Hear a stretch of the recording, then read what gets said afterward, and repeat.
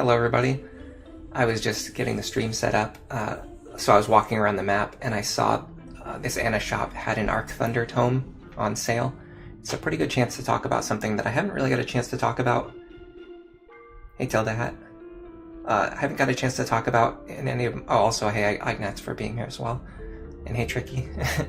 I haven't really talked about this in any of my Lunatic Plus streams, but one of the really good uses, one of the good underrated uses of the Anna shop is that if she sells something for sale that you know you're going to buy anyway, especially an expensive item, because the more expensive something is, if you get a % discount, you're saving more money in the long run.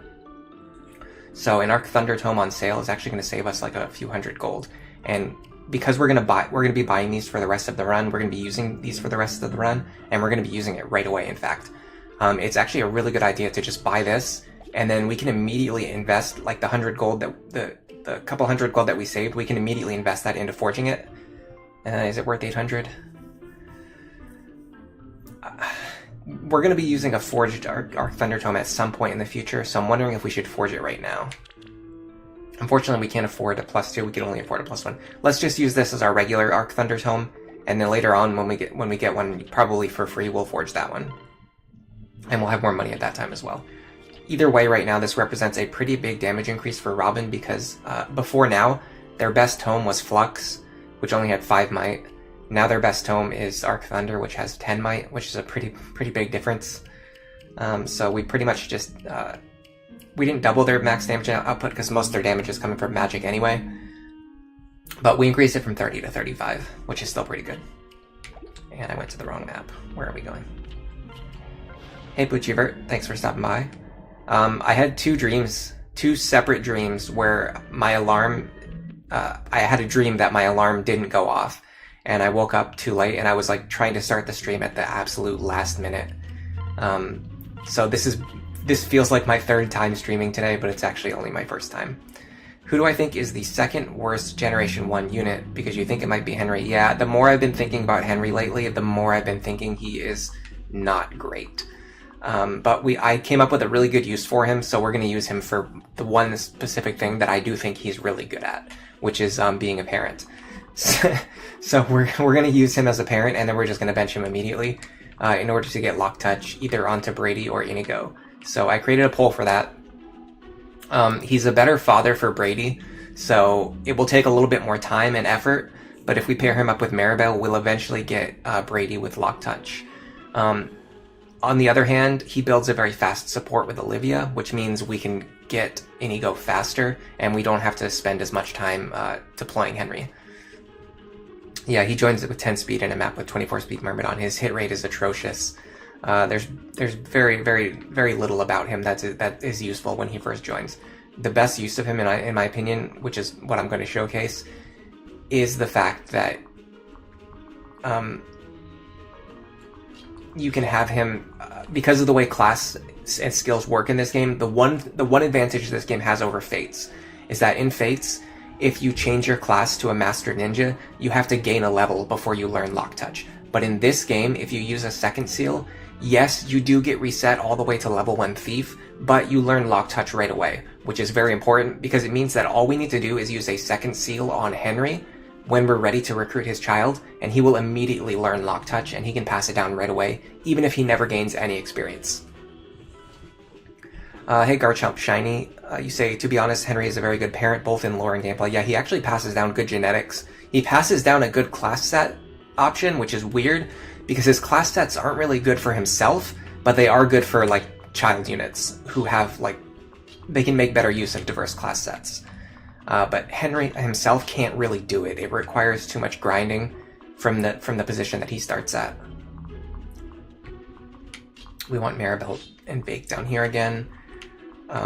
Our staff users in the middle is fine.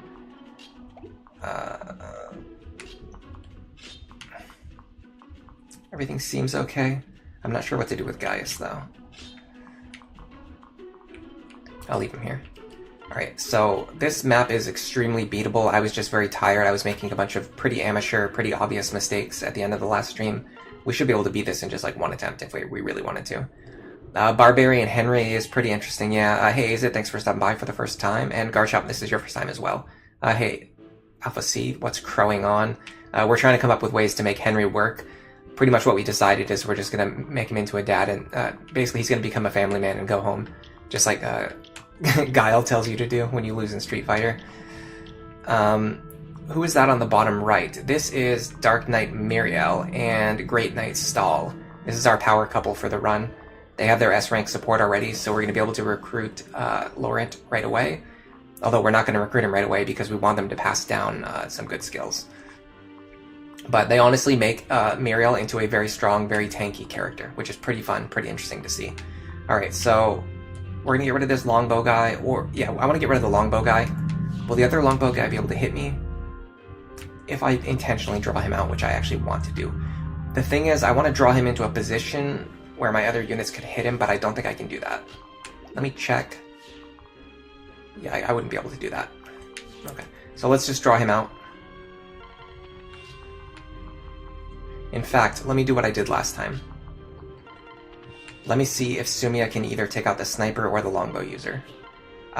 She definitely can't take out the sniper, so we gotta go for longbow here, and then we'll let Robin defeat the sniper in that case. I'm gonna use Silver Lance here. I want to guarantee this kill. And Crom's dual strikes are not going to be hitting very hard. There we go.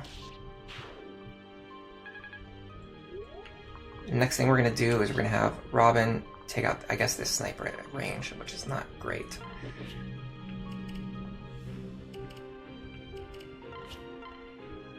In fact, we can't even kill him, but we can at least start chipping him down. This is a good use for the Elf Undertome, I think. Let me check the damage on Flux. So, 26.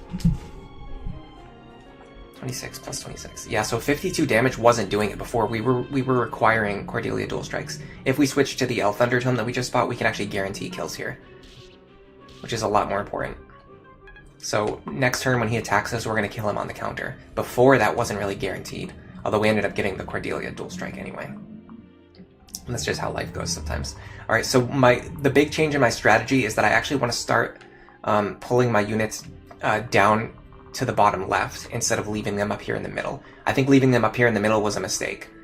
So let's start thinking about what to do with that information. Who can reach this tile? It is a short axe wielder. I don't think I want to put Sumia there. What I'd like to do is I want to have Vake sweep as many of these guys as possible while building Lonku's bow rank.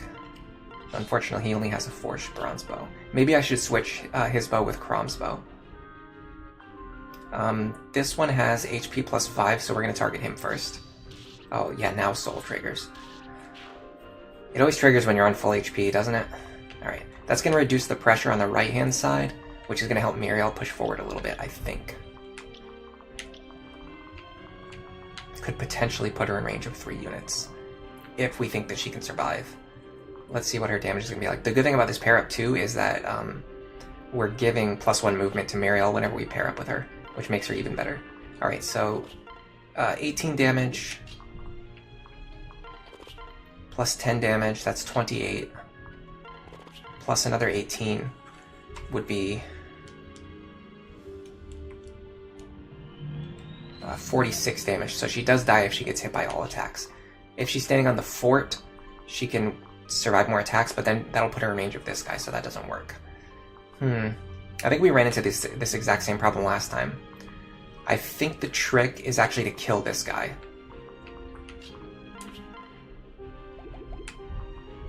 So, before I do that, let me grab Sumia, so I don't forget to do that. So this is the one really good use of rescue stabs. Basically, what you do is you can have like Sumia fly in and defeat a really difficult unit, like a unit with a longbow. And even if she ends her turn in the middle of a bunch of enemies, you can just use rescue to pull her back out. This allows you to make way more aggressive plays. It's a very different use of rescue staff than what people normally do, which is either, people typically just use it either to warp skip maps or just to like get experience on units. But you can use it to like, you can actually use it for useful things while getting experience on units.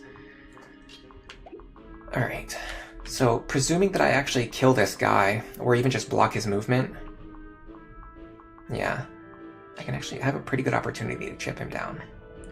And he won't really be able to reach or attack any of my other units.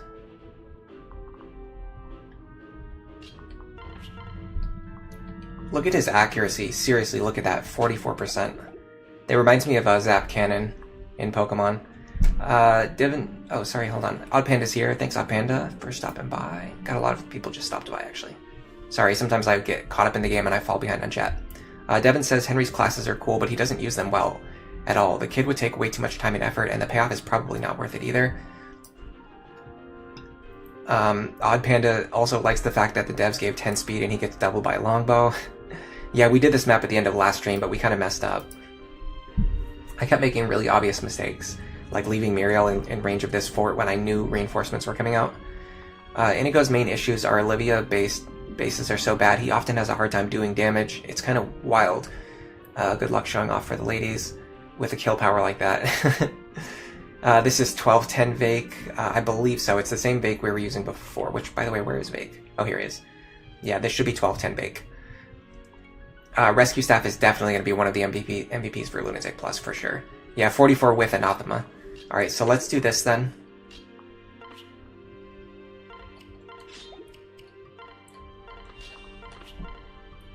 This boosts Gaius' hit rate to 99%, which actually helps a lot. And then, yeah, if Henry dual strikes, that helps even more. Okay, so this gives us a ton of options now. Let me make sure Muriel can guarantee a hit here. She can.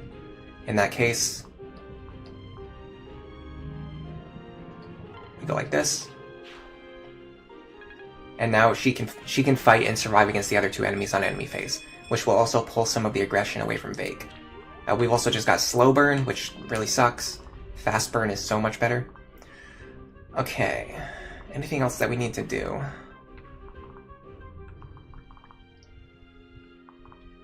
I could pull Robin back out. Put Cordelia in the lead and then dance for her in order to take out the sniper right now. I kind of like that plan, actually. It's really stupid, but I kind of like it. So I would go... Actually, well, it matters where I end Lisa's turn. I have to make sure she's not in range of anything. She actually might not be able to reach. Yeah, she can't reach. Her magic's not high enough. It would be really funny if I could have Lisa go up here, pull Robin out, dance for Robin, and then have them go again. But actually I can't, because I can't. There's no way for me to get Cordelia into the lead before I dance. So that doesn't work anyway. So let's just dance for Libra for some experience. Yeah, I can't fly with Robin in the front. Alright. In that case, should I have Libra pull the guy with the short axe? Let's see. 31 attack, 13 speed, 15 speed. I survive, no problem. Let me make sure he's the only one who can reach that tile. Seems to be the case. Alright, let me pull this guy out. I'll put Libra next to him. This is a pure, just a use of stat for experience gain. We're gonna waste a bunch of hand axe uses here, but it's fine. Now it'll be interesting to see if they actually go for Muriel.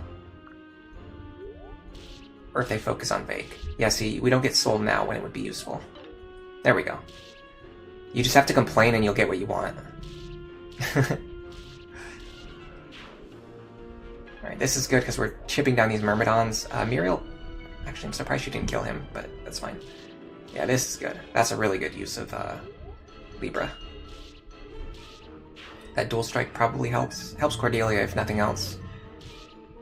This is good. +1 magic Vake. Why is Lisa in Troubadour? Well, we're trying to get Demoiselle for her.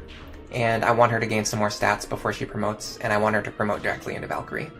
So there's a couple reasons. It gives her 10 extra levels worth of stats before she promotes, and there's not really an opportunity cost. It's just 10 extra free levels worth of stats before she promotes, and it lets her promote directly into Valkyrie, which is what I want for her. Did we kill the guy with the longbow? Yes, we did. Okay. This is interesting. So we could actually leave Cordelia in the lead here, depending on how we play this out. There's no reinforcements this turn. They're coming next turn. We can leave Cordelia in the lead here, which will give us a lot more flexibility next turn. Let me make sure she survives against both of these enemies first. We might just be able to kill them anyway.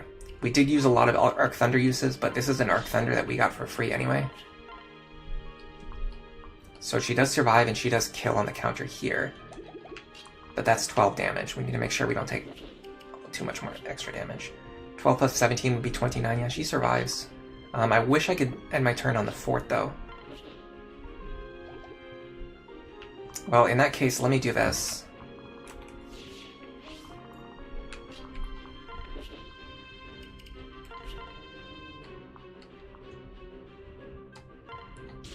Just a free kill for Cordelia. She needs the experience way more than Robin does. Way more. Alright. Because we have the power couple in the lead, we can do something with this. Yeah, we have to... I'm a little bit worried about this right-hand side now.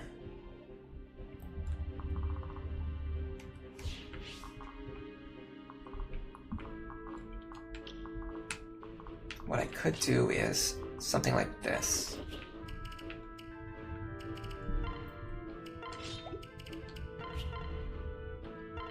Because if the archer attacks Crom, he'll be able to counter it like archer range anyway.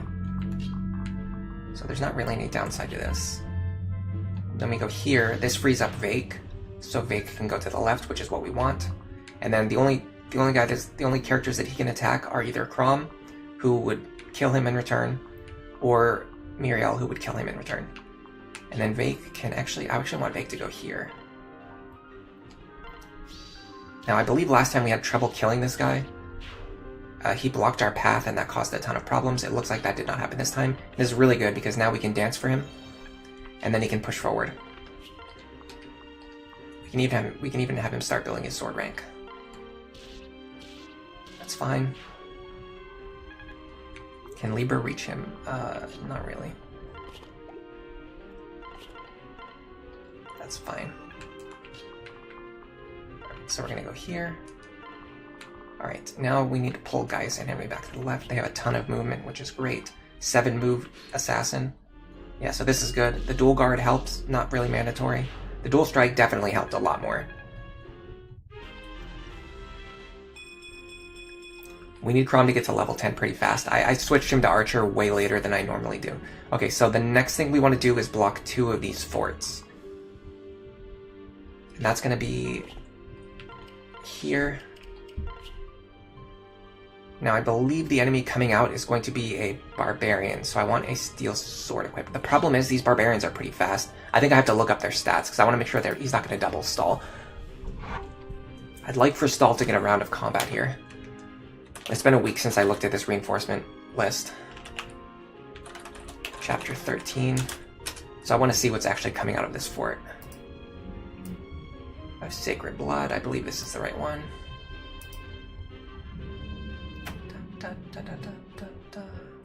Yeah, this is correct. Okay, so Lunatic reinforcements. Turn 3. No, it's actually going to be 2 Myrmidons from the outside forts. And we're blocking the guy with the hand axe, so we don't have to worry about ranged attacks. All we have to worry about is a Myrmidon. Problem is Myrmidon will definitely double him. So let me see if the Myrmidon actually kills him. That's the question. I almost don't think I don't think it's possible, right? I mean, he's definitely getting doubled here. No doubt about that. It doesn't tell me how much attack they have. It just tells me what weapon he has. Okay, well, 17 strength. A silver sword, I think, is 13. Let's just assume it's 13. He won't have his weapon triangle bonus, so let's say he has 30 attack. That seems like actually an overestimate. But let's say he has 30 attack minus 24 defense. He's only dealing 6 damage per hit. So there's no way he kills Stall. So let's just do this. Then I'm going to go like this. In fact, I'm actually going to go like this.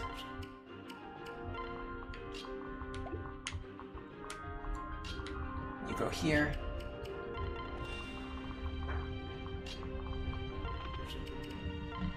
Start unpairing some of my units. Now I have to be careful. I want to make sure I have someone left over to block this fort, which is going to be Henry.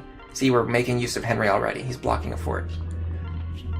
This is going to stop a Myrmidon from coming out of here and killing Henry or Libya because Henry's blocking the fort. This is going to stop a hand axe user from coming out of here and attacking us at 2 range. And then a Myrmidon is going to come out of here, and his only target he's going to be able to reach will be Stall, which is who we want him to fight anyway.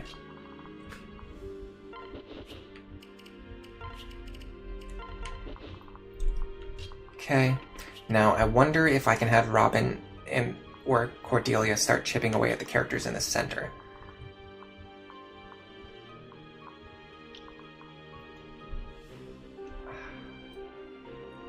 Don't like that. I can definitely fight this guy with the short axe. Yes, if I stand right here.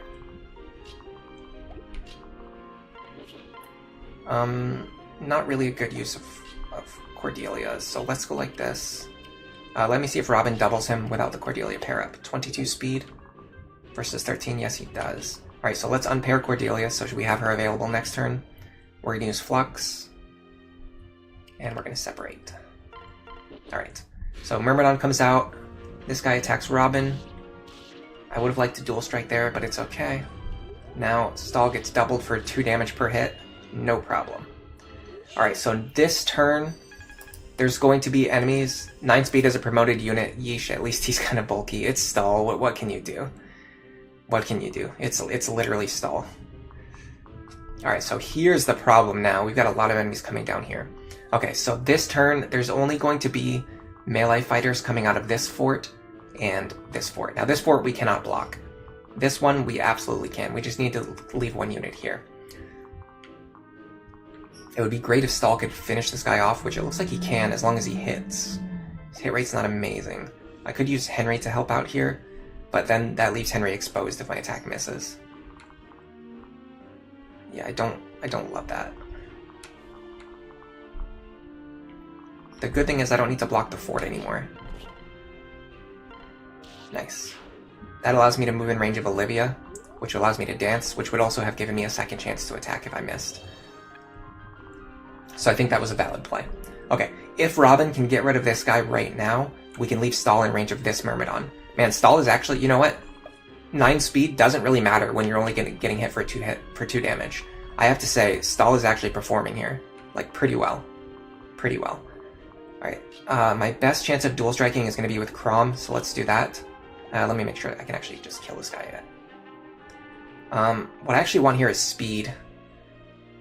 Yeah, I actually want speed here. I don't want dual strikes. So my best chance of dual striking with speed is going to be to pair back up with Cordelia.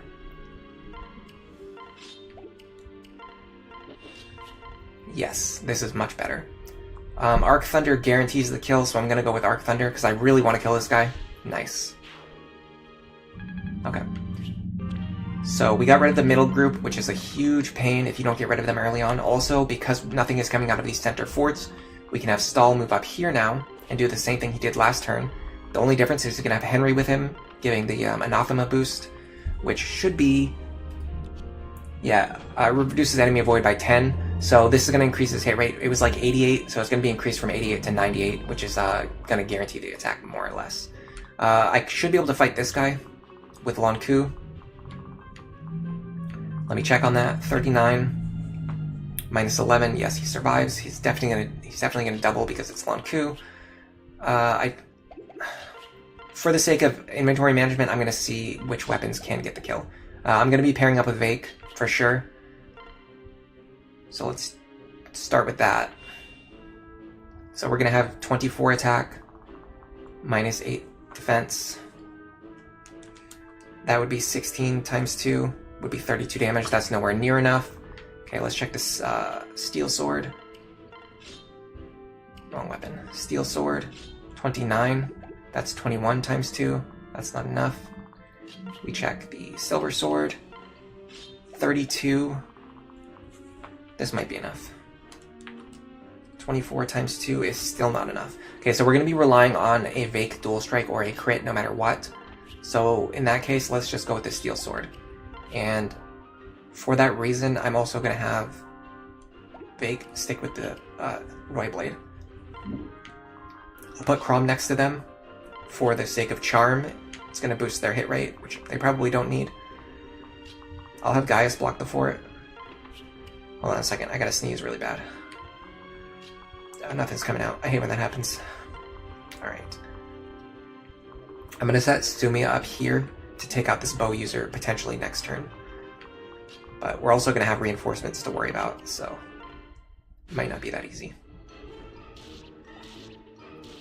Nice dual strike. Stall is exceeding my expectations. If you see a character with 9 speed putting up this much work against 22 speed Myrmidons, you know something went right. Okay. Turn 5. Warriors and snipers. I have no idea what that symbol means. That symbol, I'm sure, means something when I drew it. But I'm just going to check the reinforcement order again. Turn 5. Okay, warriors are going to be coming from here. And snipers are going to be coming probably from the top. Yeah, snipers are going to be coming from here and here. I'm fine with letting this sniper spawn. We're going to have to block this sniper. These warriors, I don't think we can block all of them. Nor would I want to. I kind of want their experience anyway. So the question is, how do we get Stall and the rest of them safely out of range of these warriors? So this guy's going to have a short axe. He's going to have 6 movement. 1, 2, 3, 4, 5, 6. Dun, dun, here. Okay, so if we can get close to this tree line, we can be safe. But that's a pretty tall order. How far can Henry get? Henry cannot get that far. We're probably going to have to rescue Henry and Olivia. Stall and Muriel should be able to just run away. 1, 2, 3, 4, 5, 6. Here. It's right top right from where the cliff is. Yeah, Henry can't get far enough away. Stall can. So let's start consolidating all of our units up here. We're gonna have to do this, which I don't love doing.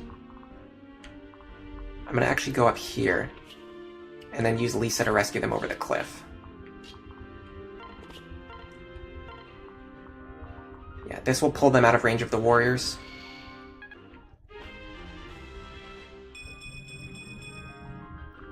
Now, do I want Stall to go up the middle or rejoin the rest of my units? If he goes up the middle, there's not really anything up here for him to do. So I think I'm going to just rejoin him with the rest of my units, so I don't have to worry about rescuing him again next turn. Alright, I want to get rid of these 2 units right now. How do I do that?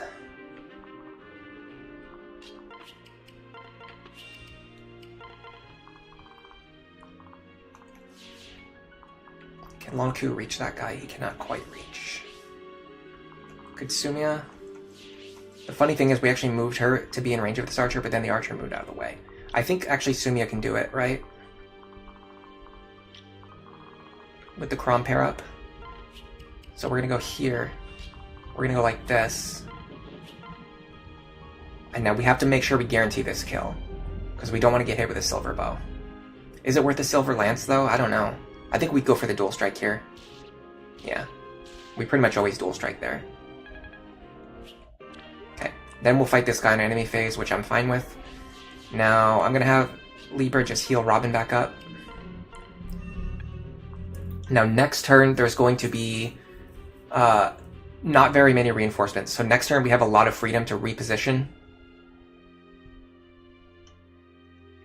In that case, I'm going to send Robin down here to get ready to deal with the warriors. And I'm going to do the same for Vake and Lonku. Now, none of the warriors should be able to reach us. I hope I was correct about that. Stall should be just out of their range. Yes, I was correct. Okay. So, did any of them spawn with counter? No, we got a little bit lucky. Sometimes one of these guys can spawn with counter. In fact, let me check the boss. Yeah, the boss spawns with counter. I think the boss always spawns with counter. These guys actually, I think, can spawn with counter. Let me check. Yes, they can. Yeah, they can. These guys can spawn with counter, so you can't really leave your units in range of them on the turn when they spawn. The good thing is, this turn, there's almost no reinforcements coming. Is Olivia good on Lunatic Plus? Oh yeah, I mean, dancers are always fantastic.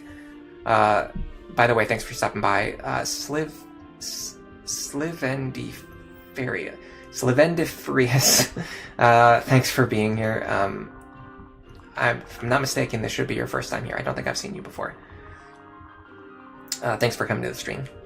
Alright, we're probably going to have Robin fight these guys. The good thing is we can actually take Stahl's position or this position with Robin, and we'll only be threatened by one enemy. I think I'm going to use Lonku here. Is that valid? He should give me enough speed.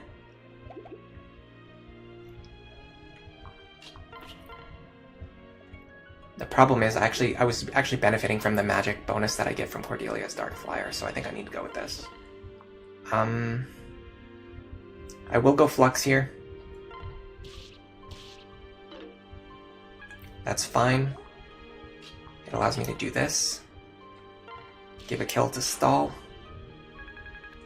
Now I do have to make sure I pull him out of range of this guy. This guy's going to have a pretty far reach. 1, 2, 3, 4, 5, 6. Here, here. So I need to go pretty far away for him to be safe. I probably can't reach him from here, no. Libra can, though. So we're going to have Libra pull him back out. That's right, I remember noticing that before. When you rescue a character, normally they always get pushed to the south, but for some reason, if there's like a plains tile, or if there's any kind of terrain there, they get pushed to the right instead. Even if it's like a forest that they could stand on anyway, they still get pushed to the right instead. Which is really weird, because normally if the tile to the south is blocked, I think they go left instead. I'm not sure though. I could be misremembering that part. Let me see if they can fight these guys. Answer seems to be arguably yes. The speed difference is real though. So let me do this. I'll put Vake in range of just one guy. That should be able to pull him. Yeah, if we put Vake here. In fact, let me put Vake here. It's going to increase his hit rate, his crit rate as well, because of solidarity. Then we just need to get our other. Okay, we do have to be careful. We have to block this fort, which actually might be a problem. Now, 1, 2, 3, 4, 5, 6. No, this fort is actually safe. I'll put Henry. No, Henry's position doesn't matter this turn.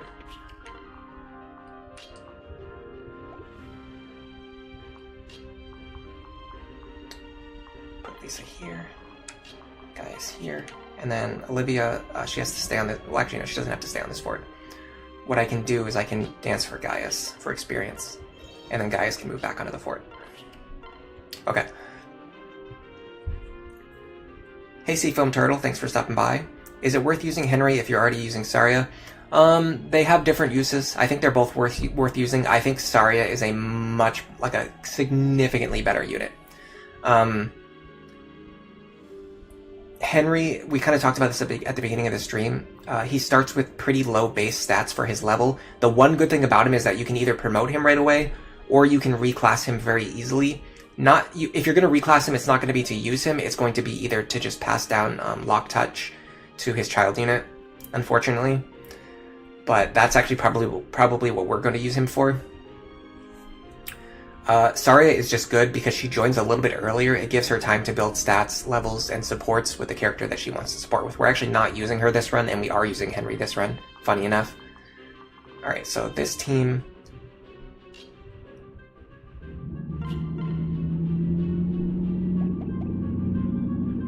I'm just going to go here for fort healing.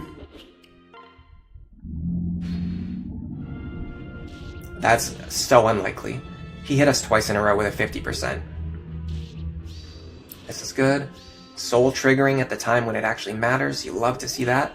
Okay, so it is now turn 7. This is the last turn of reinforcements. There is going to be a fighter who's going to come from here, I believe. A Myrmidon who's going to come from here. And then another group of warriors coming from the south. We actually want these warriors to spawn because we want the experience that they're going to give us.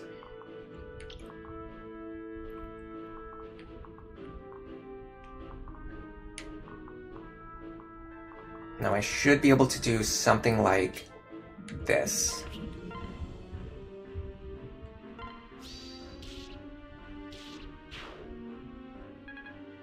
Then Robin goes here. Now I'm considering trading. I have to keep the hand axe equipped though, because there are 2 range enemies who can reach Vake, and they will attack Vake. Same as last time, I think I'm gonna fish for dual strikes here. The worst case scenario is that we get experience onto Stall. Okay. Perfect. Now, Stall can fight these Myrmidons safely, so I'm gonna use Stall to bait out the Myrmidon. Literally 9 speed gaming. This is so cool. I actually really like what's happening with Stall right here. Let me do it this way.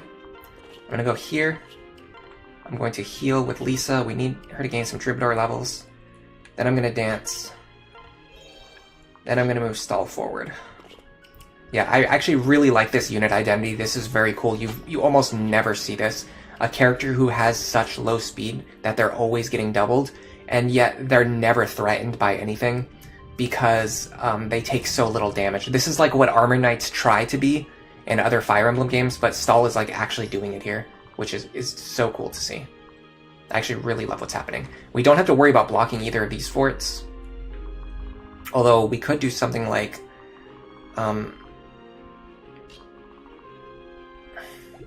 there's going to be a... Yeah, I don't want to deal with the enemy that's going to come out of this fort, so I'm just going to go like this. And I'm not 100% sure if this fort is safe, so I'm gonna block it just to be safe. And then I'm going to move Henry over here. Henry's position actually does matter this turn, because Anathema is affecting the square in front of Robin. And it's also affecting the square in front of Stall.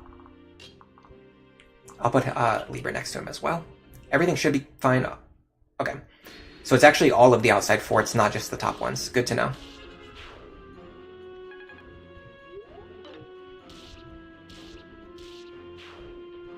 Has the Myrmidon moved already?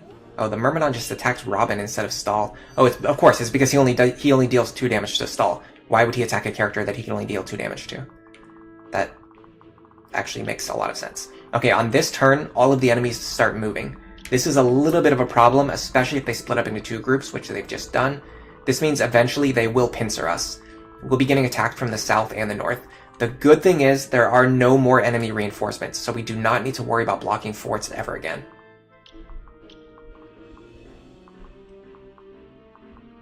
We do need to worry a little bit about this longbow. What I'm going to do is fly as far as possible down here. This might stop the enemies. This might cause these enemies to redirect and start going back this way. If that happens, that will also buy us extra turns. Counter warriors, let's see. No, no, and yes. So we did get 1 spawn with counter, and he is a melee fighter, so we have to be careful about that. He's not in range of anybody this turn.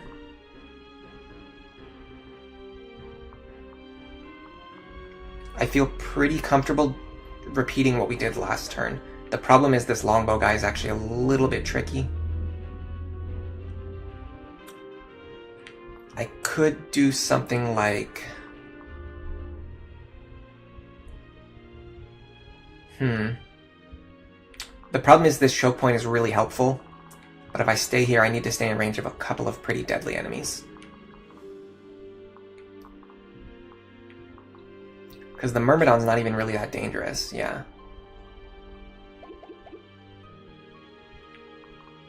I think I want to fall back 1 turn. I think that's the play.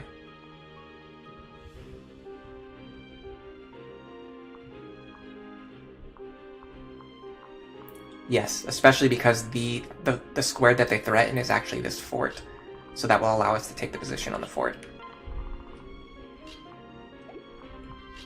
So I'm going to go here with Robin. My other units can just start backing up. I'm going to put Henry behind them again.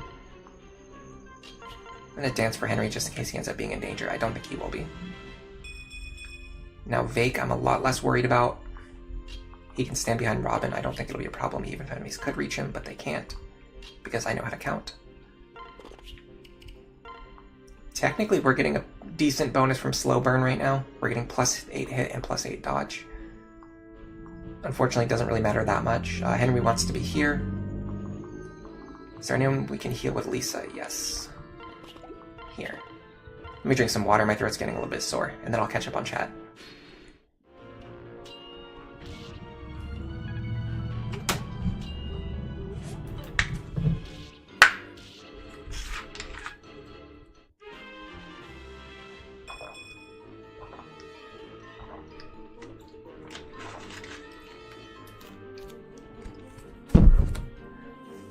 Madeline is being a functional armor knight in your Engage Maddening run. It's such a fun unit when it works. That's pretty cool. Seafoam... Oh, I answered that question already. Kendrin says, you've had Great Knight Stall be able to casually tank the heroes in Brady's Paralog. You think the armors can work in Awakening? Lunatic, except with warriors and berserkers who can muscle past their defense. Yeah, I think armors are really good in Awakening. I think it's one of their best games. Part of it just comes down to the fact that the new pair-up system was added, and the new pair-up system makes it so easy to move them around the battlefield. Their one weakness, the fact that they have low movement, basically no longer exists, because you can move them, 8 squares per turn easily. You can move them 14 squares per turn if you really wanted to. Yes, you're right, actually. 2 times Anathema doesn't stack, you're correct. I wasn't even really thinking about that. The main reason I was using him last turn was for Vake, though.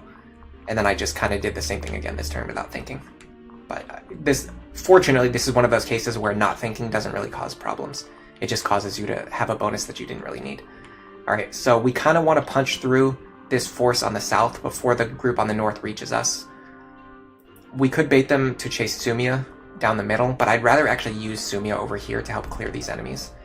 So the question is, can we clear this group right now? Or at the very least, end the turn by blocking this square.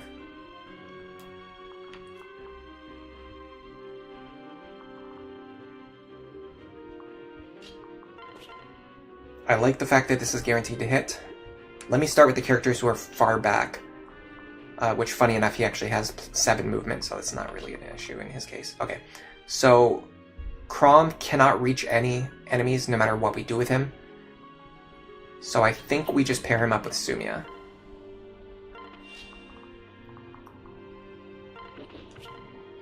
I would love it if she could double this guy. I'm surprised she can't. Okay, he's a Tomahawk.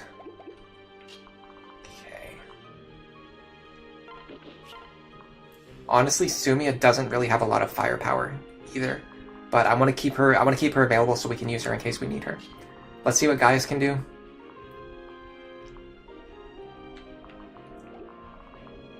In fact, it might be a good idea to start with Henry. Yes, this was a very smart idea. Henry is not going to be able to contribute against the stronger enemies, so we could have Henry kill this guy. We could have Gaius kill this guy. Stall and Muriel could either kill or wound this guy.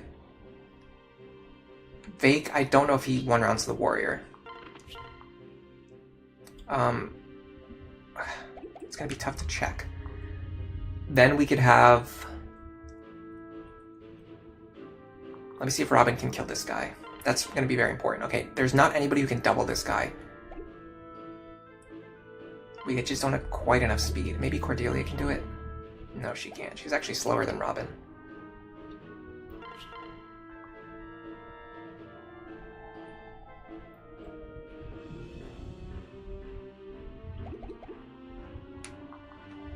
We gotta be careful about Libra as well. He's not providing a ton of value right now, because he's so far back. Hey Zamosa, thanks for stopping by. Hey Jerbear, thanks for stopping by. Do I plan on using any child units? I want to use Brady if I can. Most likely I'm going to use Lucina. It will be nice if we can use Laurent. I doubt I will use anybody else. I would probably just recruit them just for the sake of doing their paralog, so I can get experience and stuff. I feel like we're going to have a hard time punching through this group. I gotta be honest.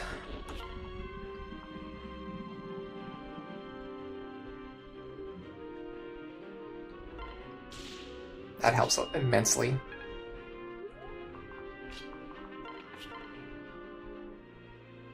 I wonder if double Anathema does stack. Unfortunately, it'd be very clunky to test out. I don't think it does, though. I think I would know if it did. What can Gaius do now? I almost feel like Gaius could take out this warrior pretty reliably. Yeah, there's actually a lot more he can do. Like, we're underutilizing him a little bit. But he's so far back, it's unfortunate. There's just not, he can't really contribute. I'd like for him to get the warrior kill and Henry to get the Myrmidon kill. Is that possible? Yes. Sort of. So we go here. And keep in mind, we've calculated all of this out without ever using Olivia. So in the worst case scenario, we're still going to have Olivia available. Excuse me, my throat is still extremely hoarse.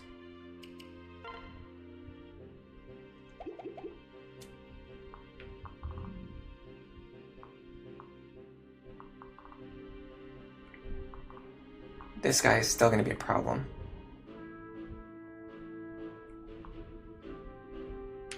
Can Vake double these guys? No.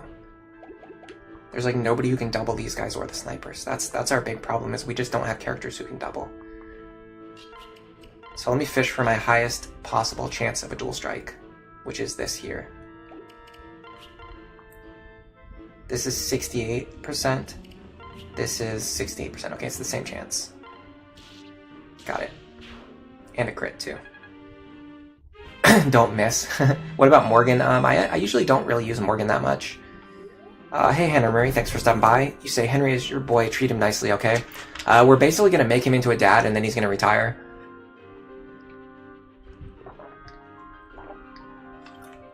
Which is actually pretty good, because it means he doesn't have to be at risk of dying in a brutal war. You wonder how feasible a Robin-less run could be, basically meaning that Robin must be paired up with someone else, can't initiate combat, and must be unequipped. Definitely, it's very possible. You can beat the game just using like Vake and Frederick instead of Robin, like in Robin's place, in place of whatever you would normally have Robin do. Okay, I need to move Vake next. We're getting there. We're just not. We're leaving a couple of enemies on low health, which is kind of the big problem. Steel Axe doesn't quite get there.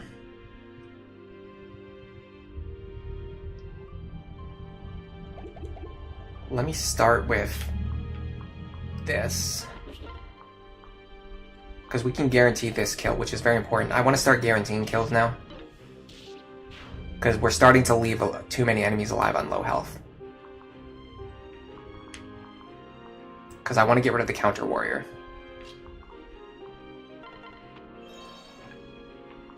I want to either get rid of him or block the square in front of him. With Lonku wielding a bow. How hard would he hit Lonku? So, 16 defense. 50 minus 16, that's still a lot. That is still 34 damage. Can Lonku take that? The answer is no, Lonku cannot take that, so we can't do that. We have to do this strategy. We can guarantee this kill. There you go. Now we have Vake and Gaius available to take out the remaining enemies. Gaius can take out this guy real quick. I'm gonna go...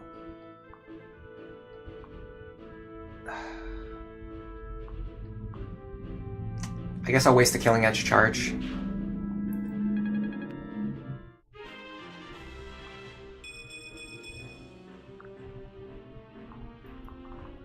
I'm gonna give this kill to Lonku. He needs the experience a little bit more than Vake does. Vake is actually pretty good on experience right now. This one's fine. If we get hit, we just have Libra heal us, which gives Libra some experience. Perfect. Right back up to full. And we can even have Lisa heal as well. Alright, now we only have 3 enemies to take care of, and they're actually lower level enemies. Yeah, so we can give these kills to, like, units who are less in demand. And then up here, the only dangerous one is the sniper, and he does not have a longbow this time. Can I use the longbow at C rank? Yes, I can. You have to reset Chapter 1 until the hammer guy has no Hawkeye. You have to do that anyway. Who has a steel sword for Gaius? He doesn't need one. Yeah, they're occupying the whole bridge. That's true. It's pretty funny. All the bridge tiles. 1, 2, 3, 4, 5, 6. Alright. I'd like Cordelia to fight this guy this turn if possible, which should be very possible. This leaves her out of range of the archer. Yes. I want Lonku to be up here next to her as well. We're trying to build Lonku Cordelia support. We're not doing a good job of it, but we're trying it. The good thing is we can build their support slowly over time anyway, and then eventually we will get Severa, but I don't know for sure that we're going to use her. If we use Severa, we're going to pass down Vantage to her, and we're going to make her into like a Vantage Soul hero, which is a little less reliable than Vantage Nosferatu, but it's still pretty good. Alright. There's a pretty good chance that Stahl can actually tank both of these guys out.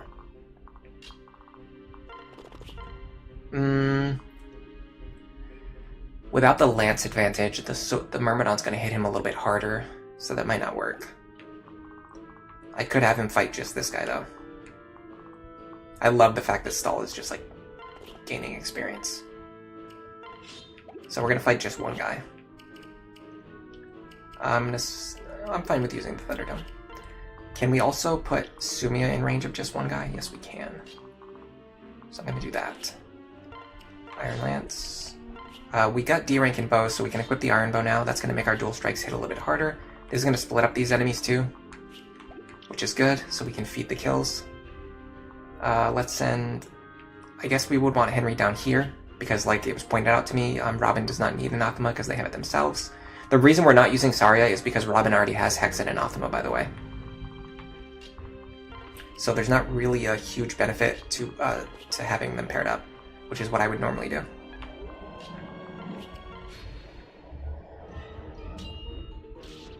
You beat Chapter 1 with Hawkeye on a hammer. You beat Chapter 1 even when the Hawkeye guy has hammer because Frederick has more defense with a Frederick pair-up. Oh, that's true, yeah. I've actually done that before too. I don't know why I didn't think of it. Hey, Ann Fresi, thanks for stopping by. Thanks for coming to the premiere earlier as well. Had a lot of fun. That video was a lot of fun to make. I really love doing the edits. I was experimenting with new editing styles, like having the characters, like their overlays show up on screen when I was talking about each character. And the animation that I really like is the one where I talk about banning Shura and Gunther, and they like get thrown in the trash. That's so funny. I had a lot of fun making that.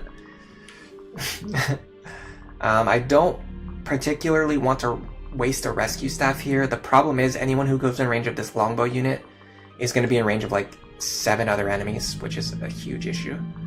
So I'm kind of thinking we have to use a rescue staff here.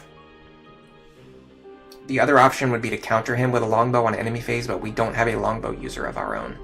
So that is not a possibility.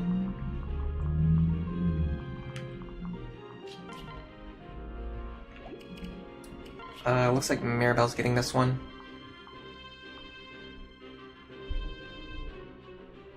Either that or we have Stahl just sandbag for one more turn. Or we can use the On-Blade, right? On-Blade gets the kill. That's not worth it. I'm not wasting an On-Blade on that. Let's just do this. You get the dual strike anyway. You're late for the stream. No worries. Rescue staff is just trading gold for experience. Sort of. They're actually they're actually extremely useful. I think people underutilize them. I like to use mine more sparingly. Like I use them in cases where I actually need them. Which, if you know what you're doing, you can use them like almost every single turn. But even still, like I don't want to waste them on turns when I don't need them. If I move here, I can have the benefit of Anathema, and then I can also heal up with Lisa, which is good. We're trying to get her to level 10 Troubadour. We're already halfway there. Basically, in general, staff use is just a good way to trade gold for experience, if you think about it that way. Problem is, if I go here, I don't even guarantee the kill. What about, gosh. Okay, this does leave Robin out of range of the sniper at least, but everything else can still reach me, and there's another guy with a longbow. Yeah, we should have taken out these longbow guys earlier. Alright, let's just have Robin do it. This is why low man is so appealing, because when you get into a dangerous situation, it's very tempting to just have Robin do it. Like whatever it is that needs to be done, you can just have Robin do it. Okay, there is a short axe guy that we can bait out with Lanku. Do I trade Cordelia for Vake? Not worth it in this case, unfortunately. It's very difficult to find opportunities to pair up.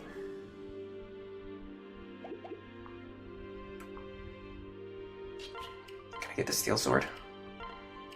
Yes. It's very difficult to find opportunities to pair up Lanku and Cordelia, even though I want them to start building support ranks. It's just tough. It's very difficult to do. I'm just gonna do this just to get experience onto Olivia. I don't want to waste her action. And then I guess I can make sure that I can survive a round of combat against this guy. I'm sure I can. Yeah. I mean, I don't guarantee the kill, but that's fine. I feel pretty good about everything right now. Yeah, not only did we get all of the items, we got all of the experience. Well, most of the experience. We had to block a couple of guys. But we got a lot of experience. We got all of the items. We didn't have any trouble with the reinforcements or the map in general. So yeah, this is the difference between playing when you're tired and playing when you're awake and alert. Unfortunately, these guys body blocked themselves, and Robin did not get to sweep them, which actually might be fortunate, because it means we can feed these kills to other units. So this might actually be a good thing. So I'm going to back up.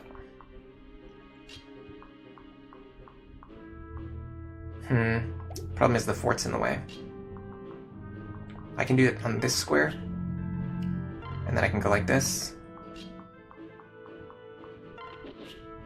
This probably opens up new attack angles, though.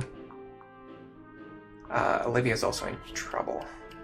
Let me pair up with Gaius. I'm gonna come over here. Oh, she's not in trouble.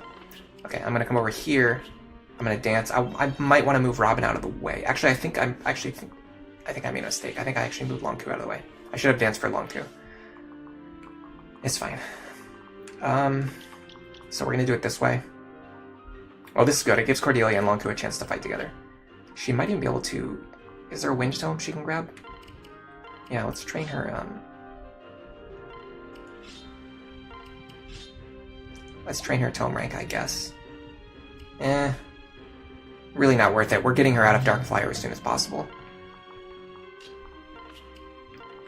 We're gonna go Anathema. Oh, 1 second, guys.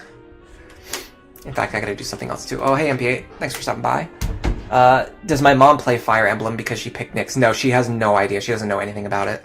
She asked me like the very next day if I beat the game or not. She was like, "How did the game go? Did you beat it already?"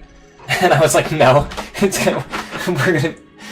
a series. We're gonna be doing it for like 4 months probably." But she just picked Nyx because she liked the way that she looked, and she liked her name. You beat Iron Man Fire Emblem 7, congratulations. Lynn was carrying with crits. Oh, I love to see that. I love crit builds. I need to move Lisa out of the way. Is there anyone she can heal? No. Alright, need to go like this. Sure. In fact, let me do this. We're really sandbagging on this guy here, but I want Crom to get some good experience. He's gonna hit this guy twice. Alright, Stall, you can come up here. And I think we're okay. That's totally fine. A little bit sad. We didn't get a dual strike there. Alright, we might need to run forward and wipe these guys now. The longbow guy actually moved himself out of position, which helped us a lot. So I'm gonna go here.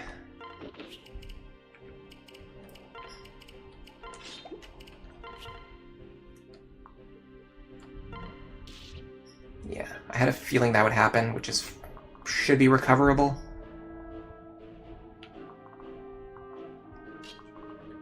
We have a lot of characters in good positions already. This is the best use of Crom's action. And then we can dance for him and let Sumia or Crom act again, if we need to. What level is Sumia? She should be just a level 1 Falcon Knight. We have not, level 2 Falcon Knight. We haven't been focusing on Sumia at all this run. We're basically just going to pass down +2 speed to Lucina.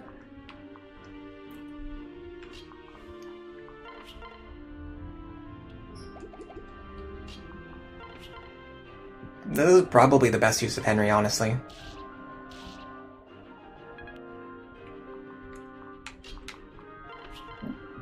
Excuse me. If I could get just one more strength, which I probably can. Do it like this. Pair up with Libra. Libra takes out this guy.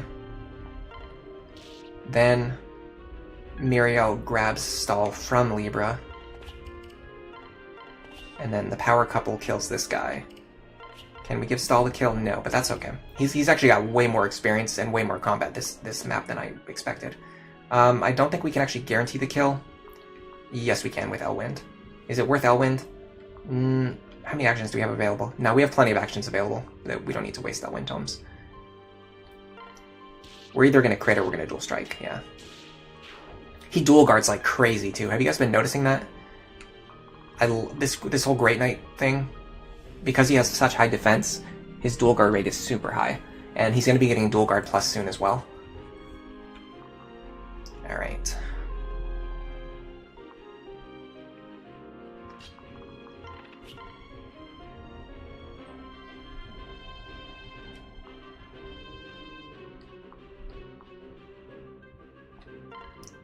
Killing Edge here. Got a nice crit as well. Rally speed would have been nice to have right now. Yeah, rally speed would have been so good on this map. If we had invested into Sumia a little bit earlier, we definitely could have gotten her rally speed by now, but yeah, what can you do? And we didn't even need to use our dancer. Split these two up. And Lisa heals again, just for some free staff experience. Now Crom should be able to get this kill now. With the Sumia pair up, his accuracy is going to go way up, although I think it's better if we do it this way. So we would go here. Yeah. The good thing about Anathema being 3 squares is that you can support archers. You can have the Dark Mage stand 3 squares away, and then the archer can still attack from 2 squares away, which is really cool. Alright. Who do we want to give this kill to?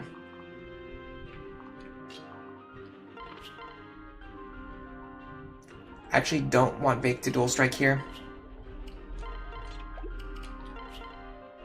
And I preferably don't want to crit. Now I can give this kill to Cordelia.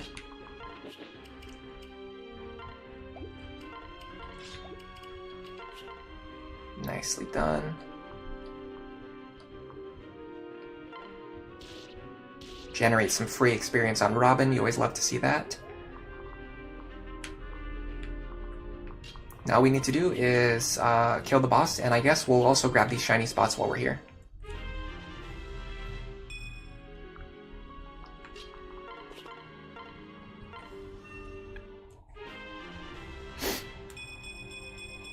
Nice level up, Lisa. It's a really good level up. For a 10-6 Troubadour, that was a fantastic level up.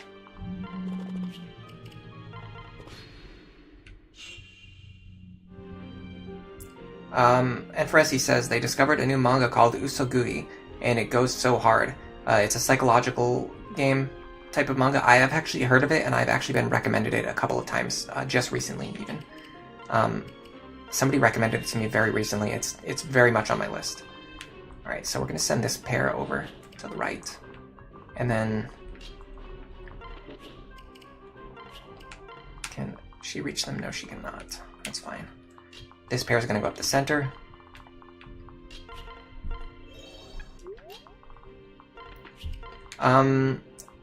Probably the best recipient of this kill would be Cordelia, but I don't know if she can really guarantee a kill on this guy because he's so dangerous to her specifically.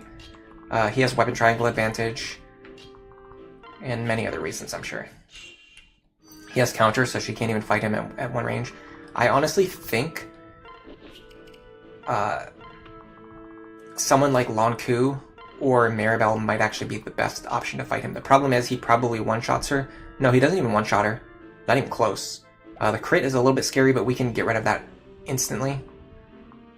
I don't want to fight this turn, though, because if I fight him this turn and I accidentally kill him, I won't be able to get my shiny spots. So what you can do is you can use Solidarity to play around crits on bosses and things like that. Unfortunately, we can't use Solidarity and... Well, yes, we can, of course. Because we have Hex and Anathema, we can also use... So Robin is giving the bonus of Solidarity, which is plus 10 crit for Muriel, minus 10 crit for the boss, and he's giving minus 10 crit avoid for the boss, so he's basically giving plus 20 crit, and he's giving minus 10 avoid for the boss, so he's also giving plus 10 hit. I'm surprised my crit rate's not higher with all those bonuses, but the enemy luck is quite high. It's actually 25. So we're effectively taking him from 25 luck down to just 5 luck from Hex, Anathema, and Solidarity. Or from Anathema and Solidarity, I should say. Unfortunately, we don't double here, but at least he has no chance of critting Muriel anymore. Let me make sure I can get all my shiny spots. I wonder if actually Crom would have been the better option here. 16 promoted experience is probably worth more. Now for this group, I'd actually like either Lonku to get bow experience, or regular experience, or for them to get support points. So basically anything on this tile is good, with Lonku in the lead. Yeah, we got bow rank, which is good. Okay, Muriel's ready to fight the boss, so let's do that. And there's nothing else that we need to do. Easy.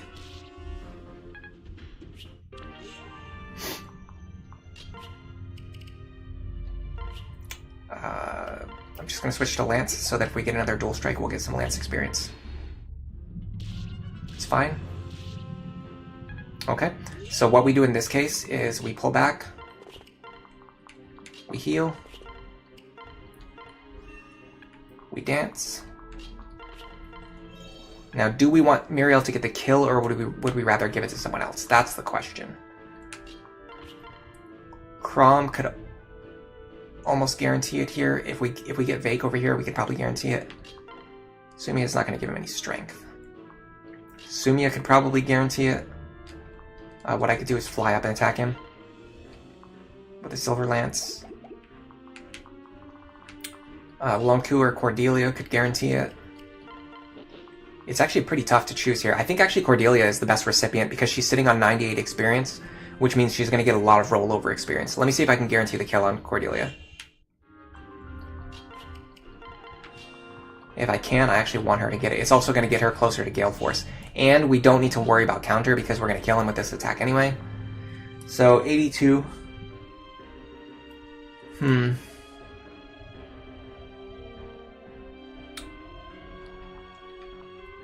think we can boost that. It would involve moving Robin forward, which should be fine. I don't see any reason why we can't move Robin forward.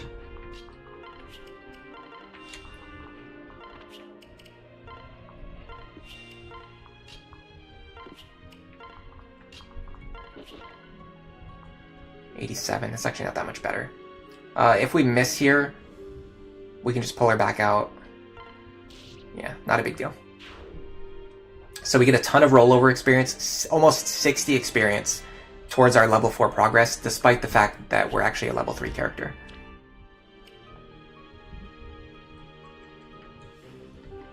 Secret book I don't need. Was there no Master Seals on this map? Right. I don't think there was any. A little bit unfortunate. Yeah, that was a really bad level up. But honestly, I'm not that worried about the stats. I'm more worried about getting to level 5 and level 15. Some cutscenes, and I think Lucina joins at the start of the next chapter. I don't think she's technically in the army yet. Let me check. She might actually be. Even if she is, it doesn't matter. We had our skill set anyway.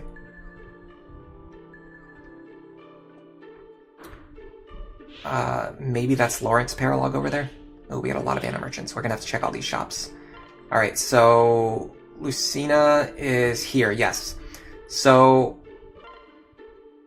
she got speed +2, I think. Let me check. Yeah. So the reason so she always inherits Aether from Crom, even if he doesn't have it. That's very important. It's one of the things that makes Archer Crom even more viable, is that even if you send him into Archer, Lucina still gets Aether from him. Although she's going to get it anyway when she promotes to Great Lord, so it's kind of a wash. But, so here's the thing. The reason we gave her speed +2 is because we're going to be sending her into Great Lord and then into Great Knight, and both of those classes don't have the best speed growths. So this is going to help maintain her speed a little bit. She's got Dual Strike Plus, Charm, and Aether, which are all good. We need a Master Seal for her, like, now. To make her not suck. So we want to promote her immediately. That's assuming we're actually going to use Lucina. The question is, should we actually use Lucina, or should we just...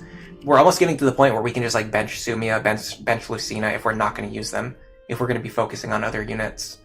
That's actually a tough call. Let's go around and check these Ana shops, see what we got available. A bunch of them just spawned. Steel items on sale are okay. Master Seals, we don't really...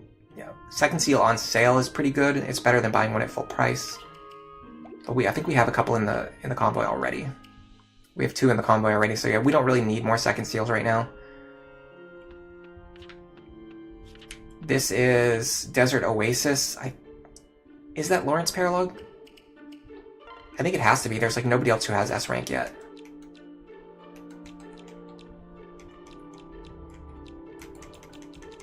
Yeah, this is Lawrence Paralog. More Second Seals. This is Ana, which we actually haven't recruited Ana yet, which is kind of funny. Gosh, these Master Seals would have been useful earlier in the run when we really wanted them. Now we can just buy them infinitely anyway. Hey, Big Boss. I didn't see your message before I got deleted. Oh, you just said hello. Lauren is the bottom right. That's what I thought, yeah. Cordelia's defense and strength are a little bit low. Master Kuja says in their playthrough, use Second Seal the kids for them to gain a lot of levels, for them to catch up with the group. Yeah, the thing is, though, if you do that, it can be difficult to train them back up. I can get a Goddess Staff there. Yeah, somebody told me that before. You have to stand in, like, a specific tile. I can't remember. It's very, like, obtuse. Hey, Akihiko, thanks for stopping by. Is it time to recruit Ana? We could also use that map to grind some experience onto Lucina if we're going to use her.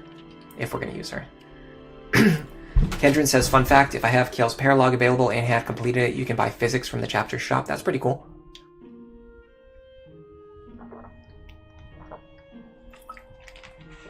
By the way, this is the first time I'm going to mention this today. Last month, we had our goal of 1,000 subs. We actually got to 1,600. So it's the first day of February.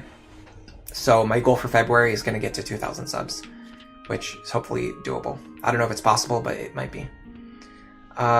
Lucina grind. Goddess Staff for visiting all of the Mirage villages. I think it's more obtuse than that. I don't think it's just from visiting the villages. I'm pretty sure it's like some Fire Emblem 4. You have to go and stand on a specific square type of thing. I'm pretty sure it's very obtuse because I didn't even know that staff existed until somebody told me, and I've rescued all of the villages before. It seems like people want me to use Lucina.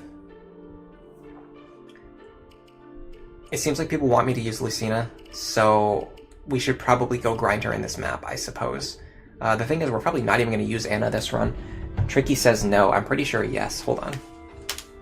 What is this chapter called? Desert Oasis, Side Story 14.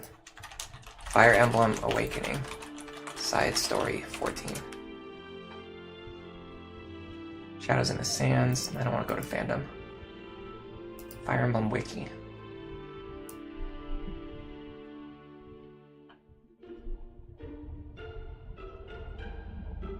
That's reinforcements. Where are the items?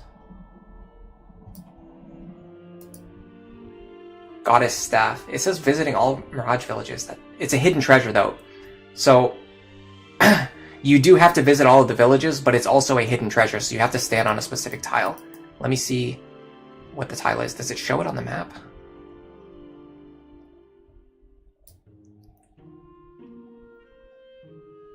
It just says the last village will offer a hint to where the Mirage village is. That's probably why I didn't know about it, because I usually skip the dialogue. Yeah, if you don't find the village, Crom will dismiss it as a rumor. It's so bizarre to me that Fire Emblem Wiki is not telling me which square the village is on. It just says you'll get a hint to where it is.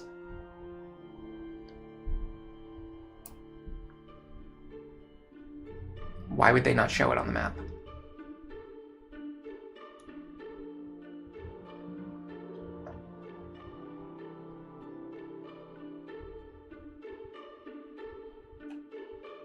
Maybe it's at the bottom.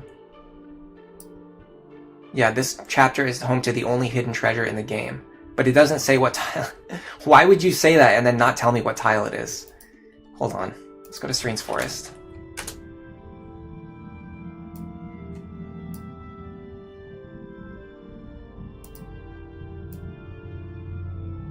Goddess Staff. To begin with, visit the northeastern village. This will trigger the appearance of another village the following turn. After visiting the following village, have a character wait on the tile 2 down and 1 left from the boss's position. So yeah, it's a hidden tile, just like I said. It's 2 down and 1 left from where the boss is standing. So it's a knight's move away from the boss. You don't just get it from visiting the villages. You have to. Yeah, it's a hidden treasure. The goddess staff is in a specific tile. People in chat are not talking about it. You guys are probably explaining it while I was looking it up. Yeah, it's the only hidden tile in the entire game, and you have to stand on that one specific tile to get the staff. It's not indicated. It's some Fire Emblem 4 style nonsense. It wouldn't be hidden if they tell you where it is. Okay, I guess that's true. What does it do? I actually don't even remember. What does the goddess staff do?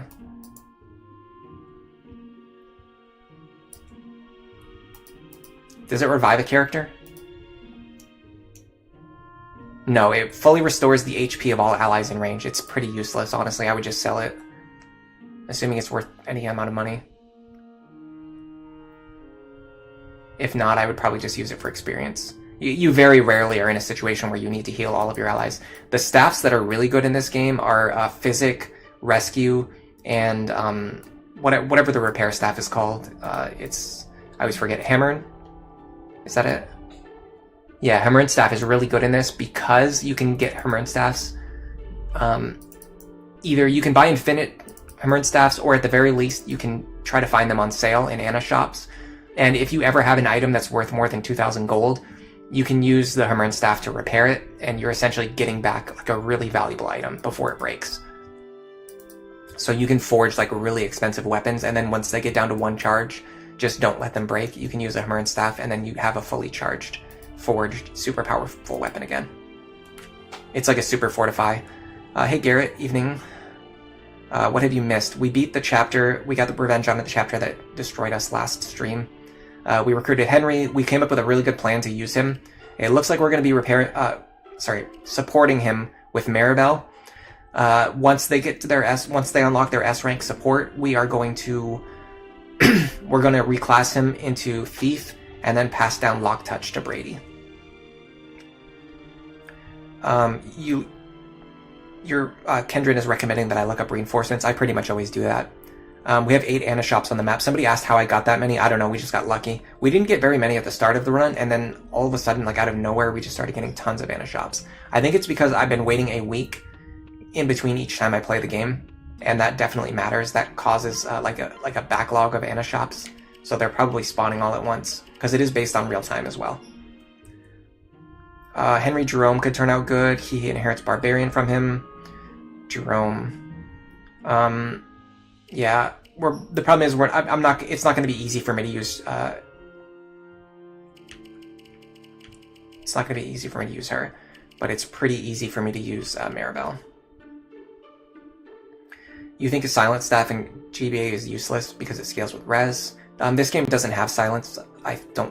Does it? I'm trying to remember. I'm not saying that like. I'm not saying like. That's just like a random thought that popped into my head. I'm trying to remember if this game even has silence, but I don't think it does. Do I have to unlock the skills on the parrot unit or just have them in the class that gives them skills? You have to unlock them, but the way skills work in this game, as soon as I reclass Henry, he instantly learns Lock Touch. So even if Henry never gains any experience, he can always pass down Lock Touch to his child, as long as you're willing to use the second seal. That's one of the best uses of Henry, is that he can give Lock Touch to any child unit that you want. And he gives them access to Dark Mage, and Berserker, and Thief, which are all pretty good class lines. Yeah, Jerome is pretty tough. Yeah, yours, it's always a backlog of Risen that just spawn on the map. Just block all the shops. Hold on a second, I didn't mean to go in here yet. I want to go get some Master Seals. possibly some second seals. So I need to promote Maribel right now. Because people want us to do Maribel with Henry, I need to promote Maribel right now. Which means I need to buy a Master Seal, unfortunately. I thought there was going to be one in that chapter, but there was not. But we can afford one, we just need to sell some junk. What can I fix you with? Let me see if anybody picked up specific junk that's good for selling first. Sell this Rune Tome. Rune is terrible. I actually like critical hit items, but Rune in particular is just trash. The hit rate is so awful. I'm going to sell, not her rapier, but I'm going to sell the one in the convoy, because you're not going to need to.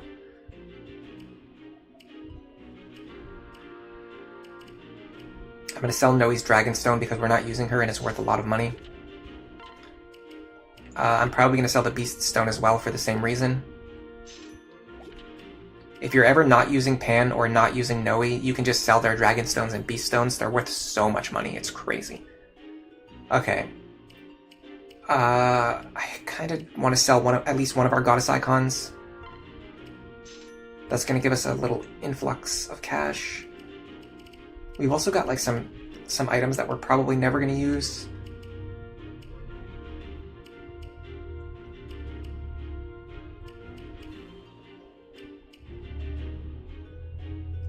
You can forge the Ruin Tome, yes, but because it's expensive, it's actually a little bit expensive to forge as well. Like, getting hit onto it is expensive. The best use of the Ruin Tome is if you can get a character who just has like an insane hit rate. Or like a breaker skill. Like if you have a character with a breaker skill using the Ruin Tome, you can guarantee hits, and then the high crit rate actually matters because you can actually probably get to 100% crit rate with the right setup. But if we're going to do that, it's going to be way later anyway, and then we can just buy the Ruin Tome if we need it later. But like, it's better to sell it now when it's useless, and then buy one later when it's potentially useful, if ever. The only Dark Mage Tomes you can't forge are Goetia and Meyer. Interesting. We're going to sell the backup Rapier. I'm considering selling... it wasn't the Armor Slayer, it was something else. I'm not sure, but we have enough money anyway. So, yeah, Maribel, unfortunately her inventory is full, so we'll just buy one and send it to the convoy.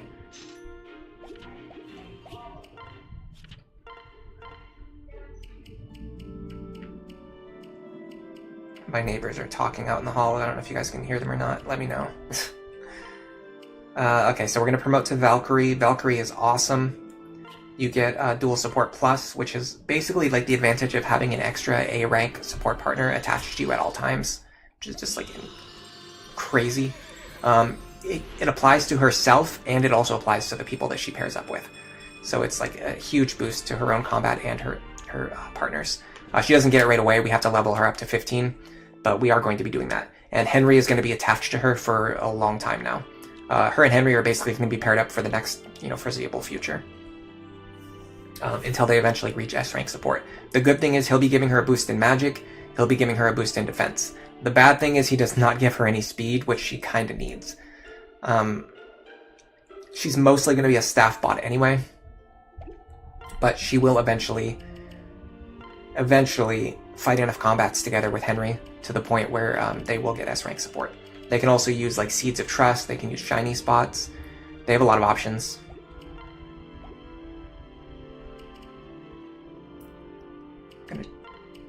Let's see. I don't need the Ward Staff. What I do need is a good Thunder Tome. I'm going to take this one from Robin to maximize her damage. Gosh, why is my throat so hoarse today? You turn up your volume a little bit, and you can't hear a discernible conversation in the background, at least not over my own talking. Okay.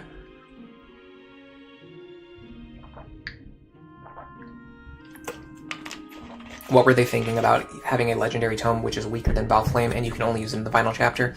I'm not sure. Versus Knight is just a better Goetia.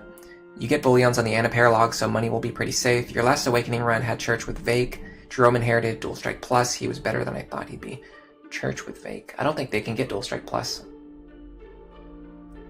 Who have I paired up so far? Honestly, just Crom and Sumia. Muriel install. Robin we're saving for Sayri. That was voted in one of the early polls. We're getting Vake and Lisa eventually. We're going to be getting Maribel and Henry eventually, because that's what people voted for. I want Lonku and Cordelia. They're just not really gaining support points because they're not fighting together. They're usually fighting with other people. But, I mean, they're slowly building supports. It's just fine. We'll eventually build up their supports.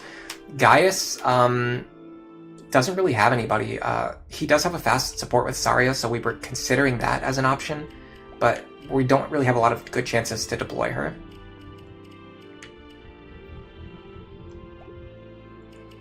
I'm going to put the Arc Thunder Tome away, because I'm not going to use it on this map. I'm also going to put Nosferatu away. I'm going to grab the tomes that Saria was holding. So I want the El Thunder Tome. I want a cheap Wind Tome. I'm going to take this from her. I'm not going to need Nosferatu on this map. She has a Flux Tome as well, doesn't she? Yeah, I'm going to take that Flux Tome.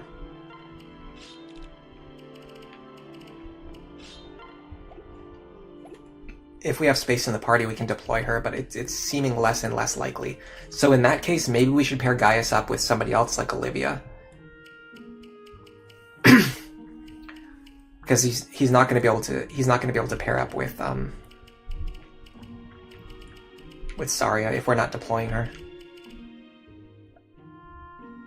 We need to promote Lucina right away too, so let's buy another Master Seal. I carry only the finest. Yeah, I'm glad we didn't promote Saria when we had the chance, because we're probably going to end up not using her. Just not enough deployment slots. I really wish this game had more deployment slots. I'm always finding myself wishing I had more deployment slots. Unfortunately, there's not really a choice of what to do with Lucina. This is in my opinion, this is the worst thing about Lucina. You pretty much have to promote her into Great Lord, and she already has Aether, so she doesn't really get any benefits from going through Great Lord. Like, she's just going to learn Aether, which she already knows anyway. Unless you put her all the way to level 15 to get Rightful King, which is probably what we're going to have to do. Yeah, I do have a Seed of Trust. Did we get more Dragon Stones? I don't think so. Oh, we did. Yeah, we got another Dragon Stone and Beast Stone. We can sell those. Well, I'll keep those in the storage for later if we need to sell them. So while we're here, Lucina probably needs a good lance to train with. I doubt we even have... Yeah, okay, so we do have a bronze lance, but it's not forged. I want to forge her rapier. I want to forge her bronze lance. The parallel falchion is crazy. It's like almost as good as a silver sword. In fact, I think it might actually be as good as a silver sword. Yeah, it's actually better than a silver sword, so you never really need to forge a sword for her unless you're trying to make something that's like even better than a silver sword. Like significantly better. I might let her hold the Levin sword just in case she needs to counter at 2 range. Pretty unlikely though. So let's go into the shop. Here, we're just using this as a forging spot for Lucina. So I want to forge this rapier. Yeah, it's kind of expensive. What about the bronze lance? Okay, the bronze lance is cheap to forge, so we're definitely going to do that. I'm going to hold off on forging the rapier. I don't think we're really going to need to. I find it's a pretty useless item in general. Forging it would be good because it's going to triple the effective damage that it gives, but I just use it. It's like it's so rare that I use it. Once I get Sayri, am I going to reclass her right away or keep her in Swordmaster because she can eventually get Gale Force? Yeah, I want to eventually get her Gale Force. I don't think she can reclass right away though. I think I have to train her to level 10 first.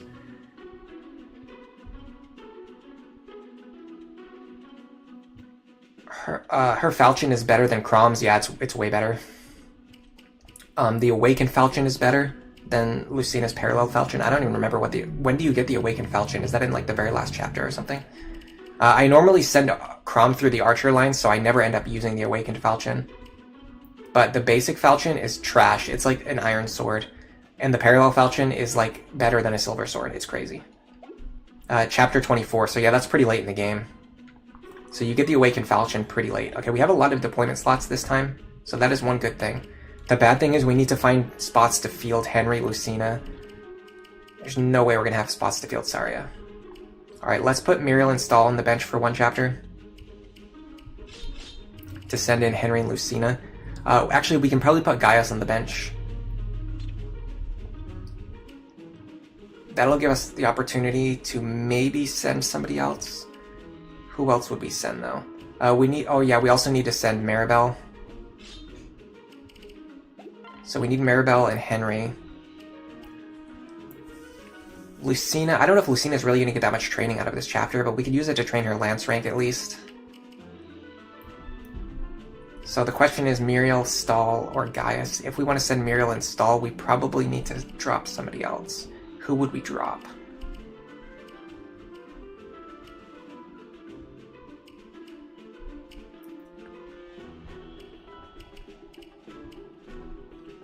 Libra, I suppose.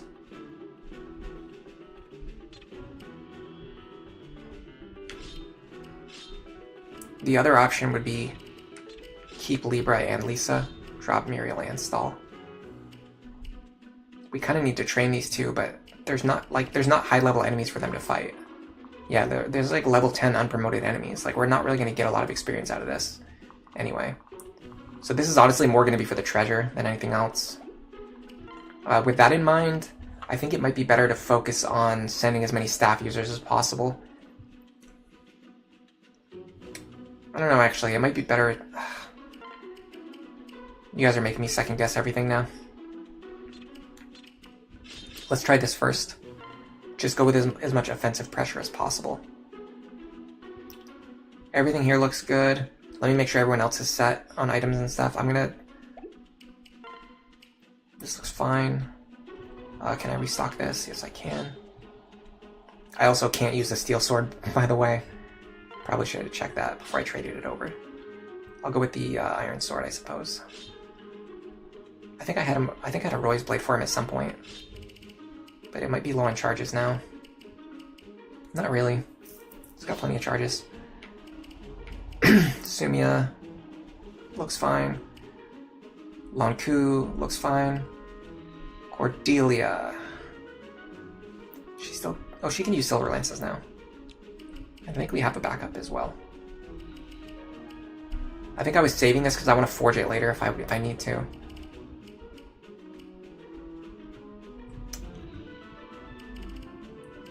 But, I mean, if I'm going to forge it now or later, it doesn't matter. Let's make sure that he's got at least some decent options for attacking.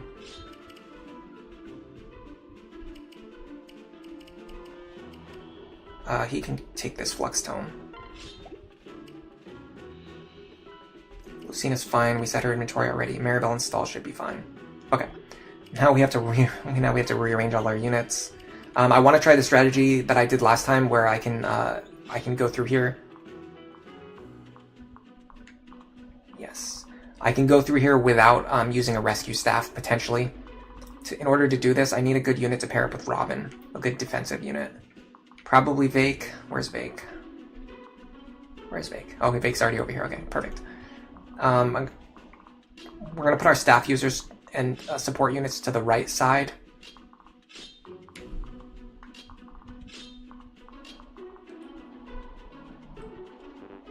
Can't reposition Kron, which I hate. I hate that you can't reposition Kron. Alright, this looks fine. We're gonna get right into it. Should be fine with minimal planning, honestly. Actually, even though we've kind of just been sitting around and chatting for the last 15 or 20 minutes, I'm gonna take a really quick break. I will be right back.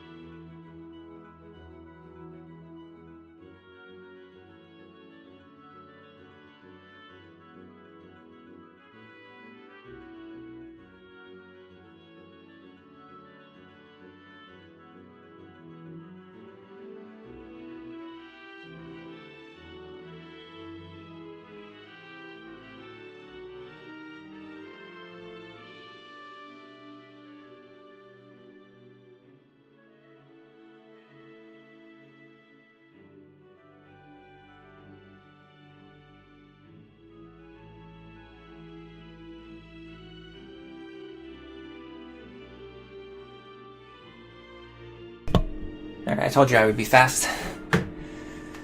Base Falchion has a Worm Slayer effect. Give it some credit. Okay, that's true. See you later, Anfaresi. Garrett says the arm scroll here would be good, if only to avoid E-rank training on a favorite promoted unit. That's true, yeah.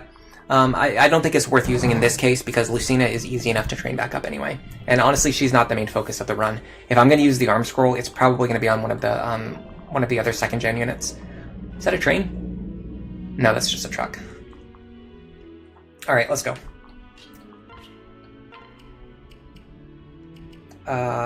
Silax. See, what I should have done is just given him a bronze sword just for the sake of training his sword rank. But it's okay. Nice, we're actually getting decent experience from those kills. Which is going to get us closer to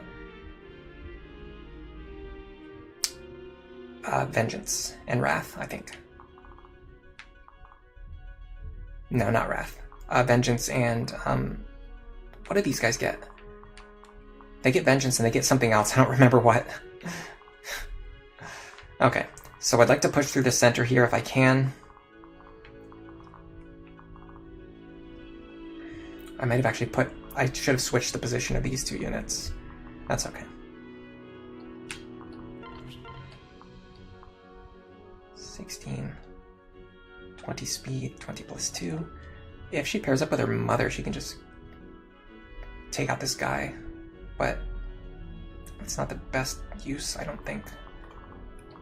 Stall unfortunately can't reach Mariel either. Yeah, we messed up a couple of these positions. I should have switched Stall on Ku, as well as Sumi and Lucina, but we'll probably be okay.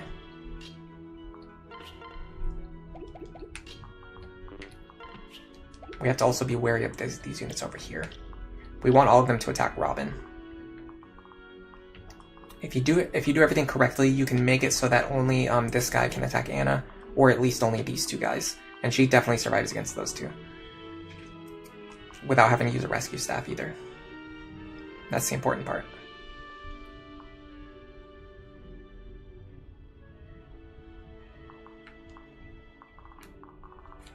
Problem is getting this guy out of the way.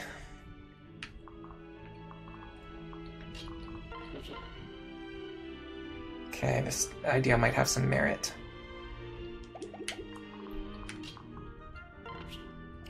So we're going to pair right up here. Go here. Yes, I like this.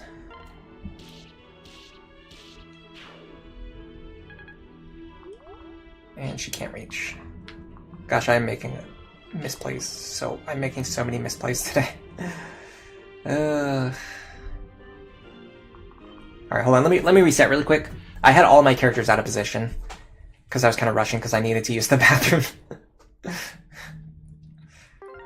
I had literally like my entire right side out of position. You just remember this was the Lunatic run, not the L+ run. Yeah. This is the no Frederick run. All right, so we need to switch these two. I got really mad because you can't. It makes me so mad that you can't switch Crom's position. You guys have no idea. Like, it really infuriates me. Then I wanted him over here, yes. And then I also need Olivia over here. This makes way more sense. Okay. Yeah, it makes me so mad that you can't change Crom's starting position. Sometimes I just get frustrated and I just start the map right away without even looking at my other units and like trying to figure out how to solve the problem that I need to solve. So this guy's Arc Thunder. He doesn't have any wind tomes. Yeah, he doesn't. Okay, so it's just the archer that we're really scared of, but we're not even really scared of him anyway. And we can get out of range of the archer. Yes, we can. Okay, so this is the plan. This is what I was trying to do. Go here. Go like this. In fact, I could even do this. Yes, this. This is going to make it much easier to keep Olivia safe, too. So then we go here. Now we can fly way up here. Out of range of the archer.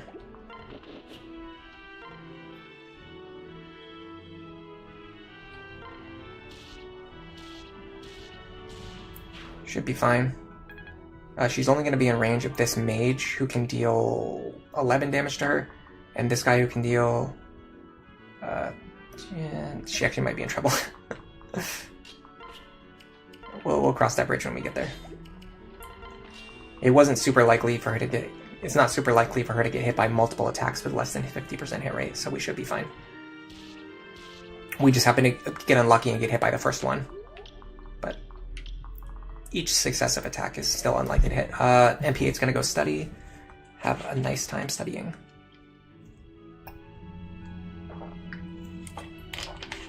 Garrett recently used a mod that allows you to deselect Crom or reposition him. That is very nice. Yeah, that sounds amazing.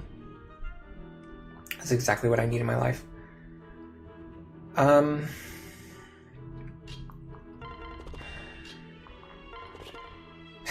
0 times 2, that's great.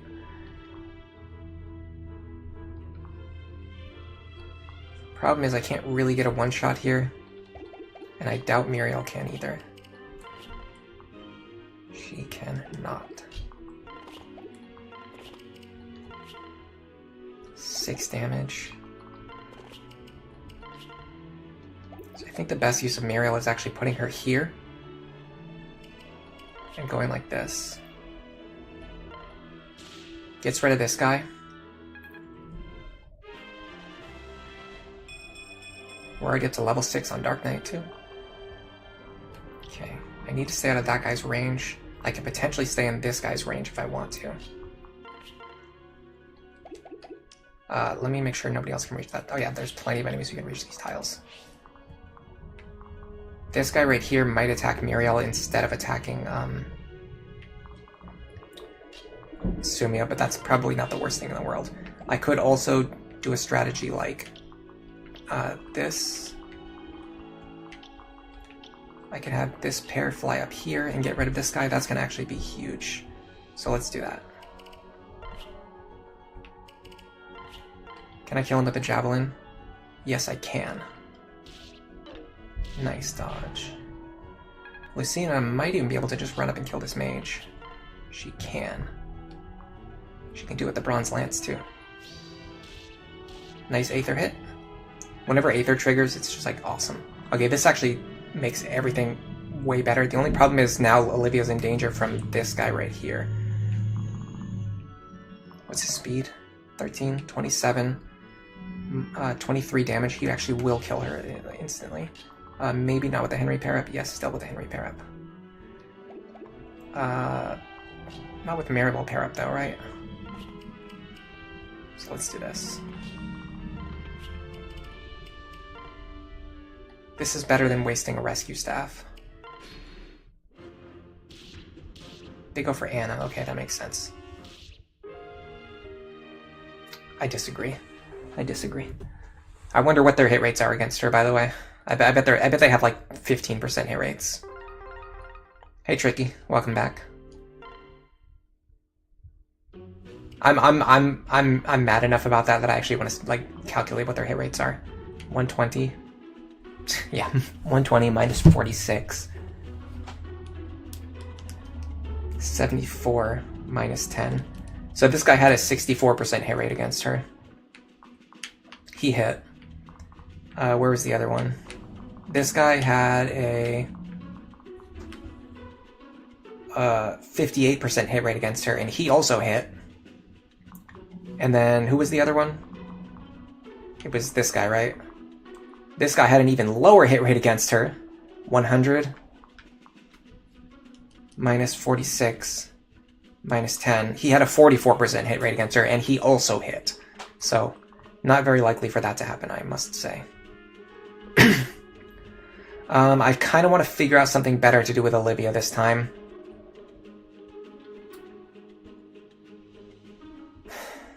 Because I don't want her to be in range of this mage, but the problem is this archer right here causes a lot of problems. Not for this tile specifically though, so I could do something like... Okay, I think I have the plan. We're gonna have to rework our plan in the middle. But other than that, it should be fine.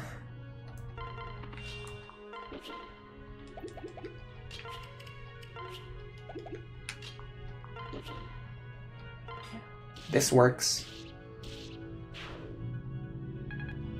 Then we just go like this, instead of what we did last time. I don't know if I can reach the square that's out of range of the archer now, though. I cannot. So what do we do? What do we do in that case?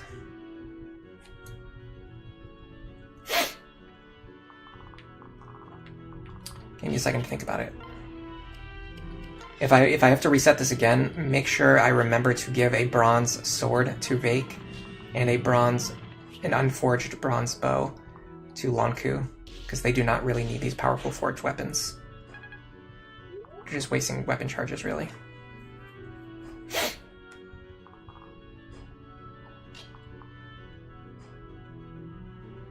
I wonder if there's any way for me to get rid of the archer. I mean, there's a way, but it's not a good way. Like this, I could do this. Attack from here, but then I can't actually reposition Sumia again after that. I really don't want to waste a rescue staff on Anna. I'm not even going to use her this run. I'm literally planning a run. Like, my entire plan for this run is figuring out a strategy that allows you to not need to use Anna. So why would I waste a rescue staff on her? But I also don't want to just let her die.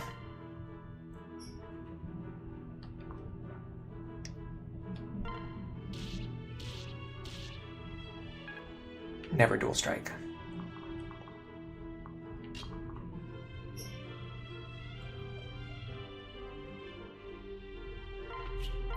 What about this?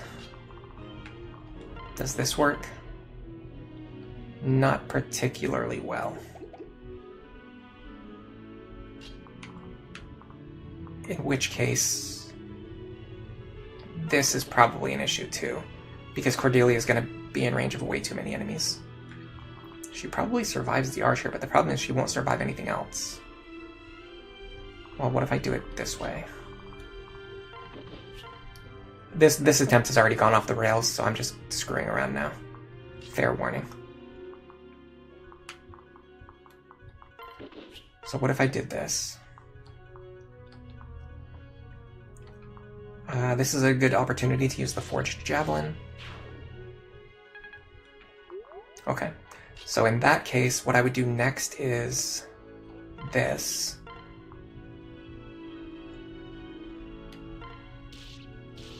This protects Olivia. Again, I'm consistently getting hit by 50-50 attacks. I don't think I've dodged a single 50-50 attack since I started this map. A little bit frustrating. Okay. Neither Maribel or Henry can safely fight these Myrmidons. It's a little bit unfortunate because I actually want... Maybe I can fight this guy. Sort of. If I do this... and this, we should be fine.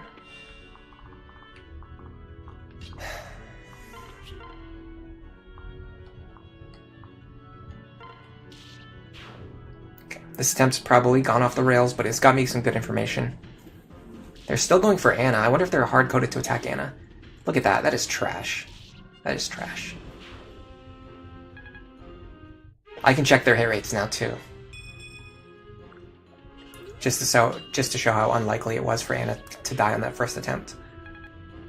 It's a little frustrating because this time we actually did much better in every single area except for the center. But now the center is, like, horrible. And Lucina might just be dead. Yep. Cool. She's so easy to train. This is why child units suck in this game.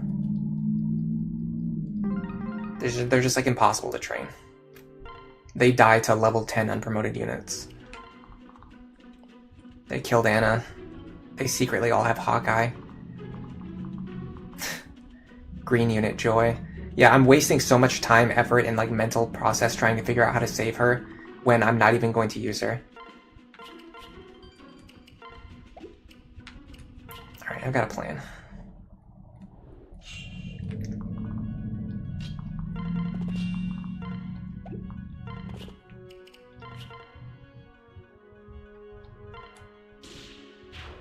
Plan is called Fish for Crits.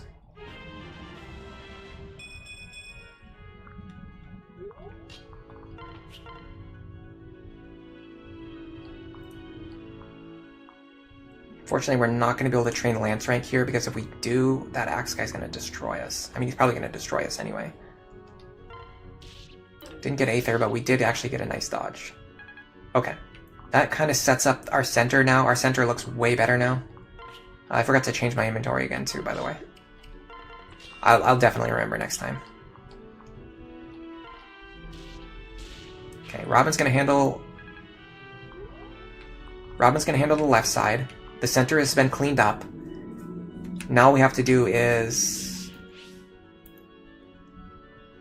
clear out the middle in a similar way to what we did last time. And then just presume that Anna will possibly dodge at least one attack against 3 attacks that are all unlikely to hit her. Fates learned from Awakening with the Offspring Seal. Oh yeah, the Offspring Seal is such a joy. It is the secret of life. Okay. Now let me think about something.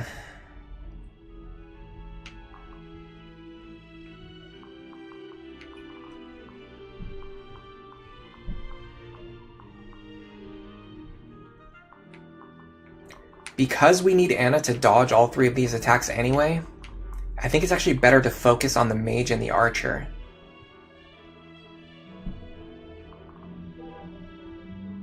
That seems correct to me.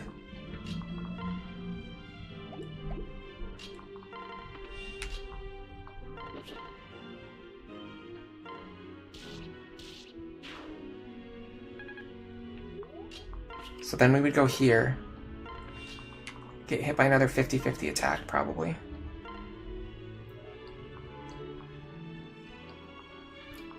This is a good time to use the Forged Javelin just to guarantee this kill. Okay. Now I gotta be careful about this guy right here. I don't think he can reach this forest tile. 1, 2, 3, 4, 5. No, not even close. Okay, so I'm gonna go here. And getting rid of this mage is gonna clean up a lot of territory. And for some reason, it seems as if these enemies are hard-coded to attack Anna, so I don't think they will ever attack Cordelia here. Dual Strike would be nice. Great. I love when I get my wishes. This clears up a ton of territory. Now we can have Maribel stand not here, but over here. That's going to bait out this guy so that he doesn't attack Sumia. Should be one fewer enemy attacking Sumia. Yeah, they're hard-coded to it. Oh my god, really? Really, though? I'm just asking. Let's check. Now we can finally check these hit rates.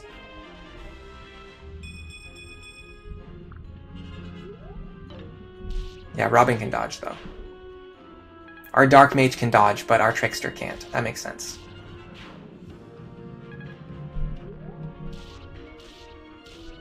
Lucina's fine. Aether would have been good there.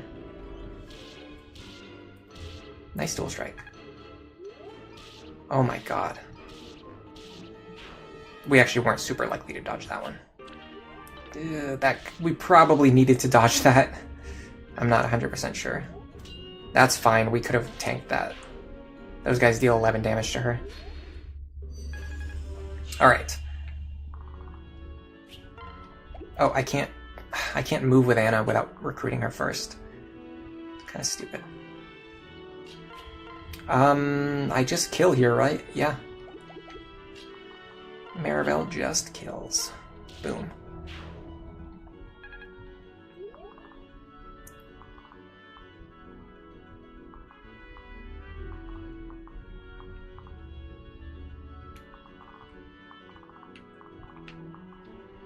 Gonna send Lucina over here. Dance for her. Anywhere she can go train her to Lance rank? Yes. Not really, no. Again, she has to use swords. We can't train her Lance rank because she has to keep using swords every single turn. Okay, fine. Let's recruit Anna. Problem is now I have to attack this guy, so then I'm not going to be able to check what his hit rate was.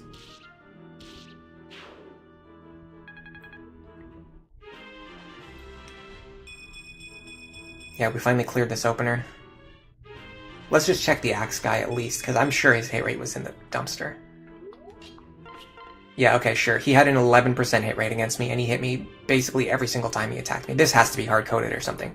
There's no way this guy's hitting Anna every single time with an 11% hit rate, which is even lower in true hit. I refuse to believe that. I repudiate that information.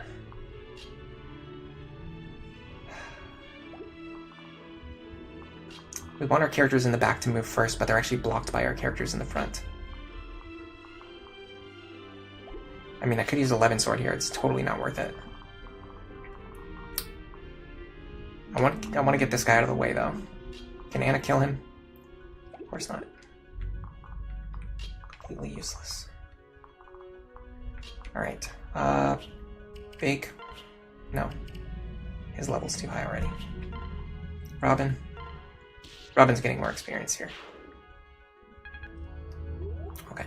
This is going to allow Cordelia to fly a lot further, which is important, because over here we have a thief that we want to take out before I think the trick to this map that I think I've realized is that you want to take out the thief before he gets to the right. Letting him get over here is really bad. Although if he does, I'm pretty sure you can block this tile and he'll be forced to attack you. He won't be able to flee. So that's another option, but we're not going to talk about that. Okay, none of them have arc wind. The problem is this guy with the silver axe. I don't think we can handle the silver axe. And multiple arc wind users. Oh, this guy has arc wind, yeah. That's an issue. It's actually a huge issue. Okay. In that case, let's stand in this tile here.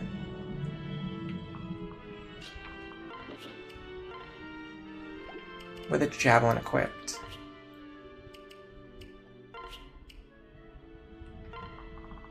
Now Lucina can get this kill. Assuming this guy who has, apparently, Hawkeye doesn't kill her. Nice Aether hit. Although it would have been better to proc it first. But it's fine. Okay. Send this group up here. And who has not acted yet? Just Anna. What do I want her to do? I want her to split up these units. And then next turn I want her to open a door, probably. That's fine. It's exactly what we wanted. Yeah, I'm not sure about stopping this thief. This is supposed to be the no Frederick run. We kind of got to the point where Frederick matters less, but right now this is a case where Frederick really matters. Because if we had Frederick, we could have sent a character up here last turn and just like had them camp this position, because they would have had so much defense, they would have been fine. But without Frederick's movement bonus, without his defense bonus, it's a lot harder to get a unit into position up there. What we can potentially do now is have Robin do it, but it's going to leave them in range of these three units. So 28, 35, 25. What was it, 35? That silver axe is deadly. Okay, 88. Look at that plus defense Robin, though. 88 minus 31 minus 31. It's going to be 26 damage. Minus 26 res is going to be 0. Robin's going to take 0 damage here. I think we're fine. I think we are quite okay. So we get rid of that guy. Now we don't have to worry about opening the chests on like a specific timer. We can just open them at our own leisure. We can have... This guy does have arc wind, so we're going to have Crom fight him.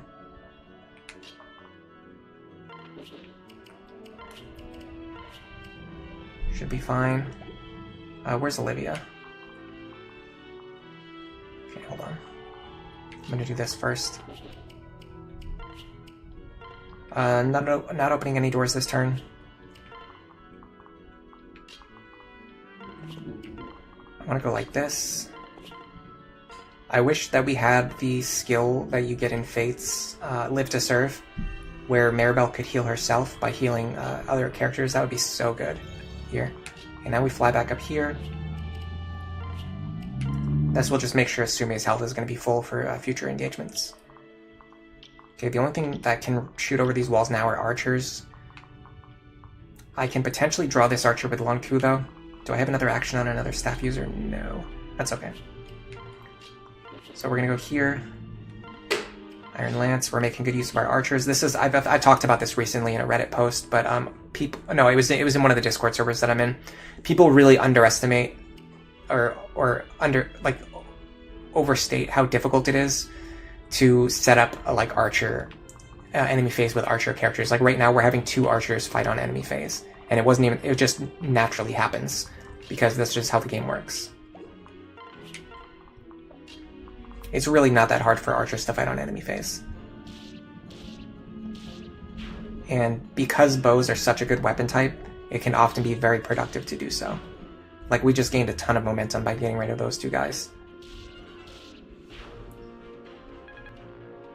Although we're kind of at the point where the momentum doesn't matter anyway, we can just take our time opening these chests now. Because we got rid of that thief quickly. Alright, let's do... You know, I'm somewhat tempted to heal up Maribel and have her fight this guy. Is that an option? Let's see what her stats look like. 28 attack. -9 defense. She'll take 19 damage. She should be fine. She's not going to get doubled.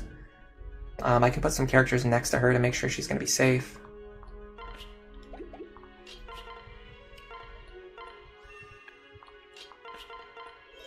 But I don't think she's really at any risk here. I can also have her stand on the shiny spot. Maybe. Maybe. Is the shiny spot only in risk from this archer? Yeah, I can have her stand on the shiny spot. That way there's a small chance that she might gain some support points with Henry. She did. I must say, you're a reliable fighter.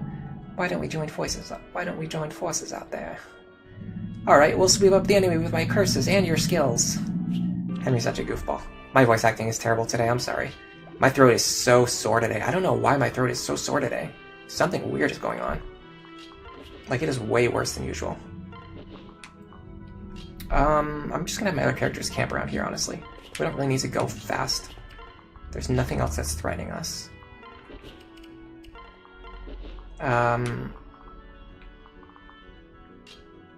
Yeah, I feel totally fine. Even build some support points with Henry, that's cool. My voice acting was atrocious, I'm sorry about that, guys.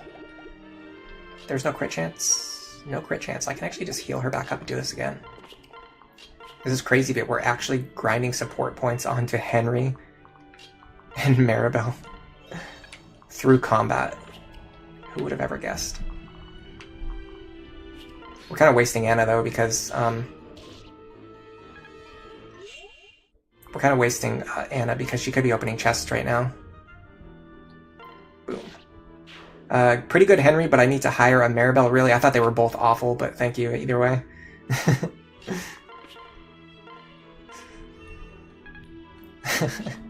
I just hear my voice cracking like every time I talk today. Oh, that's not what I meant to do, but it's okay. I mean, not really. It's kind of a waste of a heal staff, but whatever.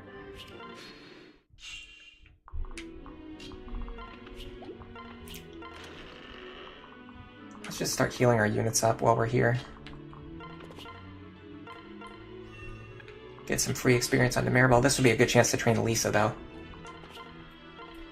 But this is fine. We actually ended up getting a lot of progress on our support partners, like Cordelia with Lonku. We're actually getting support points on them. We're actually getting support points on Maribel and Henry. So this is gonna be good in the long run. Okay, there's probably nothing else she can safely fight. Whoever opens this door, or the person who blocks the space in front of them, needs to be capable of fighting that Myrmidon, which should be totally fine. Need to waste our time opening the rest of these chests first. Honestly, I think... it's fine. That wasn't the best shiny spot, but... It was actually... I think it was actually did nothing. Yeah, well, no, she got some staff bonus, but... Doesn't matter.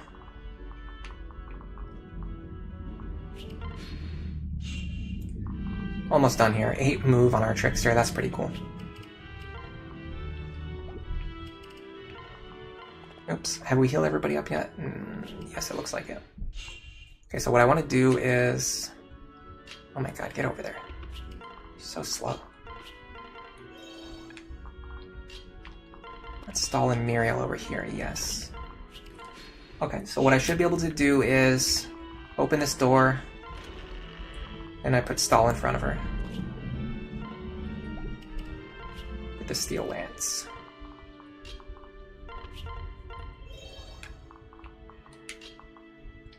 I could put Henry here as well. I think this works. 1, 2, 3, yes. That's going to improve Stall's combat.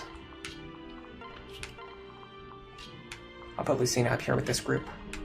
This group doesn't have a staff user. Well, actually, yes it does. Hold on. Nope, it does not. I mean, it does, but not a staff that she can use. No damage. That's pretty cool. Okay, so these enemies start moving. Apparently they have linked AI. That's good to know. Would have been good to know last turn, but... it's probably still fine. So the biggest threat now is going to be this guy with Arc Thunder. In order to deal with that, I'm going to use Long Coup. So I start here. I think Muriel in the lead would be better, but I think this works. So we go here. 21, 17, should be fine.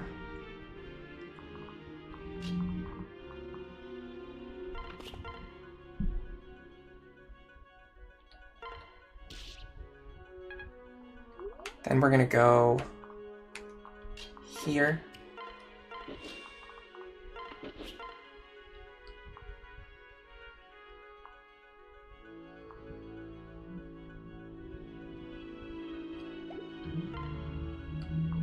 That attack from Henry is going to allow us to kill this guy with the Iron Sword.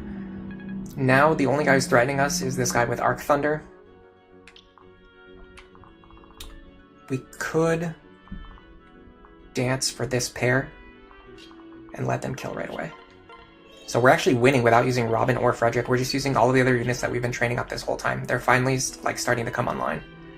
Yeah, I don't love that. Yeah, I can remove the crit chance by attacking from here. Nice. So all of the units like Cordelia, Lonku, Stall, and Muriel have been carrying on this map, which is really cool to see. You're not relying on this, idea that you need Frederick or you need Robin or even Vake to like beat the whole game for you. They are only fighting unpromoted scrubs in a paralog. Okay, that's fair. But hey, let me enjoy this.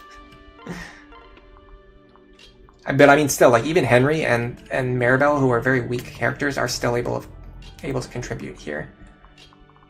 Just because of the way the strategy that we've used, which is to train a full team rather than just train one unit.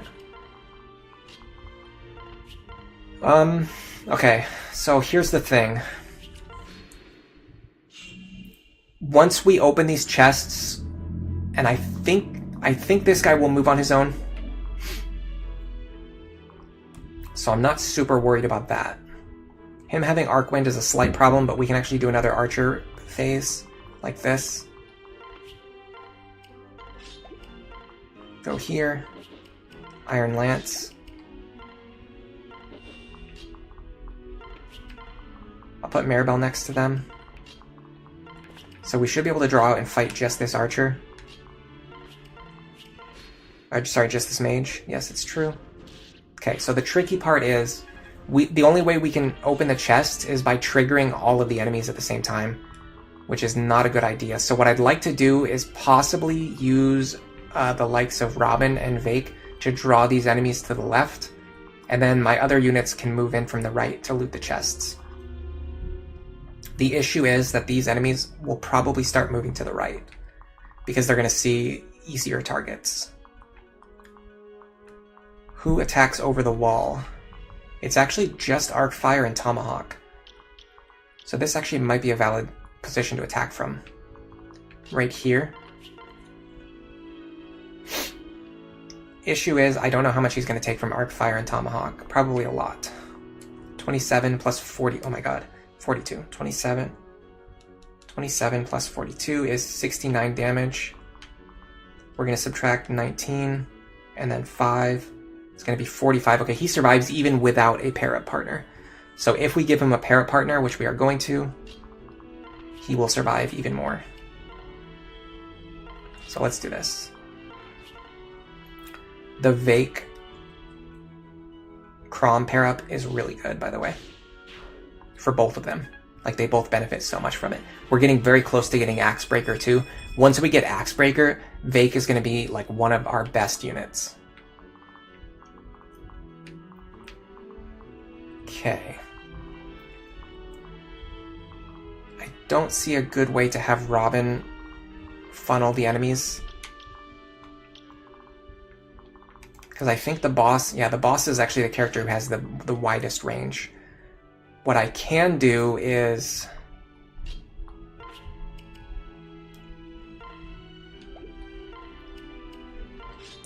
this.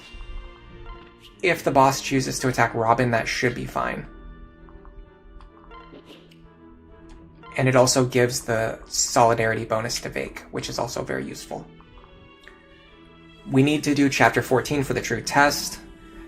Our team's finally online. This paralog is tedious if you want all the treasure. For unpromoted teams, it's killer. Vake is one of your favorite units in this game. Well, I hope you enjoy, because he is one of our best units on this roster. Now, we've actually been not using him very much just because he's like already fully trained, so he doesn't really need more experience. What he really needs is what he really needs is to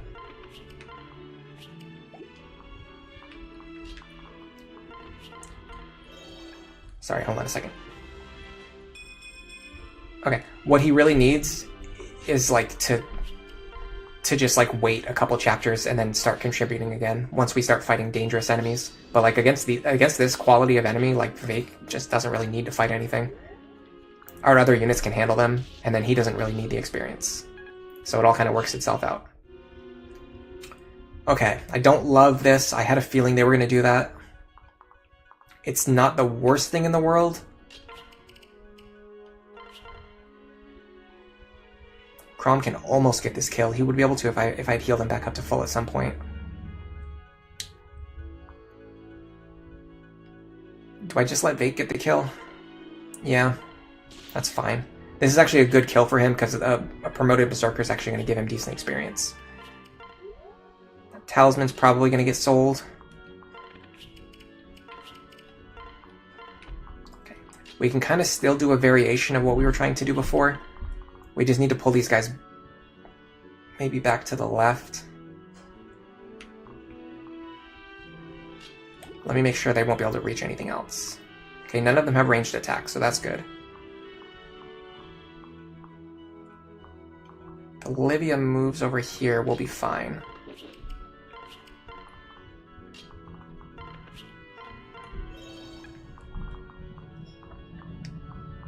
Yes, we can have Olivia, we can have Cordelia counter just this one enemy.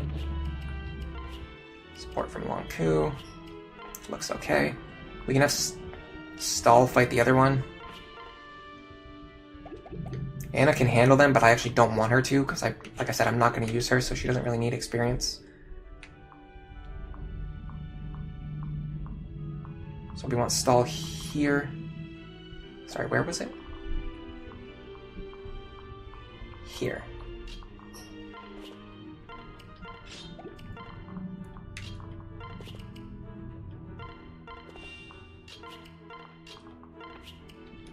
Be very careful about this.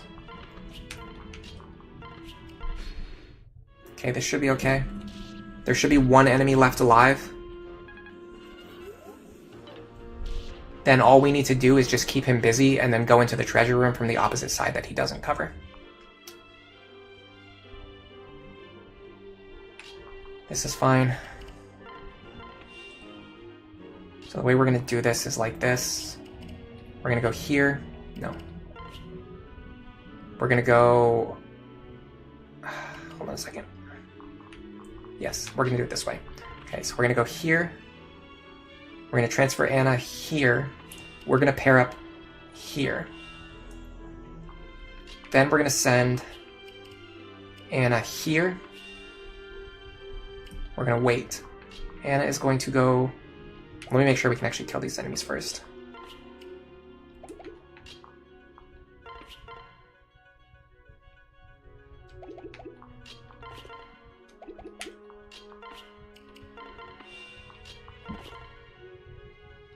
Yes, we'll be fine no matter what happens. Okay. Maribel needs the experience more, so I'm going to have her attack.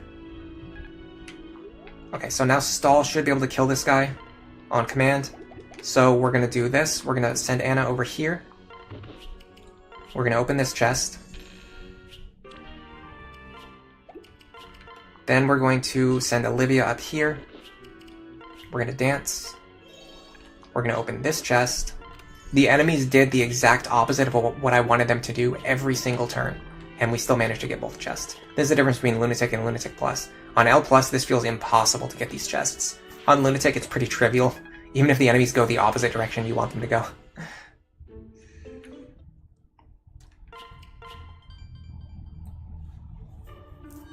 Okay, so that's one paralog down.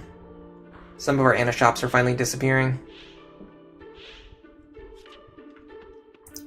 Yeah, so probably the next thing to do would be go right into Chapter 14, which is going to have a lot of reinforcements spamming. And in my opinion, this chapter, like, I'm a pretty big defender, I would say, of ambush spawns. I do think they're frustrating. I do think it's a bad design.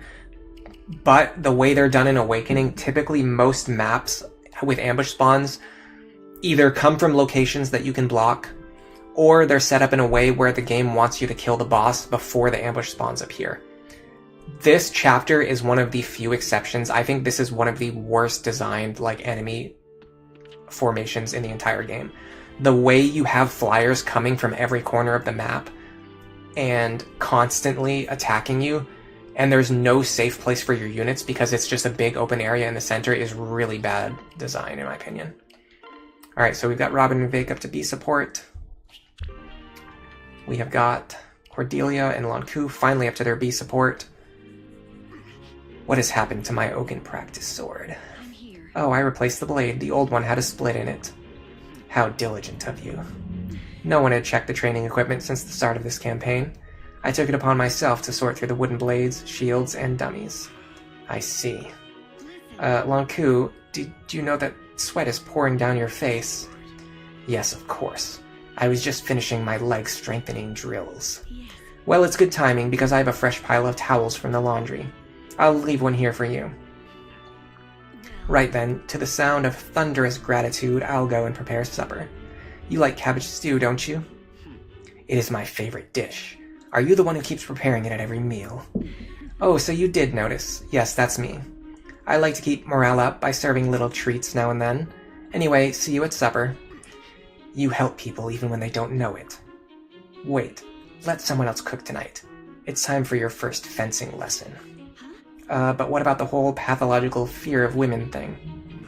I shall instruct you from a distance. Now tell me what you wish to learn. Why, that's very gentlemanly of you. Oh look, Lonku's blushing. He's blushing in their B support. Shipping wars. Henry Maribel, we got them up to C rank already. I am so weary of this god's-forsaken war. Every time we turn around, Risen are tearing some poor village apart. I fear this will all get darker before we finally spy the dawn. And yet, look at this flower, still finding a way to bloom amidst the devastation. It brings a tear to the eye to see such a fragile thing struggle to the light. What a good little flower you are. Stay strong now, little one. Hi there, Maribel. Are you alright? Ah, Henry. How long have you been standing there? Oh, I don't know, since before you launched into that soliloquy, anyway. Eavesdropping is a shameful habit, sir. And on a lady, no less. Were you birthed in a barn? Ah, but it's fun listening to you mumble. You say all kinds of crazy stuff. I really like the last bit where you started chatting to the flower. I was not chatting with the flower. I was remarking on the, that is to say, what's the use? You've caught me in the act and that's that. Go on then, point and laugh. Take this chance to mock your social betters. No. Mock you? Why? I do the same thing all the time. What's that, flower? Blah, blah, blah, blah, blah. Oh, okay, I'll tell her. What in the world are you doing? Talking to the flower. She says she's very grateful that you spoke to her.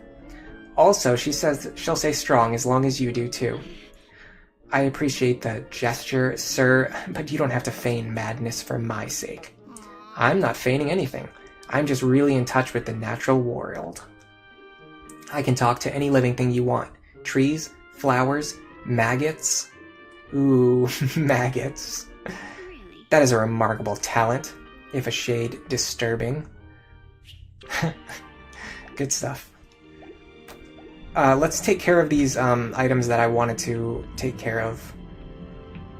So first of all, let me check on Lanku. He is ready to get a bronze bow, which is great. Sorry, an iron bow, which is great. So let's go find an iron bow for him. Should be here. Yes. Get an iron bow for him and for Crom as well. Well, no, because Crom's going to be C rank pretty soon. Let's go here. Get an iron bow for him. We want something cheap for Vake to spam. But I didn't check his sword rank, so let me check that really quick. Vake is D rank. He's not quite C rank yet. You know what? Let's just keep him on the Roy's Blade for now. We're not going to have a better use for it in the long term. We do want to get more hand axes, though, while we're shopping.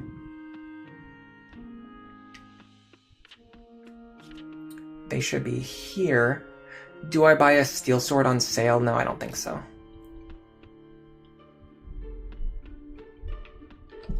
So let's just do this. Do you think Virion is the third worst Generation 1 unit? Virion's not that bad. He's a little tricky to use, but he's not that bad.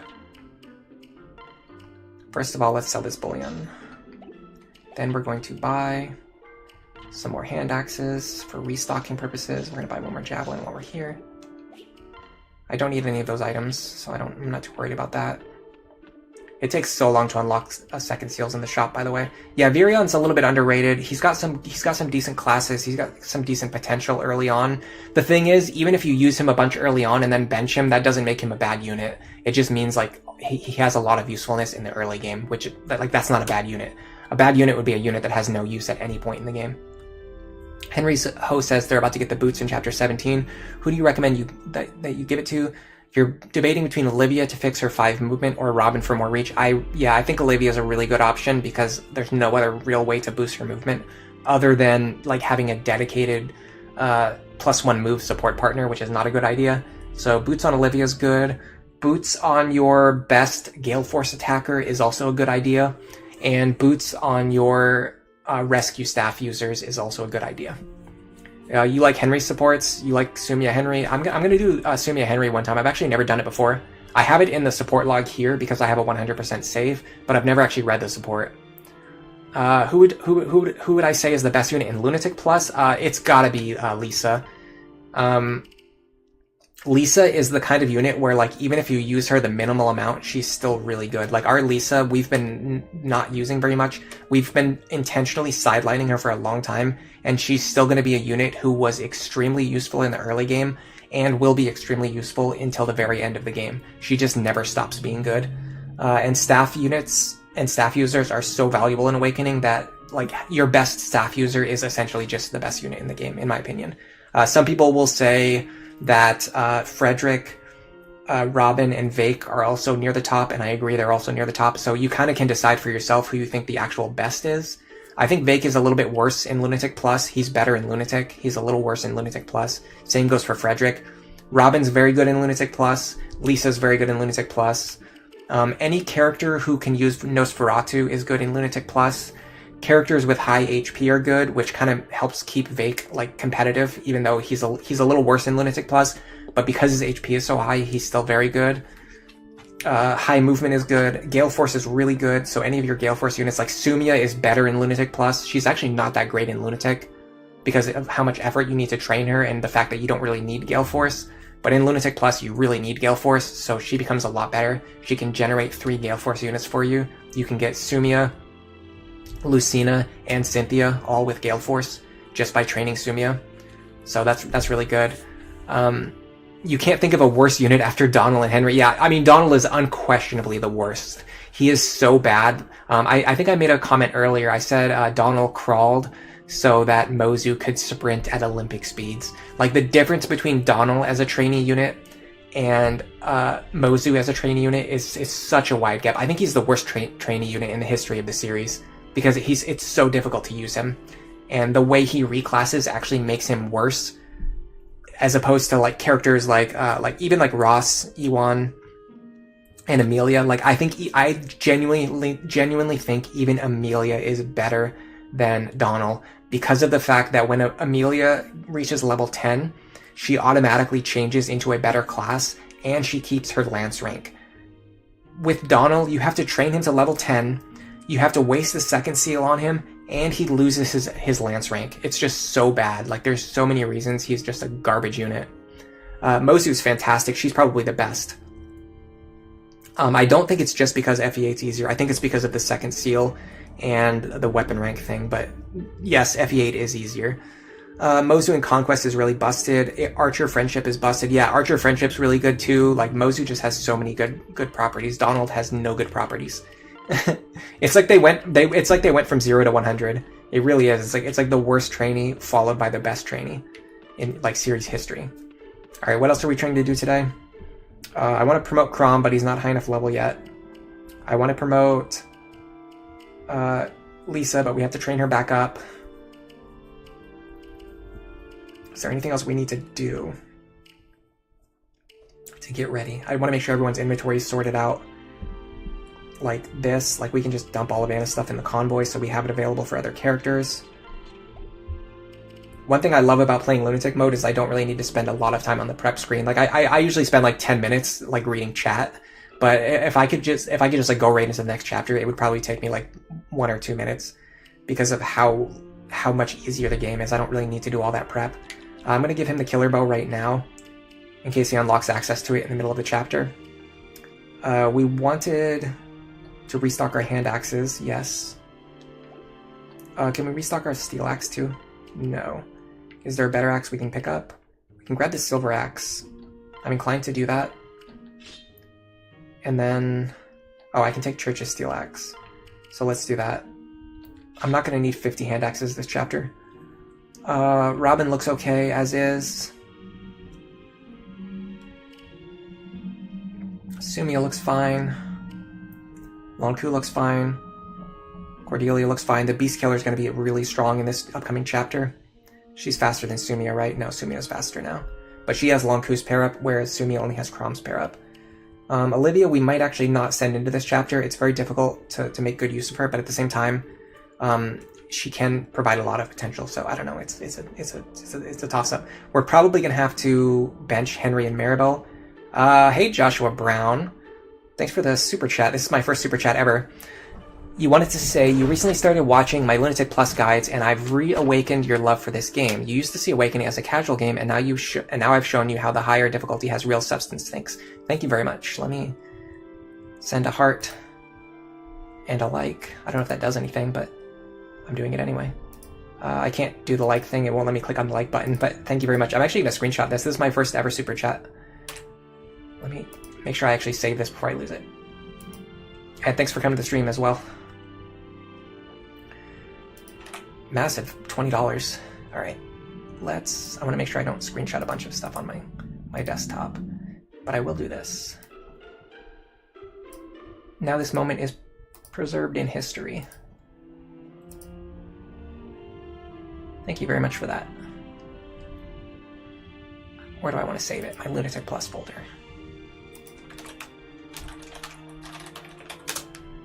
Cool. Awesome. Because of the interaction of Paragon with bonus experience, it costs less bonus experience to insta-promote Astrid than Makalov FE9. Oh, I haven't played a lot of FE9. You think Astrid is the best low-level unit? Okay, I haven't played enough FE9 to really make a comment on that. I could check it out, though, in the future. You also went down the rabbit hole of planning on Awakening run after watching my videos. Good stuff. Thank you very much. Too much praise. Too much praise. I don't deserve it. I really don't think that I'm like, I don't think I'm like smarter or better at the game than like any of the top level players. I just think that what I've done is I've tried to approach a game mode that nobody else really bothered to try to look at. So, like, if anybody else smarter than me had done this sooner, like, they could have made guides just as good as mine, or even better. Okay, so one thing I like to do on this opener is immediately send someone over here to kill this guy with the spear. So we're going to use possibly Sumia for that. If she can't get the kill, then we'll use Cordelia instead. We could potentially send Cordelia to the other side, where she would fight enemies using... In fact, let's switch their positions at first. I want to try this first. Beast Killer goes here to kill this guy and then counter these two. And then Sumia can go this way with her Javelin and kill these guys using dual strikes from Crom. I like that idea. Plus, both of our dual strikers are going to be using characters who have bows, which is very good. So we're going to have bow-oriented dual strikes. This might be the chapter to bench Maribel and Henry, because it's very difficult to keep squishy units alive on this chapter. I would rather have the utility of 2 staff users. We also get an extra unit. So I'm going to send Gaius because he can also use bows, potentially for helping to one-shot these annoying flyers. Is it Beast Killer time? Oh, big time. Yeah, it is Beast Killer time. FE9 is weird because bonus experience can fix a lot of units. Yeah, I'm really excited to try it out. I think after this, FE9 might be the next game that I play, along with my my current Conquest playthrough. I have so many runs and like so many ideas planned out. You guys have no idea. Like we're gonna be playing Fire Emblem for the next like 3 years probably. Even though this is supposed to be a variety channel, by the way. I do like anime stuff and other games, like not just Fire Emblem, but lately I've just been on a huge Fire Emblem kick. I'm really enjoying it. Okay, so we need a good parrot partner for Robin. We could just stick with Vake, but the problem is I kind of want Vake over here. So we want Robin top left, Vake top right. So who do we want paired up with Vake in that case? I could do Muriel with Vake. And in that case, I would use... I need a lock touch unit, by the way, which is Gaius. See, this is why we train... This is exactly why we train Gaius. So we don't have to field Anna. We can field one of our good units. I love that. So I'm thinking Vake here and Stall here, or Lucina here. Either one of those works. So I'm going to start moving my support units down. We could potentially even have Vake and Stall on the right-hand side. Okay, I feel pretty good about this. Let's do a save. We're going to do a test run. If things work out, then we'll just play it out. If things don't work out, then we'll refine our strategy. Will I do English or Japanese version for FE9? Probably English. I know that Maniac mode is really hard, but like I don't... Like if I'm playing the game for what is essentially going to be the first time, I have played it before, but I've never beaten it. I think I played like the first maybe 10 chapters. So like me playing the hardest difficulty on my first run is not going to be that interesting. I'd rather just play the game normally. Maybe on hard mode or something. The Anna slander. Hey Gwyn Mia and Garam Slay stay mad. Nice username. I don't hate Anna or anything like that. This is just an experiment. I'm training units who can use Lock Touch in place of Anna just because I want to see like what are the other options for Lock Touch if you're not going to use Anna. Because I want to make a Lock Touch video. So I'm using this this playthrough as part of my research for that. Joshua says I'm like Soul Eater. I have seen a little bit of it, but I haven't seen the whole series. It's a pretty old one, so I watched like a couple episodes a long time ago. There's a map with 118 total enemies on Maniac mode in FE9. You think FE9 hard mode is way too easy? Maybe, but like keep in mind it's going to be a first playthrough. It's about as easy as FE8. I don't mind FE8. FE8's fun. Alright, we're going to send our bow units and our dual strike potential characters over here. Okay, can we one-shot with the Beast Killer? Yes, we can. Hit rate is not fantastic. Next, we're going to see what the team on the right looks like. I might need to dance here. I do not need to dance here. I can stand right here. I'm not doubling these guys. That's a problem. It's not a huge problem, but it is a problem for sure. It means I'm basically counting on dual strikes, which I don't like. I like getting dual strikes when they're useful. I like setting up situations where dual strikes help, but I don't like it when it's like a mandatory dual strike situation. Okay, I want Robin to fight these three. Yeah, I'm having a lot of trouble getting dual strikes here. How much speed do I get from Lucina? This gives me enough. So I'm going to camp this position here with my wind tome. Now I want Vake in the top right.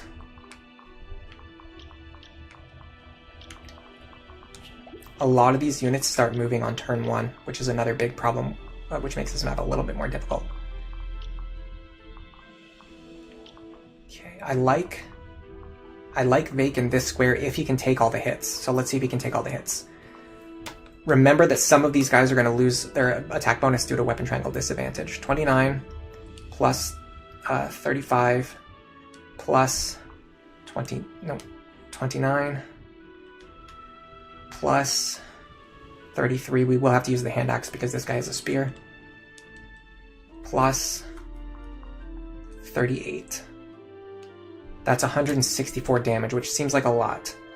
But this is Vake we're talking about. He's going to subtract that by... First of all, let's factor in weapon triangle advantage. Let's go back to Serene's Forest. We can definitely check how much attack power they're going to lose. Calculations page. Okay. So lances typically get an extra 4 attack power. So each of these guys is going to be losing 4 attack. And then we're going to be using, I think, the Muriel pair up, because we want dual strikes with wind. So we're going to have 25 defense. So we're going to have effectively 29 defense. Let's check with 25 first. So it's 5 enemies. Okay, so even if I don't factor in weapon triangle disadvantage, we're only going to take 39 damage here. So Vake is totally fine. Factoring in weapon triangle and the fact that we're going to dodge most or all of the attacks, he's going to take even less damage. So we're totally set. Vake is in no danger here at all. I'm going to put Lisa next to him for support ranks.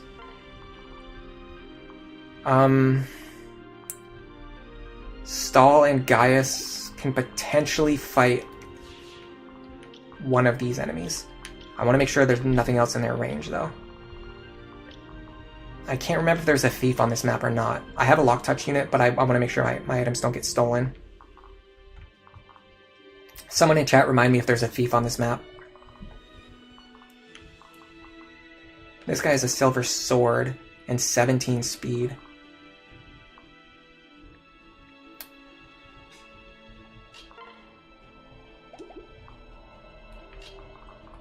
Stahl can fight him with a Gaius pair up.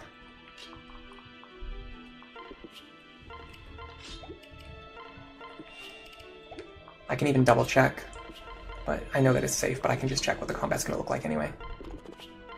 Yeah, we're going to take 11, we're going to deal 22. Should be fine. We'll look, if we end up failing this attempt, I'll look into the enemy AI. Oh, that kind of sucks. I kind of wanted to get rid of these guys so that the other enemies have space to attack me. Wow. Okay, good to know. We are going to need a stronger tome for Robin. We're going to need a stronger weapon for Vake. Finally got Vengeance. We don't really need it right now, though. Yeah, we need a lot of upgrades here. We're not getting enough speed. I think the only person who's actually working out is Cordelia. It's funny because you don't usually think of her as a powerhouse unit. Okay, the dual strikes are helping, but we didn't get as many as we needed. Short spear is really good. I'm going to put away the forged javelin for now.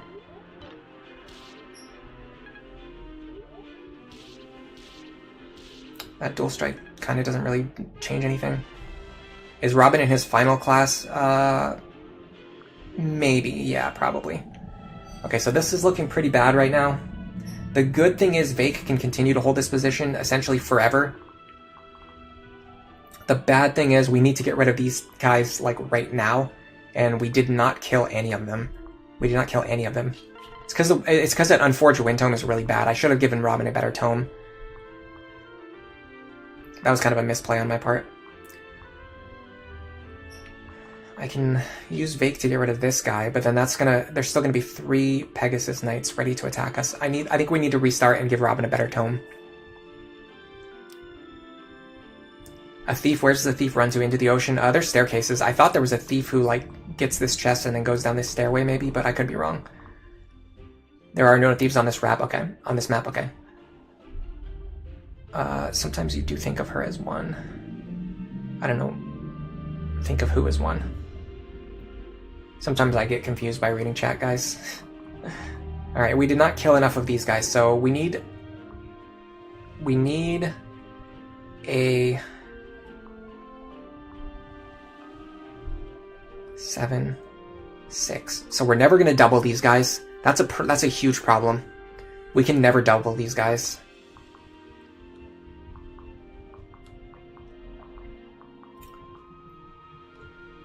Let's restart. I think I need to sort out my inventory. I need Robin to have a better tome. I potentially want Sumia to have a beast killer as well. I'm pretty sure I have 2 beast killers. I could be wrong, but I think I have 2 beast killers. I can check. I do have 2 beast killers. Yeah, I thought so. Okay, so we're going to trade this with our Fin Lance, and we're going to equip it. And then we need Robin to grab a much better Winds Tome. Something like either the Forged Winds Tome, which is actually not that great, or the Elwinds Tome. Okay, so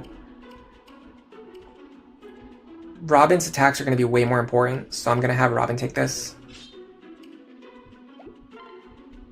This is going to be 12 damage per hit,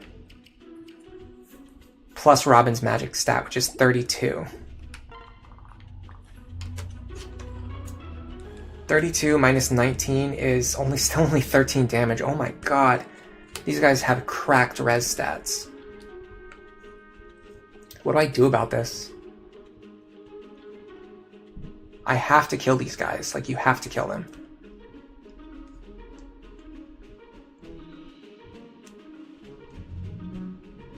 Magic Tonic doesn't even really help. A Magic Parap would help, but then I wouldn't get the speed to double them, and I need to double them.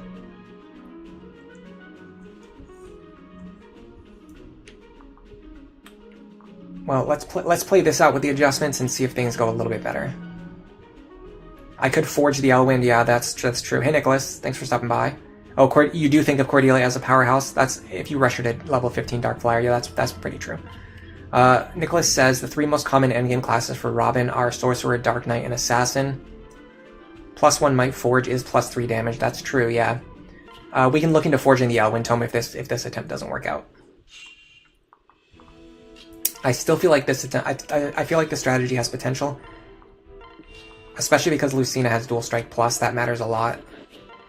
I could have given a skill tonic to Cordelia. That would have made this opener a little bit more consistent, but I don't know. It just doesn't feel worth it. Okay, is there any way for me to reach this guy with the spear? Let's see. We're gonna have 8 movement. 1, 2, 3, 4, 5, 6, 7, 8. No. We would need... Well, there is a way. There is a way.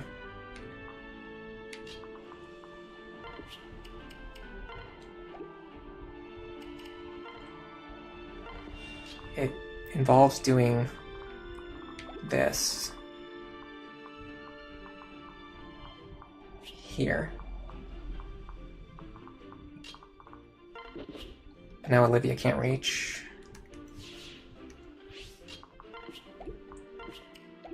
I needed Olivia down in this position if I was going to use this opener. Okay, so let's just not bother with that. What I'm going to do instead, yeah, I'm gonna get guaranteed kills with the Beast Killer, and then I'll just leave the guy with the spear alive for 1 turn. I can just kill him on the next turn. That's a much better use of my talents. These guys won't start moving until you attack them, or until much later in the chapter. I'm a little annoyed about this Vake thing. I think we still didn't fix the issue with Vake. I probably should have considered that. Like, he's still going to body block the squares in front of himself so that he won't fight the enemies that I want him to fight. But, I don't know, let's see how it goes. We've got a lot of room for improvement here. Yeah, as long as you just stay out of the range of these guys, they won't start moving for a while. Maybe never? I don't know. I haven't checked the AI for a while on this map. Does this guy have a Master Seal? He does. I like that. Okay, I think I'm not going to do stall this time. I want to see if these guys to the south start moving on their own. Or if I ignore them, if they also won't move. Because that will relieve me of a little bit of a pressure. Okay, that's good. We like that dual strike. That's going to free up the square in front of Vake, which is going to allow him to sweep more enemies. Dreadfighter Robin is great. That's probably true, yeah. So this is a good example of why I'm making the lock touch video. On this chapter, there's 3 chests, but you only get 1 key. So you never have, even though like you get keys throughout the game, you never really have enough keys that you need to open all of the chests in any map, which means you basically always need to deploy a lock touch unit or 2. There's one map where you really need to deploy 2 lock touch units. So the thing I'm trying to figure out is if I don't use... Wow, that Pegasus moved into the absolute worst position. Why would he do that? Why would he body block his own allies? What a buffoon. So my question is, if you don't want to use Anna, or if you can't use Anna for some reason, I'm trying to figure out like who are the other potential lock touch units that you could use. And the answers that I've stumbled onto are basically Gaius, which is the obvious one. Long Ku is actually a pretty good choice, because if anybody can train out of level 1 Thief, it's definitely Long Ku. Then the other choices would be using someone like Henry, Vake, or I think Stall is the other option, who can pass down lock touch to their child in a way where you essentially, you basically bench the Gen 1 unit, but you make a Gen 2 unit with lock touch. Okay, these guys do start moving, but it's just the Armor Knights at first, which I think we can handle. We might even be able to stand somewhere that only the Armor Knights can reach. Is that true? Yes, right here is a spot that only the Armor Knight can reach. He can't even double Armor Knights.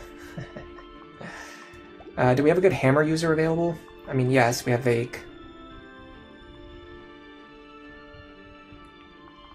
Okay, I'm gonna use Gaius in the most effective way possible, which is, I guess, just to chip this guy for dumpster level damage. Vake can possibly one-shot this guy now, though. Yes, he can. Can I get a better hit rate? No, I cannot.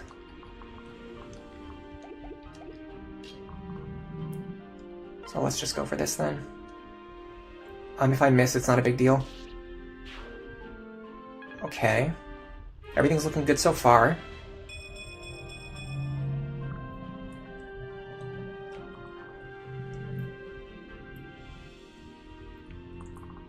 I'm gonna use Sumia to just get rid of this guy, so he's not bearing down on my units next turn. Now I should really be looking up the reinforcement order here, because I don't know what it is, and not knowing is going to be a big problem for me.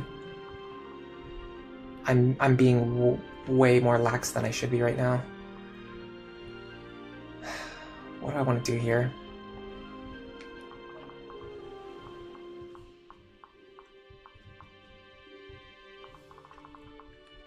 This should work. I'm gonna send Vake.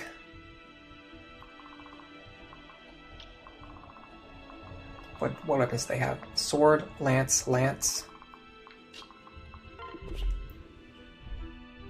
I would love it if he had a hammer right now, but it's fine.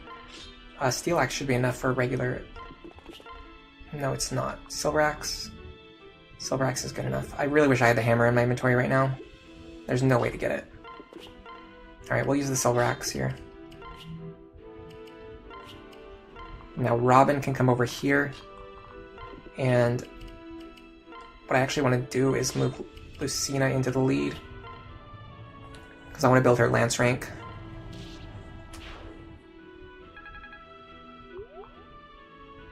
Yes, she doubles him with the Robin pair up. Joshua Brown says, Lock Touch Long Ku honestly sounds better than Gaius the more you think about it. Granted, you don't use Gaius. Yeah, I really think Long Ku is actually the best option.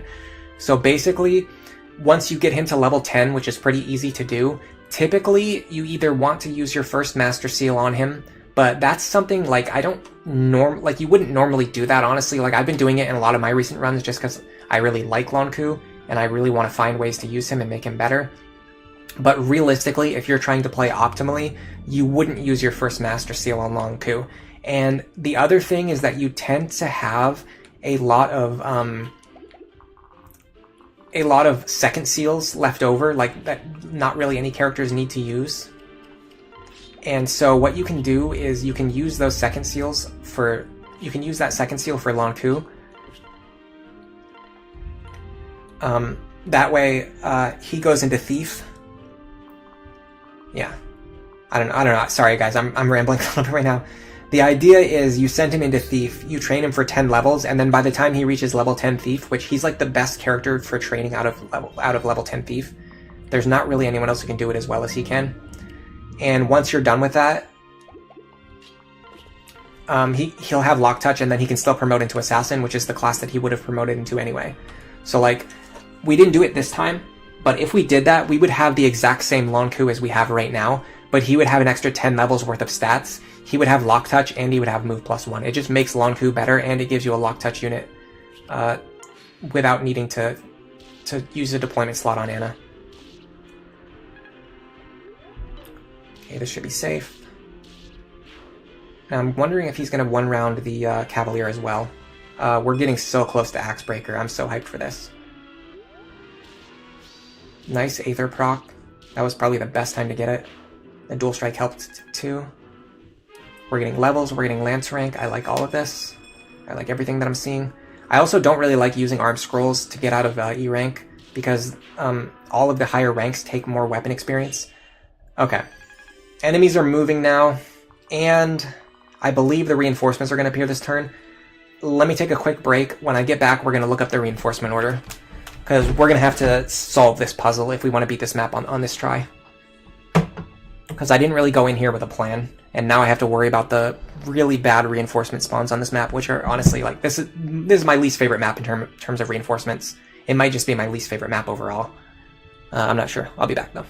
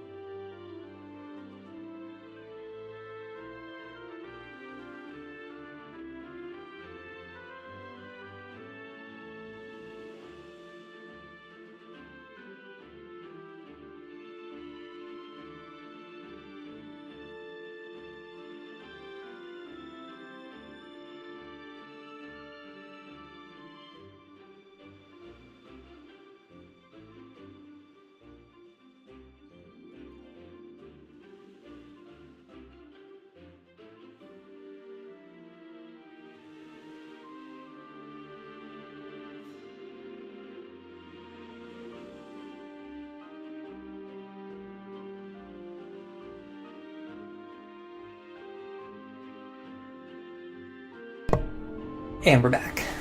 Yeah, what you guys are experiencing right now is I've talked about this before, but after about 2 to 3 hours of streaming, I start to become incapable of forming complete sentences or complete thoughts. And on top of that, like, I'm really good at writing scripts, and I'm really good at editing audio. So my videos that I put out tend to be a lot more eloquent, a lot more like it makes me sound a lot smarter in my videos. And then when you hear me on stream, I sound a lot dumber because I can't even form complete sentences without rambling. Okay, reinforcement order on this chapter is, let's take up... Okay, so the only types of reinforcements are Pegasus Knights with Silver Lances and Pegasus Knights with Spears. Let us update the overlay. I love updating the overlay in real time. It's really cool. I did it during the last stream too. I didn't know how it was going to look at first, but now that I've done it before, I actually really like it. Okay, so turn... Oh, wrong keyboard. I do that all the time. I have two keyboards when I'm streaming. Sometimes I press the wrong one. Okay, turn 3. There's going to be...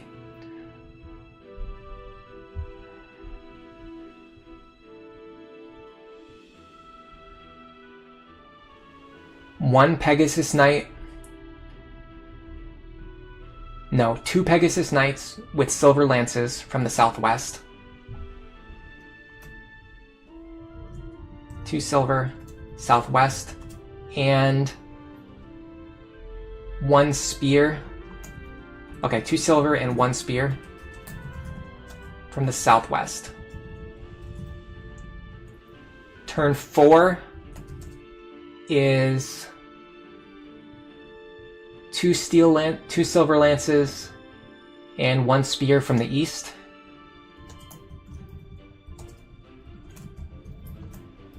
And then turn 5 is going to be 2 silver lances and 1 spear from the northwest. Yeah. I remember the reinforcement order in this map is pretty easy to keep track of, just because it's the same, it's like basically the same thing every turn. The enemies just rotate which direction they're coming from, and it's only 3 turns of reinforcements, which is good. Paulo says, hello, I'm trying Lunatic mode for the first time, and at some point I'll try Lunatic Plus. You wish me luck with my run and with my life in general. Thank you very much. Good luck to you as well with everything, whatever is going on in your life as well. I've argued the merits of Archer Crown pretty well in the past videos, and I've also convinced you of the lock coup, the long coup lock touch unit. Yeah, that's fair. I just think I do think though there's a pretty noticeable gap. Like I'm a lot better at phrasing and explaining what I'm trying to talk about, like on videos than I am on stream.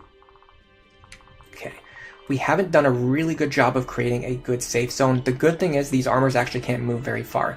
So if we get rid of these enemies who are moving forward right now, or at least body block them, and either body block or remove these enemies, we're going to be relatively okay here. So let's focus on how to do that. I think we need to put Lucina back into the rear position. She just can't, she's a little bit frail, especially with an untrained Sumia as a mother. It's going to be very difficult. Very, very, very difficult to train her. I could do this. I've got an idea. I've got one idea. I could use Olivia here. That's going to allow me to get rid of this guy as soon as possible, which I do like as well. So let's do this. This is going to utilize Lucina's HP to the fullest extent. Yeah. So if she got hit there, she would be on 2 health right now. Then I would go like this. Then I would go like this. Now I switch Robin into the lead. We're going to attack this guy because of the potential to one round. Or the potential to kill him before he attacks us. Didn't work, but it was worth a try. And because I moved Robin forward and switched them into the lead, this protects both Olivia and Lucina. Now all I have to do is have Robin fight these 2 enemies on enemy phase, and we'll get the short axe. We can send it to the... No, we can't send it to the convoy, but that's okay. Is there any way that Vake can deal with all 3 of these guys? Yes, he can in this position. Let me see. I don't have Olivia available anymore. Let me see if we can get rid of this guy with, I guess, Gaius and Stall. No, I need to body block the mage more than anything else. This is tricky. Oh, hold on. I can do it this way. Perfect. Perfect.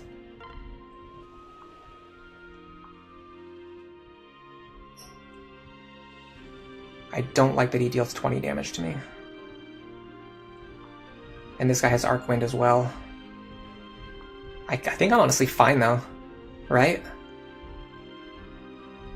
If I just heal up afterwards, I should be completely fine. I could even have Libra heal with a hand axe, so that if Libra gets attacked, he'll be fine too. Yeah, I think this works. So I'm going to go here. I don't even need to use the Beast Killer, do I? Yeah, I do. Oh, yeah, I can use the Beast Killer. Yeah, I know what I'm doing. Beast Killer here. Dual Strike saves me. Although I have to trade my items anyway. Okay, so I want to leave Vake in range of these 3 enemies, while also taking out this enemy. Which we do. Okay. I'm going to have Lisa heal here. And I'm going to have her fly over here. I need to equip the Javelin, because there's going to be a guy with a spear who's going to spawn. Where are they going to spawn from, I wonder? I only want her to fight 2 enemies. I don't want her to fight 3 enemies. But I don't know where they're going to spawn from. I don't know what tiles they spawn on. That's really tricky. That's really tricky not knowing. You think Bow Knight Crom is the best route for Crom in your opinion because he can wield both falchion and bows, but before Bow Knight he should be Sniper for Bowfair. I just like Sniper more overall. Once you have access to bows, you don't really need the falchion, although I will say the ability to switch between a 1-range lock and a 2-range lock is kind of useful sometimes, but I really just think Sniper is better overall. For the way I like to play the game, I really like Sniper. I left Lisa in a dangerous spot. That was a mistake. Well, she can get attacked 1 time for 38 minus 9 damage. I think she actually dies to that. She indeed would die to that. I need to have Libra pull her out of the way then. But there's not really a safe place to put her either. I could just kill this guy. No, I can't. But I could have Stall move into this square. Yeah, because of my awesome 8-move assassin. I can have Stall move right here.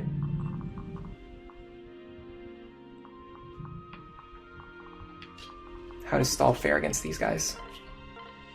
Just fine.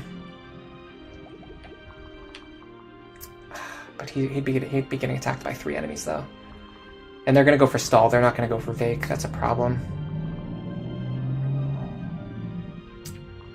Do I waste a rescue staff on this?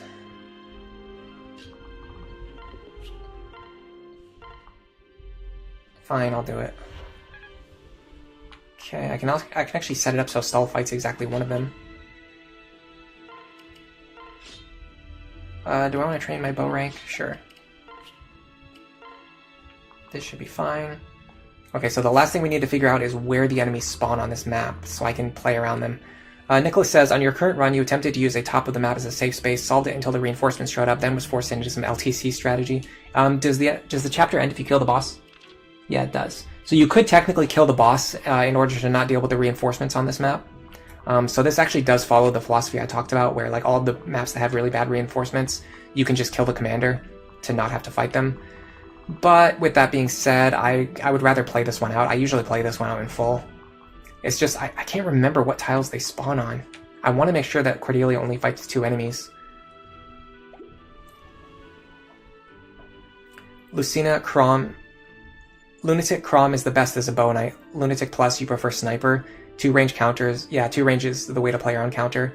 The Falchion has its moments against dragons and is essential without its extreme statistics against Grima. I typically use Lucina against Grima. And then for like Wyverns, Awakening. Chapter 14. I say this a lot, but like, you know, Falchion is effective against Wyverns, yes, but so are bows. So like, yeah, there's just not... Okay, here we go. Reinforcement tiles. I can find them on WOD. Is it supposed to be pronounced WOD or is it just WOD? How do you guys normally say it? Do you guys normally say Fire Emblem WOD? Or do you say Fire Emblem WOD? Okay, so the problem is... I can see the tiles they're going to spawn on, but I can't see which one's going to have the spear. And that matters a lot.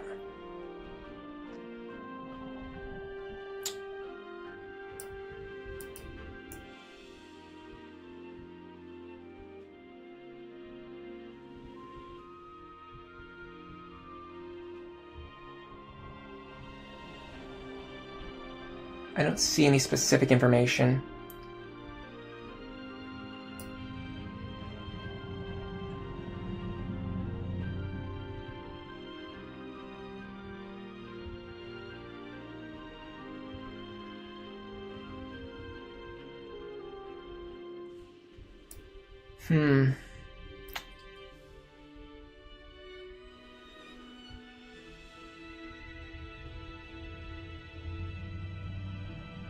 Yeah, this is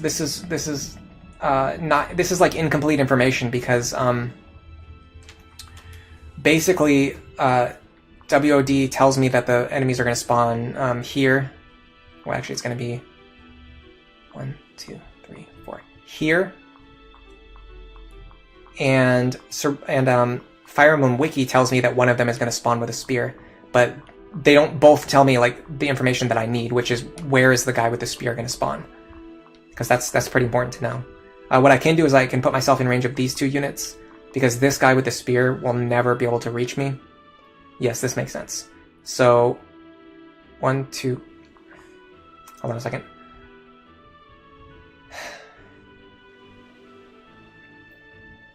One, 2, 3, 4. Okay. 1, 2, 3, 4, 5, 6, 7, 8. 1, 2. Okay. Yeah, that's a problem. That guy has a lot of reach. What do I do about this? I mean, the obvious solution would be to put Cordelia in range of all 3 and just hope she survives, but that's not a great plan. Okay, so what if I put myself just in range of this guy? The problem is that you don't know if he's going to have a spear or a lance. And if one of the other guys has the spear, if one of the other guys ends up having the spear, it causes a problem.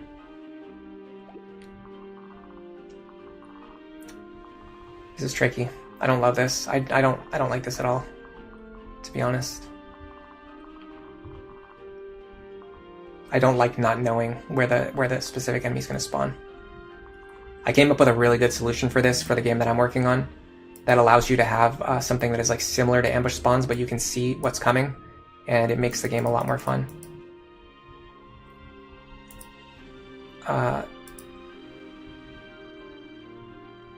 Yeah, you can have your flying units like fly out here and fight them, so that as soon as they spawn, like you fight them right away. But although that's tougher to do on Lunatic Plus, but it's actually not, because you could use a forged beast killer to just guarantee one-shots. So even if they spawn with counter, you just kill them without taking any counter damage.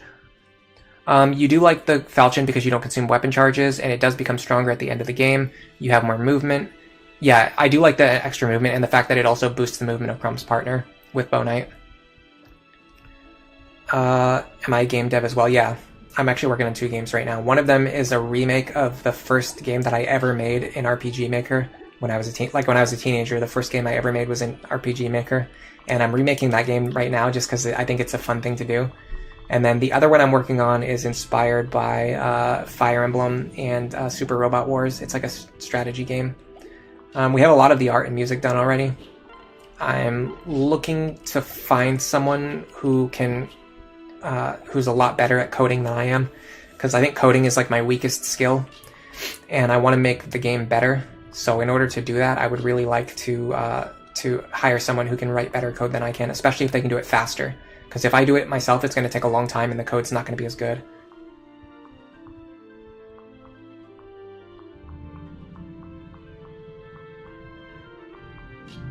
Okay, I like this square right here.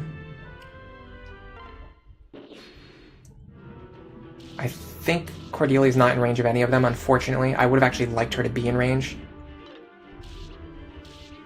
That's annoying. I don't know why he did that. Well, I guess she's a more appealing target than Bake. But yeah, I think this square would have put her in range of just one flyer. Either 0 or 1 flyers, and I think that was the best I could do in that situation without having any information. You know what's really annoying? I'm actually not going to be able to see which one has the spear. Okay, it's the one on the left. Cool, if I had known that, I could have planned everything out way differently.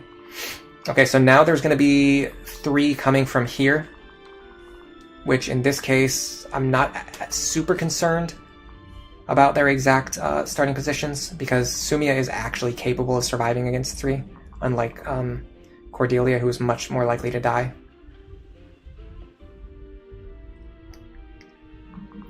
But before that, we need to take care of these enemies. So let's do this. So I need to get rid of this guy right now with the Beast Killer, and then on enemy phase, these guys are going to deal... Ooh, they actually just kill her because she's not on full health. Okay, there are ways to play around that still. We still have a lot of options here. The big thing is, these two right here have so much reach onto the ship.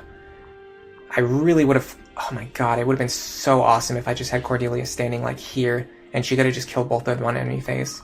But I don't know if the spear guy still would have been able to reach me. Maybe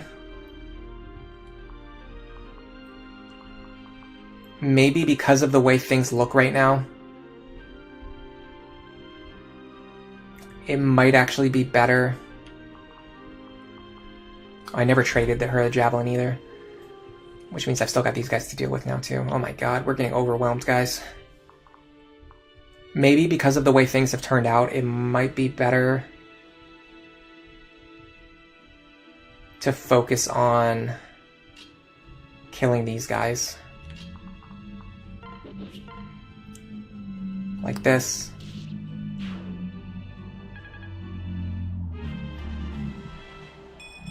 Because I never healed Cordelia back up to full, she can't actually fight 2 on enemy phase anyway. So then we go here, she actually doubles now, which is cool. Now we're out of range. These two are now out of range of the Wind Mage, but they are in range of the Pegasus Knight. Now what we need to do is get our other units out of range of the Pegasus Knight, which is a tough case to crack. Especially with these guys. None of them have beast killers, right? No.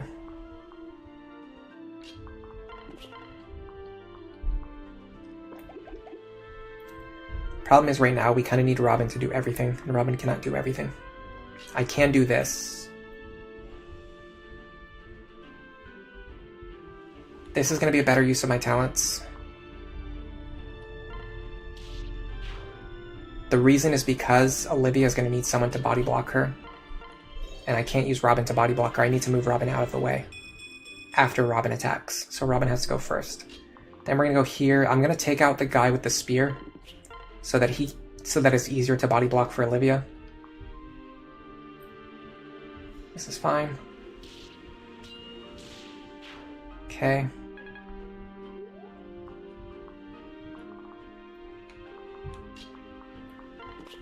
$11 damage.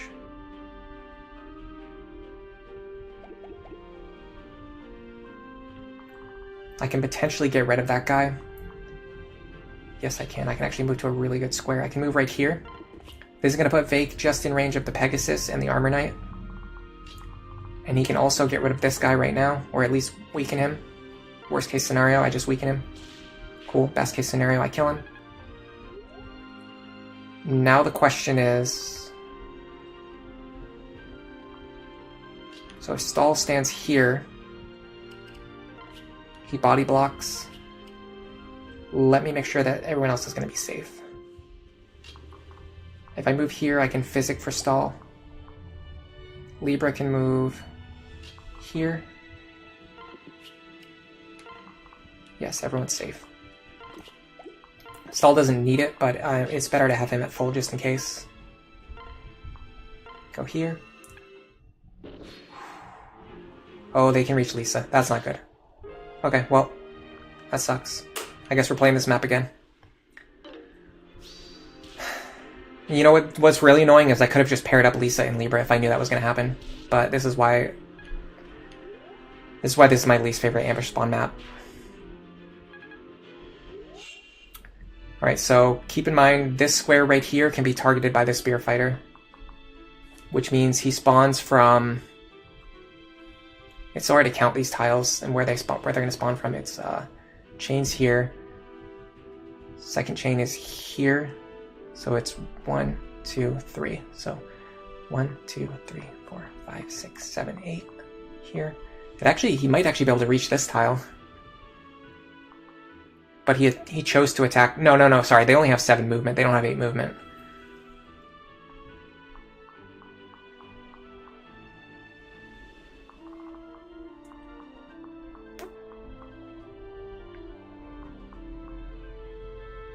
That seems way closer than what the map says it is.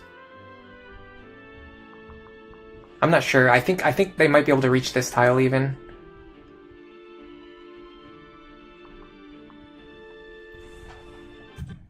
Alright, let's do better next time.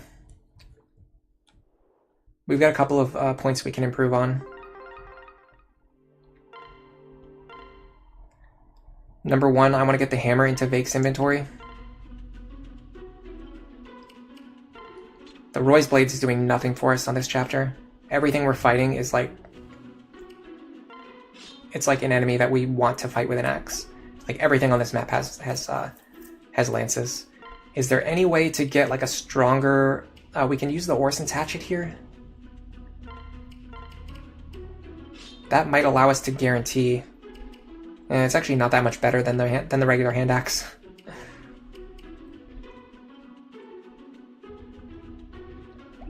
I don't think we need a concoction though.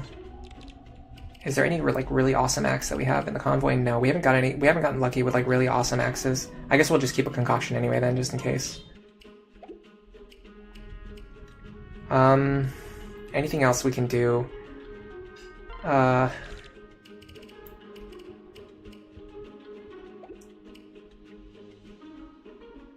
Guys, can I give him a better bow? Defense tonic on Cordelia would be a really good idea this chapter, because we've been struggling with her being just in range of like getting 2-shot. And I should have defense tonic saved up. Yeah, I have 1. Okay. Speed tonic might be worth it, because she was actually she leveled up in the chapter. She got +1 speed and she was doubling enemies, which means if we give her a speed tonic, she'll just double them without needing to level up. That's going to make our Cordelia opener a lot more consistent. It's very much worth considering that.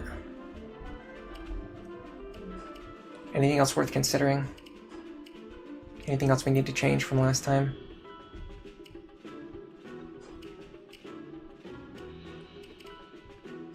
I could give a magic tonic to Robin.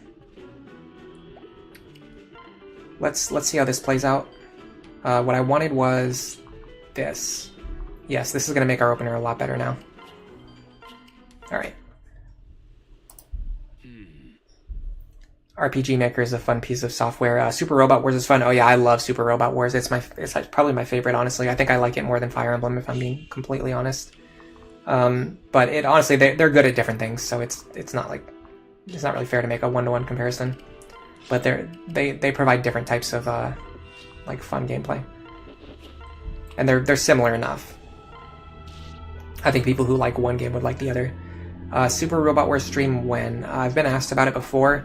So apparently Bandai Namco doesn't really like it when people stream their games, and typically if somebody doesn't want me to stream their game, I just won't do it. Not even because I'm like afraid of that they're gonna like, I don't know.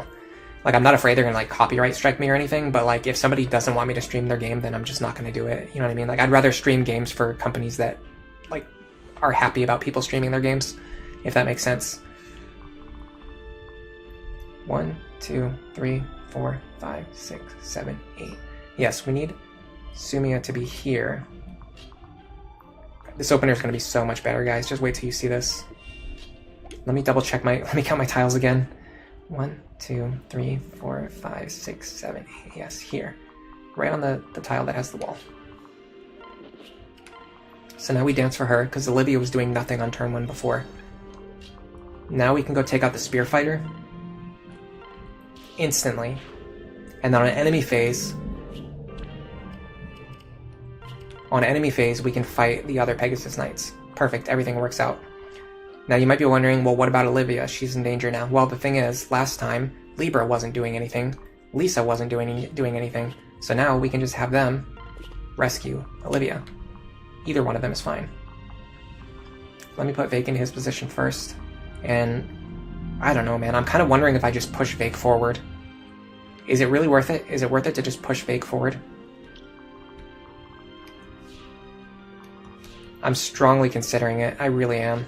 Let's do it this time. Let's do an experiment, because this is going to allow us to gain a lot more momentum if we start with this opener.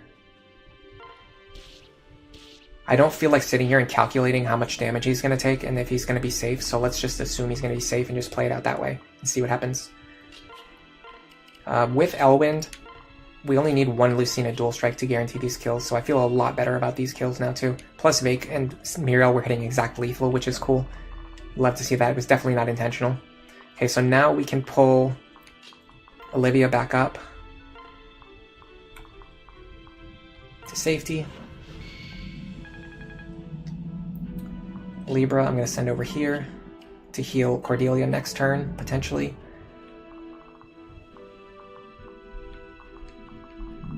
Stahl and Gaius are going to wait in the center, because we're going to use them next turn, probably. Nice guard. Yeah, see? Ooh, okay, that was a clutch soul proc. That soul procced at the exact time that we wanted it. That's bad. That's fine. Oh, I see. When they roll speed +2, we can't double them. Okay, hold on. We need to give Robin a speed tonic as well. We got Vengeance now. That's good. Because if they roll speed +2, we can't double them, and that's a huge deal. That's a huge problem. Why do they do that? They're intentionally moving to block their own allies. Ugh, so frustrating.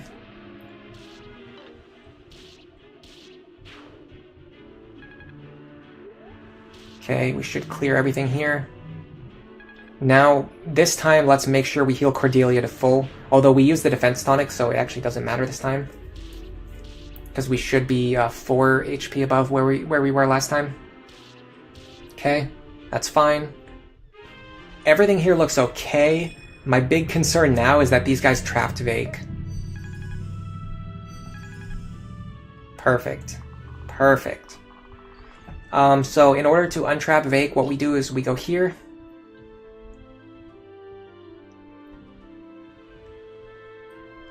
No, we don't. No, we don't. Stop. Think over what you're doing.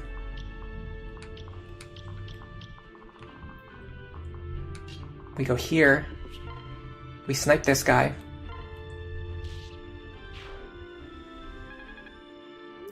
Robin goes here. Actually, Lucina can go here.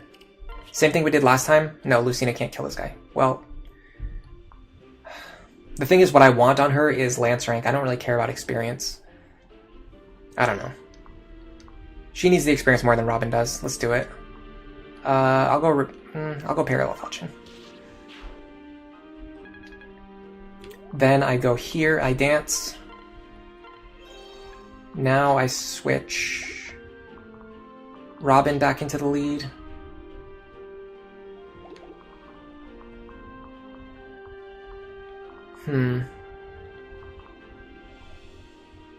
What if I do it this way? Hand axe here.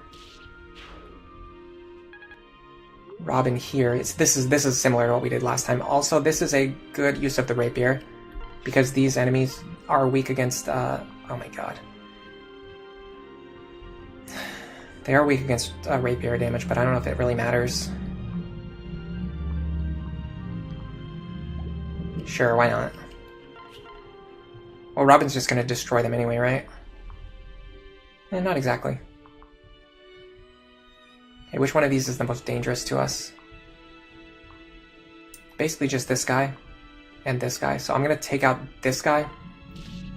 Fight the other one on enemy phase. Vake is safe now because of the maneuver we did, where you have Vake back up, attack, and then Robin moves 2 squares in front of Vake. That keeps this unit safe. You can do that with any pair of units if you want, but in this case it just happened to be for Vake. That soul proc we got was so clutch though. That was awesome. That was like a perfect soul proc.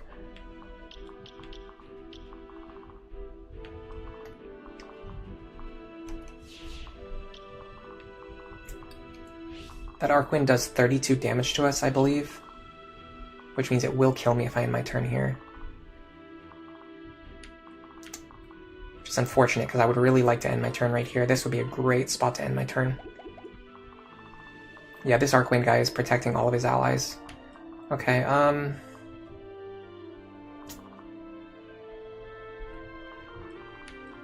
is there anything we can do?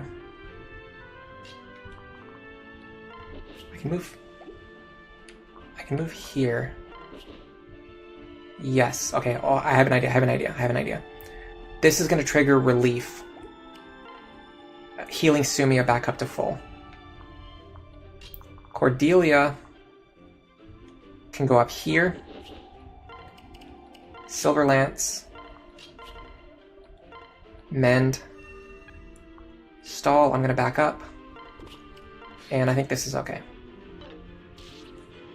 Just get rid of it, or at least injure this one guy. Robin should sweep everything over here this turn. See, it is good. It's still useful to have a sweeper even when you're using team play, but you don't need to have the sweeper do everything. You can just have them control like one zone, while the rest of your units still level up and gain experience. And then later on, if you get into a situation that your sweeper cannot handle alone, you have a full team to back them up, instead of only having one unit to do everything. That's the reason why I like using team play more than just having one sweeper. Alright. Do I know the fan game Super Hollow Wars? It's Super Robot Wars with Hololive. No, I didn't know about that one. I have. It sounds pretty interesting, though. I could check that out. Bowfair is fun. You found it's best you have a single character with each of the fair skills. It's disgusting in Lunatic once you set it up, for sure, yeah. Speed Tonic to counter speed +2. Currently, you're at chapter 20. You found having support with plus strength support character is necessary for greater consistency on Frederick. In your case, it would be Stall. Stall Frederick. What about Virion Frederick? Virion actually gives a lot of strength to Frederick. It's one of my favorite pair-ups. One of my favorite underrated pair-ups is Virion Frederick. Okay, so the difference I'm seeing now is that we've gotten pushed a lot further into the center. I feel like there was not this many enemies last time to deal with. I'm not sure. But if we take care of all of these guys, then it doesn't really matter, right? Like, we can just kill all of these guys. I can even use the hammer for this. Doesn't kill. Orson's Hatchet doesn't kill. Why did we get the Orson's Hatchet? I don't even remember. Do any of these guys have ranged attacks? This guy does, yes. But he's not going to be able to reach me. So what if I just go here? Silver Axe or Hammer, what's more valuable? I think a low charge hammer is actually not that valuable in the long run, so I'm going to go hammer here. Nice soul proc. We're getting lucky on the soul procs this time, I will say. We're getting them exactly when we want them, exactly when we need them. Okay.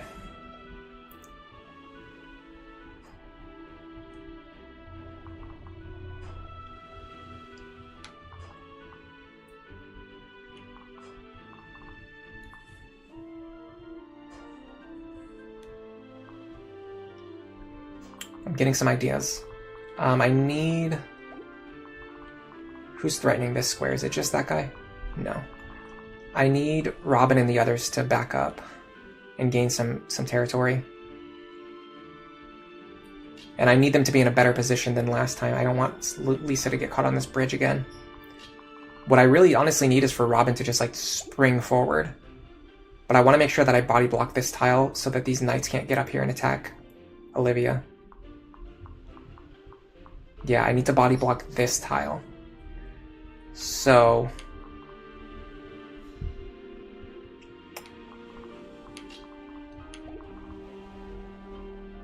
Gaius is in a really awkward position too. Let me move...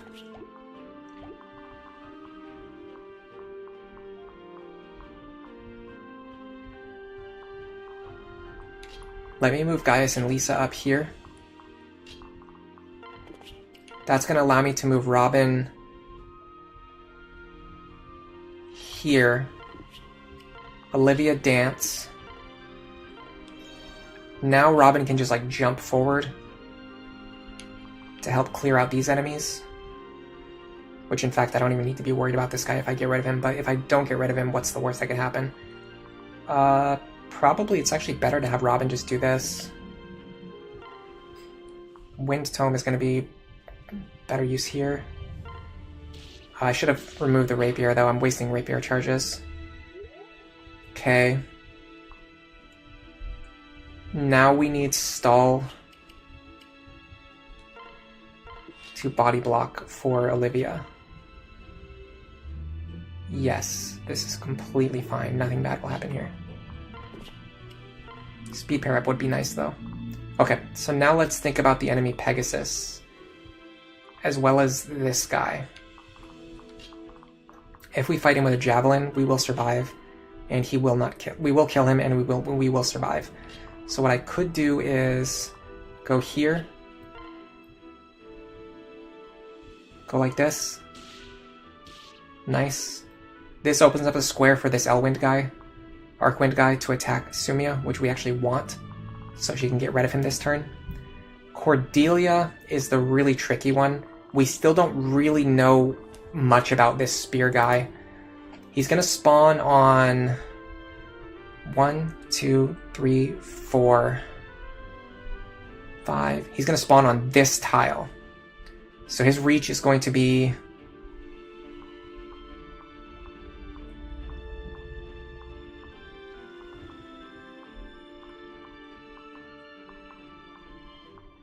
Okay, the spear guy reaches all of these tiles, so there's no way to stand in a tile that he cannot reach.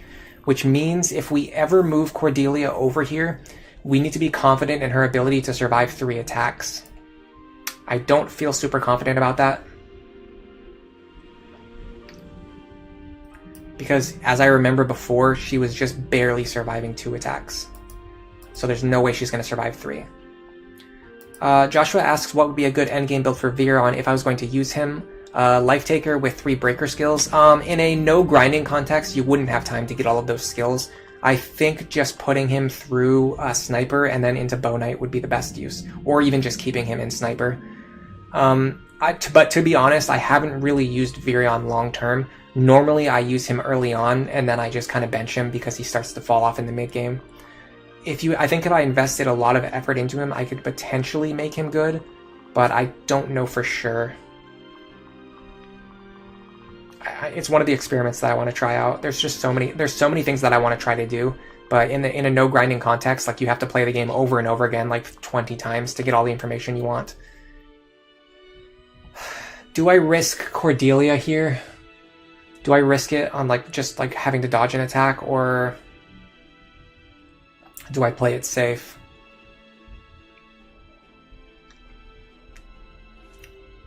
I don't have their enemy data in front of me right now. Let me get that up. Flames on the blue. Enemy data. Lunatic plus. Reinforcements. The problem is, it doesn't tell you how much attack they have. It just tells you their strength and that they have a Silver Lance equipped. But how much does this... Oh, okay, well, I can see what a Silver Lance does. Silver Lance has 13 might. And they have +4 from their weapon rank. So they're going to have 17 plus 14 damage. They're going to have 31 damage. Minus 14 is 17. So yeah, she can only take 2 attacks. Even if the spear is less damage than the Silver Lances, she's going to have 5 HP left over. So there's no way she can take all of these attacks.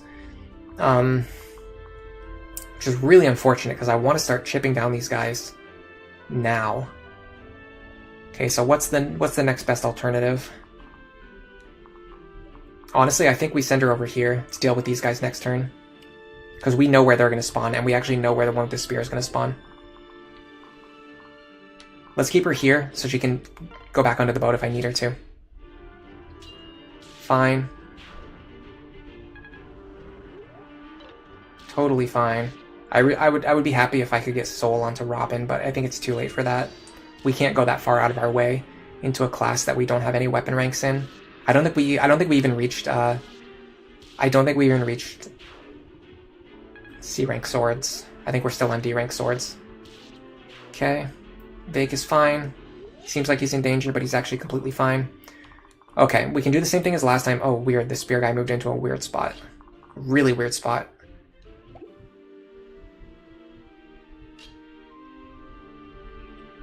I swear these enemies are just trolling me now at this point.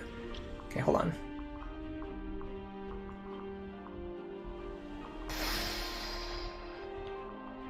Yeah, he moved into the worst possible spot, but what did you think was going to happen, right? I wonder if I just have Robin fight these 3. Like, seriously, what's the downside to that? There's literally no downside. Do you take out this guy? In fact, take out this guy. Actually, he's pretty tough. Does Elwyn do it? Not really. I would need Lucina dual strikes. I get 2 chances. Okay, well, what about this? Oh god, her dual strikes don't even do anything. That's pathetic. Alright, so, but now we're body blocking this guy. Robin is only at risk from these 4 enemies. These ones are doing no damage to Robin. The Pegasus Knights deal no damage to Robin. Keep that in mind. So it's really, Robin is only getting attacked by this one enemy right here.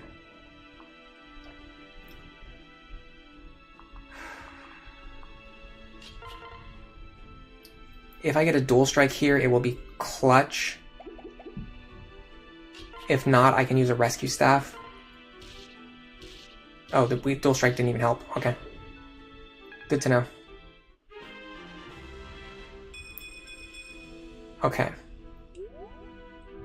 Everything's fine. It looks bad, but it's actually much better than it looks. Vake can go up here.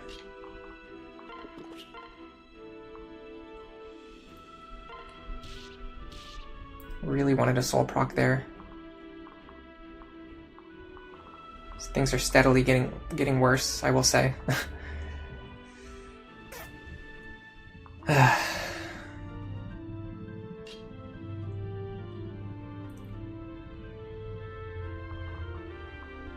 How far can Libra reach with a rescue staff? Actually not that much further than where he currently is standing. Why did I just have to, like, not get any of the outcomes that I wanted?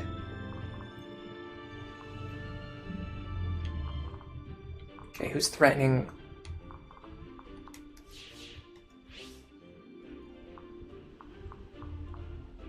If I can heal Sumia back up.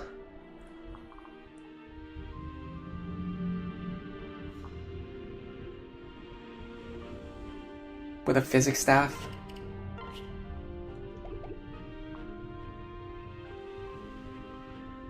Okay, I have some ideas. What if I... Yes. Okay, I'm seeing it. Go here.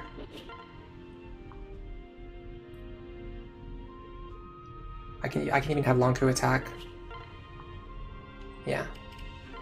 So go like this.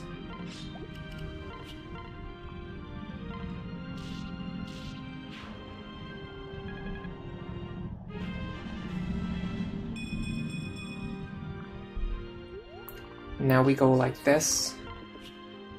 Who would we rather dance for, Vake or Lonku? I think Lonku.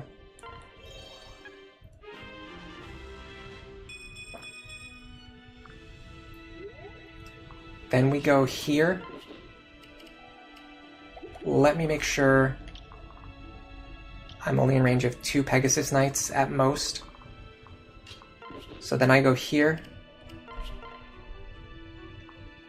I'm going to use the Beast Killer, even though it doesn't one-shot. It will one-shot the Pegasus, which will matter.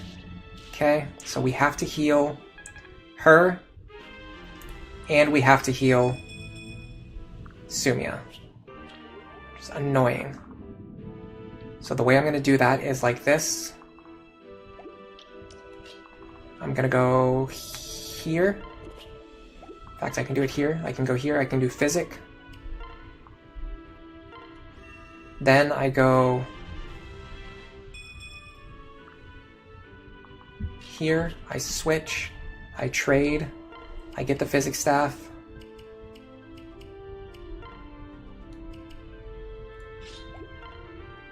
I Physic Sumia. I don't feel great about Sumia's survival chances, I'm going to be completely honest with you guys. I think the reinforcements from the left and the right are both going to attack her. Let's see. Depends on who moves first, I think. If the ones on the left move first, they're going to go after Cordelia. If the ones on the right move first, everything's going to go after Sumia, and then she might die. Because she's caught between a lot of enemies. Okay, they're going after Cordelia. That's really good for us. This one goes for Sumia, sure.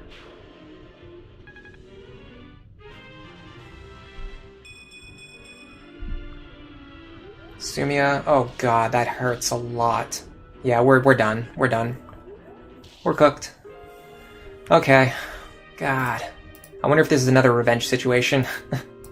Do we need to come back and do this on another stream where I'm not tired? Because I'm already we're getting close to the 4-hour mark now, in fact. I just hate how every stream lately is ending with me not being able to beat a chapter that I know I can beat. So the way we would fix that situation, well, I mean, honestly, the way we would fix that situation is by having the spear fighting Pegasus Knight not move into the worst possible square. So, but there's no way for me to control what square he moves into, so there's no way for me to do that. What would be the next option? So first of all, I need speed tonics on Robin.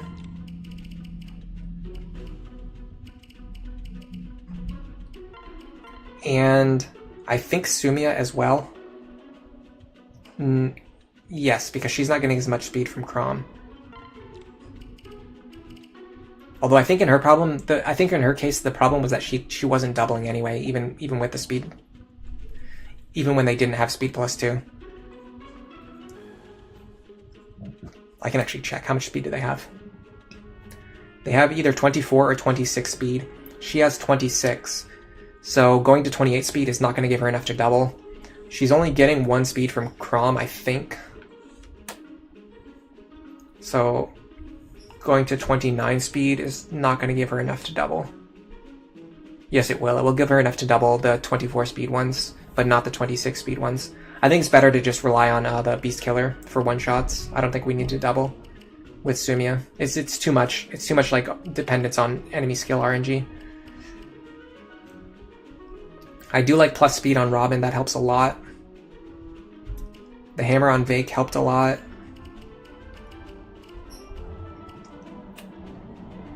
Where did I mess up?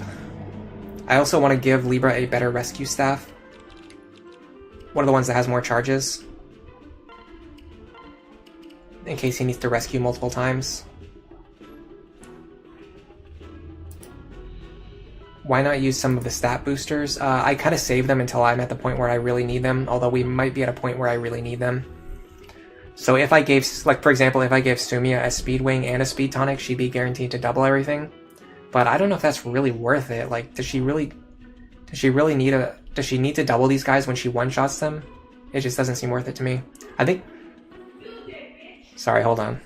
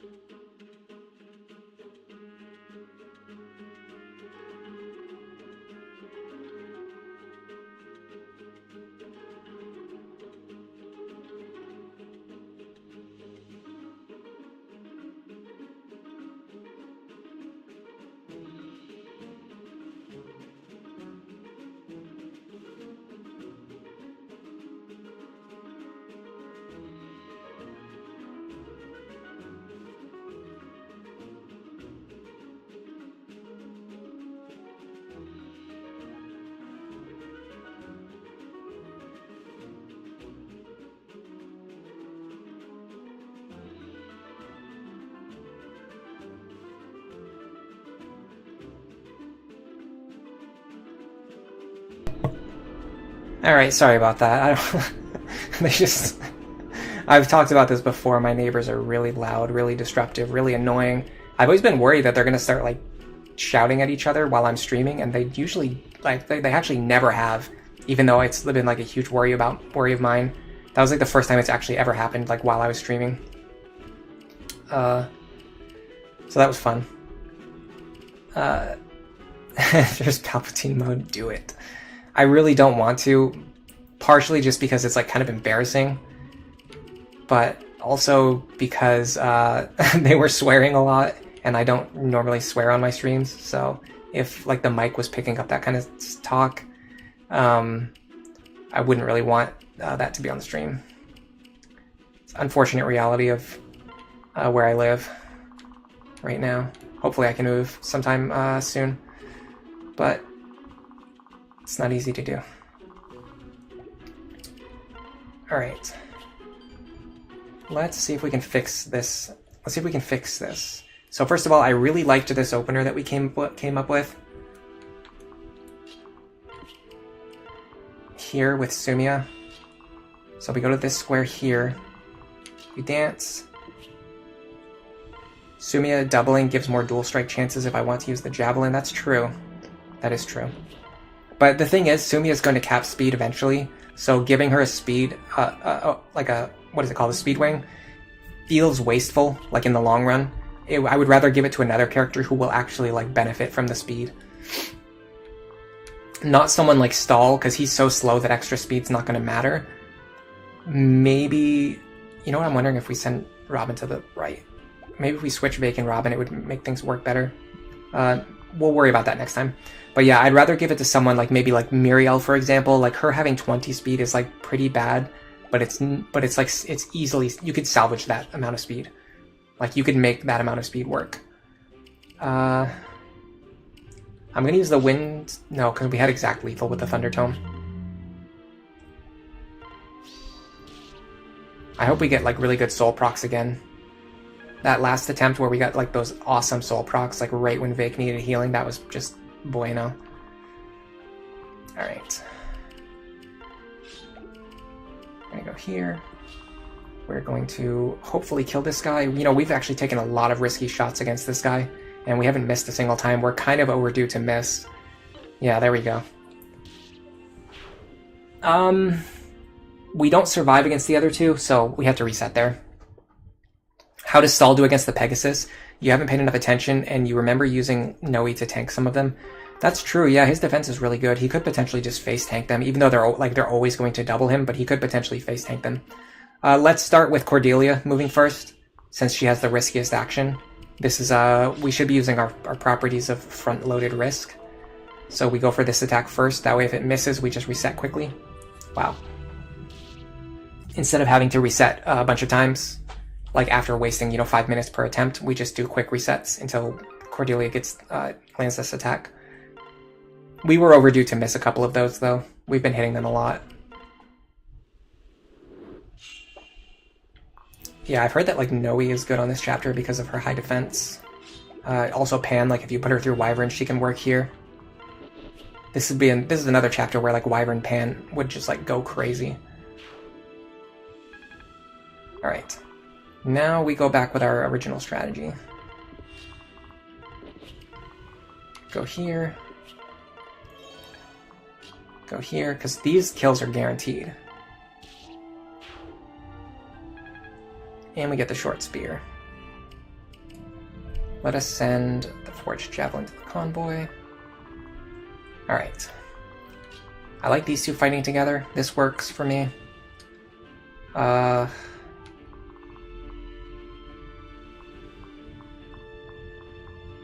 wonder if I move... No, because if I move to that square, I'm going to trigger the aggro on this guy. Which is bad. So stay here. Go here.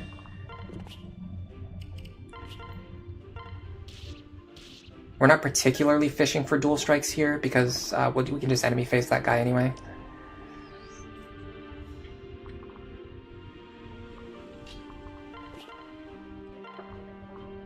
We're going to pull Olivia out.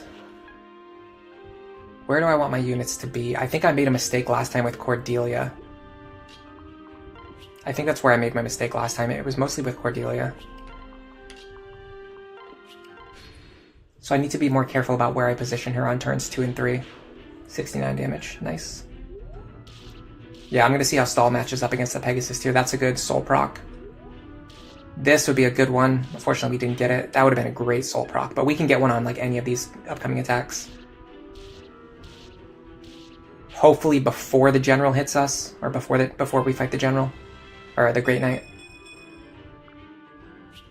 Vengeance, we don't need. Our Robin just doesn't take enough damage. That's bad. We're not killing them anymore. Weird. Something happened, like our damage went down for some reason. Oh, I forgot to equip the Elwyn's Tome, that's why. buffoonery. Alright, well, Vake's not boxed in this time. That helps. Yeah, she's not dodging these attacks, so we can't really count on her dodging. We need to assume that she's always going to take 2 attacks per turn. Sumiya feels like she's dodging a little bit more often. She's way out of position now, though. That was probably the worst soul proc. We really wanted to get against one of the enemies that were hitting hard. Alright, because of the way this played out, we're in a very tricky position. We can do the same as last time. We can still have guys run up here, finish this guy off.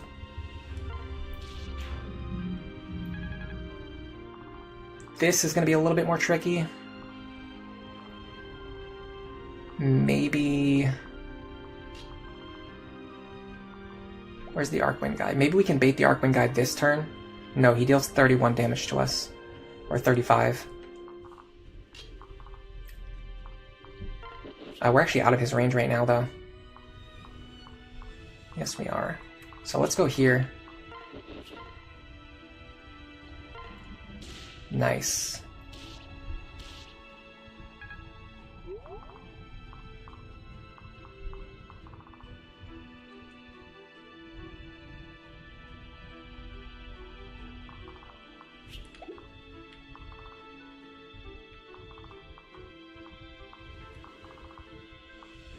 That actually might hurt me more than it helps me.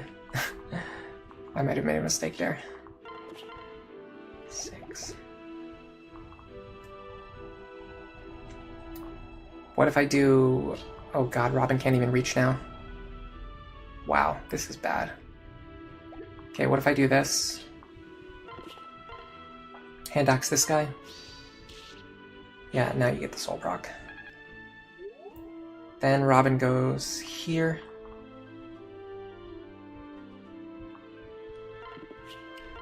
Olivia goes here. Robin goes here. We have to use our action taking out the Pegasus this time. Yeah, we're using the wrong tome. I want to use Elf Thunder. And I want the Rapier equipped this turn.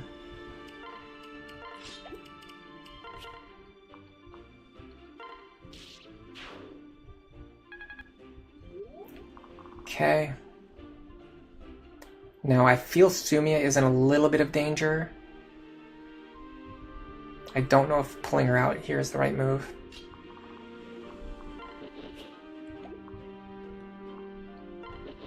I like this. We've been doing this a couple times. This works pretty well.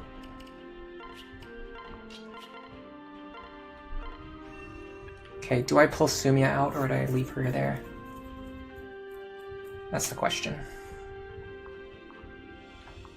If I can pull her over here, this actually might be good. Oh, even here, this would be even better. Although, she might get moved above me. If that happens, then I'm going to be in trouble. I think I can pull her over here, though. I just can't guarantee where she's going to go.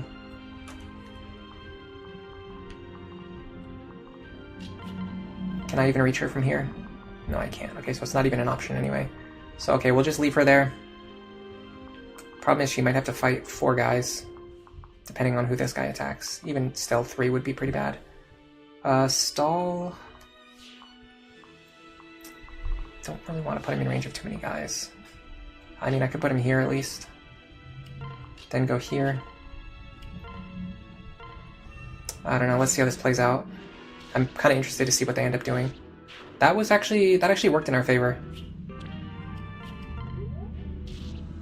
Okay, he attacks Stall, which is actually really good. That was probably the best outcome. Experience for Stall. Yeah, we're in trouble. Okay, the fact that we didn't kill that guy actually plays to our benefit. Did he crit us, or did he just hit us really hard? I think he crit us. Let me check that. Oh god, this is pathetic damage. And we needed to sweep that guy this turn, too. No, he just hits for 23. Okay. Good to know.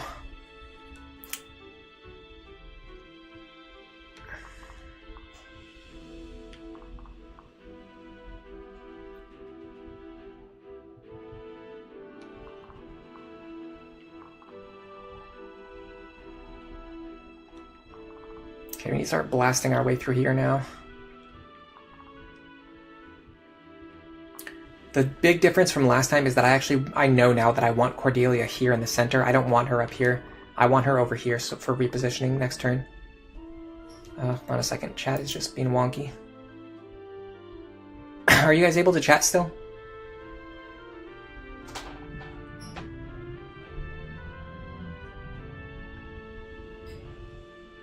Give me 1 second. I'm going to reset my YouTube studio. It's probably a problem with my browser, not a problem with chat. I think the longer the stream goes on, the more like my own browser falls behind the stream, which is kind of funny. All right, head over to the live stream.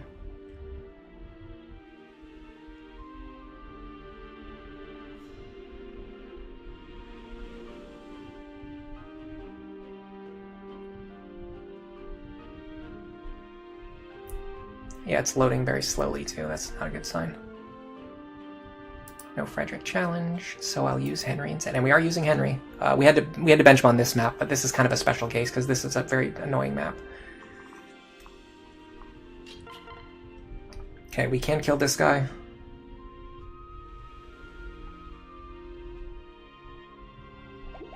Can Vake kill him? Not reliably. How far can Gaius go? Unfortunately, not to the square that we want. Okay, well, I want Vake to move first then. I think if I... Oh, yeah, thank you, Tricky. I think if I move my units in the right order, I can do this the way that I want. So I would start like this.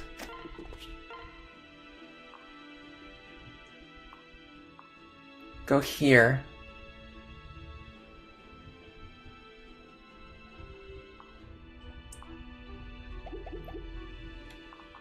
How far can he go?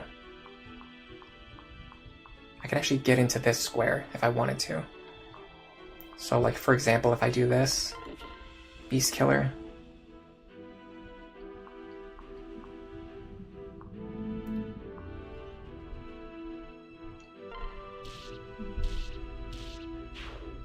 Never dual strike. Then I can have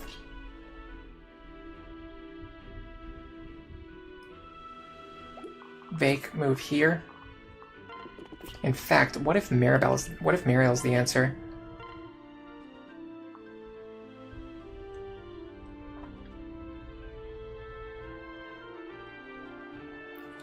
And I don't worry, I know that I'm threatened by that Arcwind guy. I need to do something about him. That's kind of part of what I'm trying to solve here. So what if I go here? I don't quite kill this guy. What about Gaius?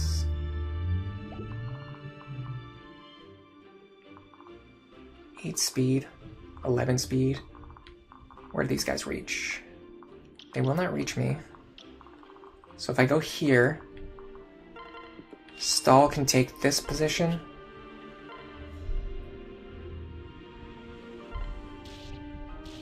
Okay. Now I need Muriel to be able to go forward one more square from where she currently is.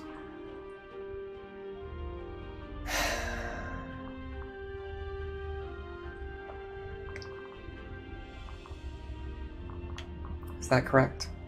Yes. And I want her to still be paired up with Vake when that happens. Okay, in that case, I'm going to do it this way. She has more movement. I'm going to put her in front. Dance here. Go here. Now, these characters can body block these 2 units. I could even potentially remove one of them this turn if I have the damage. I don't actually have the damage to guarantee a kill on either enemy here. Maybe Vake does. Yes, Vake can actually kill this guy, which is actually good. Because he's the most problematic one.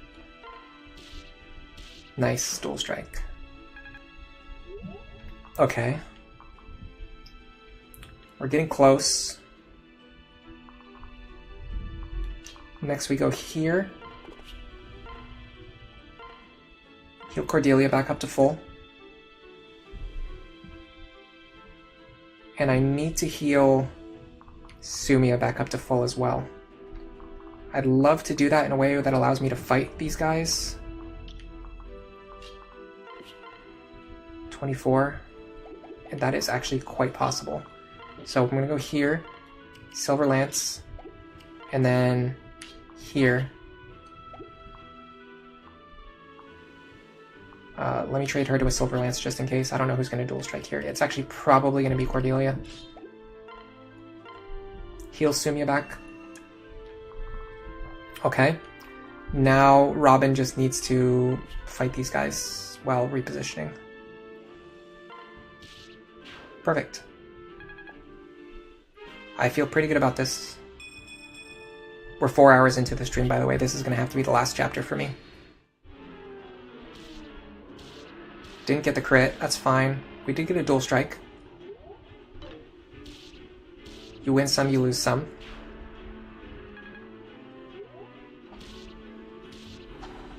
Bake should be fine. Bake is completely fine. Okay, so now we're getting closed down from all sides. Oh, God. It never ends. Okay, we can get this guy with the spear.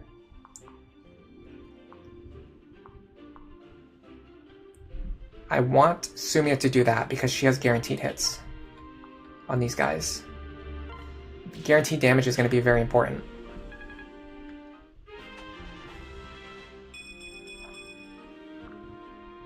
The next thing I can do is have Cordelia.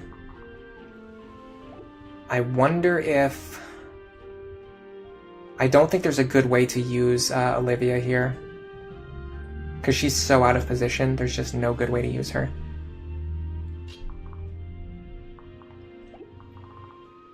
I kind of have to punch through this general, like, right now. But there's just no way of doing that. I guess the hammer, maybe? God, even the hammer, like, doesn't really do it. It's like a hard maybe. Really needed a soul proc there. Okay.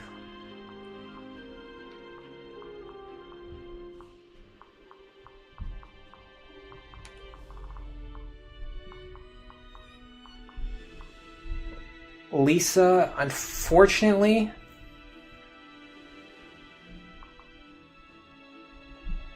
isn't particularly safe here either.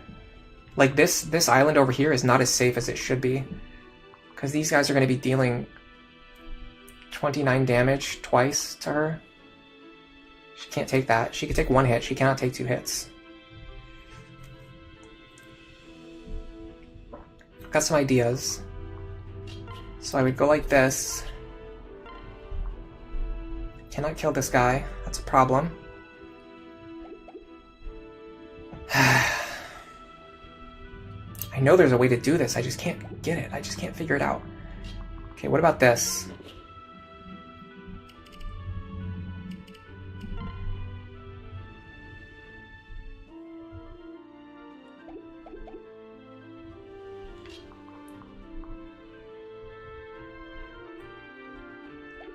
If I can get the right unit to this square, I can win. I think it has to be Robin. Okay, hold on. I'm coming up with ideas.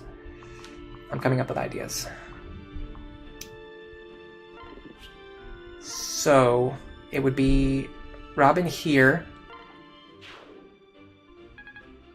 Olivia here. This makes the best use of Olivia.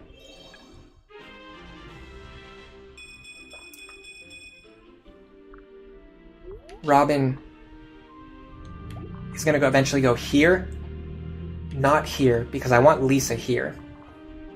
So Cordelia goes here. We got 2 chances to kill this guy.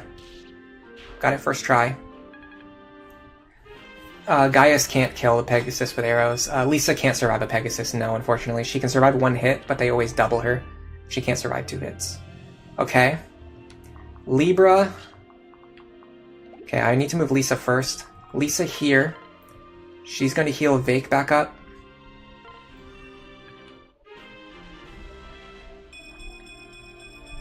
Nice level up, Lisa.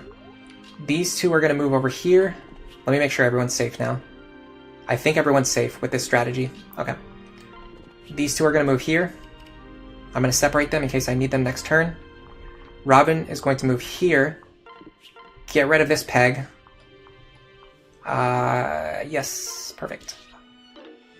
Doesn't matter if Lucina misses. I should have traded her back to the lance, though. That was my misplay. Now, I go here, and I rescue Olivia. And everyone is safe, except for maybe Gaius. I think Gaius and Stall might get attacked by Pegasus Knights now. I should have kept them paired up. And I should have kept... Oh, God. Why do I do this to myself? I should have checked the reinforcement order one more time. I knew that those Pegasus were coming. I just didn't plan around it at all. Okay, Gaius might be in trouble here. I'm actually more worried about Stall than Gaius. Because his health is low. If Stall is in range of the Pegasus, he might be in trouble. If it's just Gaius, we might be okay. I think Lisa's okay. She's in their range, but none of them can actually reach her because of the walls of the boat are actually body blocking them. Gaius is safe. Oh, nice. Nice dodge tank. That guy probably couldn't kill him anyway. Yeah, not even close. Yeah, Gaius was safe. This right here, this ship tile actually body blocked Lisa so that she was safe. And then she had characters to the north and south of her, which also kept her safe. So we were actually totally safe there. Well, at least on Lisa. Unintentionally, I did not do that on purpose. That was just a case of me getting lucky. Yeah, the only way Gaius can do it is if he has a strength pair up and if I sing for him so he attacks twice. It's crazy how weak he is.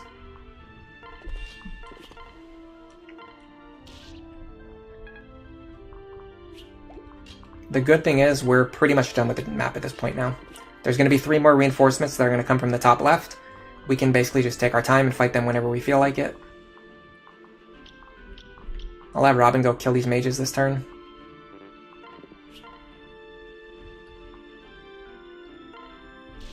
I should have switched her back to the lance. I keep forgetting to do that. I don't know why. Well, I know why. But one-shot guaranteed. Definitely on the spear, you go for the guaranteed one-shot. This guy, we get 2 chances to one-shot him. And we got it first try. Okay. Lisa's going to do some healing. We're going to do some unpairing. Some more unpairing, sure, why not? Okay, so there's going to be 3 more coming from the top... What is it, top left or top right? Top left. After this, there's nothing else to worry about. We can just kill the boss at our own pace. Loot all the chests, and clear the map. Yeah, Robin soloed about half the enemies, but I think it's a little bit different from only deploying Robin still. And also, keep in mind, this is a no Frederick challenge. If I had Frederick available, I would be using the rest of my team a lot more. But with no Frederick, Robin really has to take up a lot of the extra duties. What are my levels looking like? God. It takes so long to grind back up to level 10. This is why I don't like second seals in this game. Thank you. Another second seal, just what I didn't want. I think I'm going to fall back this turn because the general can't reach me. This guy actually has a lot of movement, but not that much. These guys all have equal or higher... Yeah, these guys all have equal movement to him, but they're all further ahead than he is. So I'm going to move Robin back. Here, I'm going to use just the Wind Tome, because I actually want to leave them alive on low health if possible. I might even unequip... No, because I want Lucina to get Lance rank and experience. Okay. I'm going to go... here. In this case, I don't need to one-shot them, I just need to weaken them. So this is fine. And then we can put... Actually, because this guy has a spear equipped, because this guy can only reach us with a spear, what we can actually do is have Crom fight him. Like so. Assuming he'll attack Crom, he might not. I'm going to put Lisa here. She supports both of these characters. Then I just need to have my other units start getting into positions where they can contribute next turn.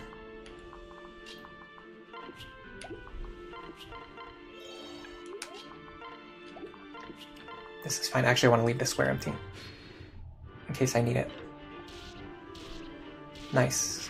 Yeah, because we switched from the Beast Killer to the Iron Lance, not only did we save Beast Killer charges, but we gave Longku the opportunity to generate some free experience for himself.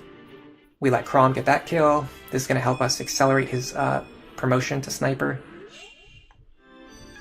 I'd like to give him this kill too as well if I can, but this guy's going to be a problem. We need to make sure... So the number one thing we need to do right now is make sure we can get rid of this guy.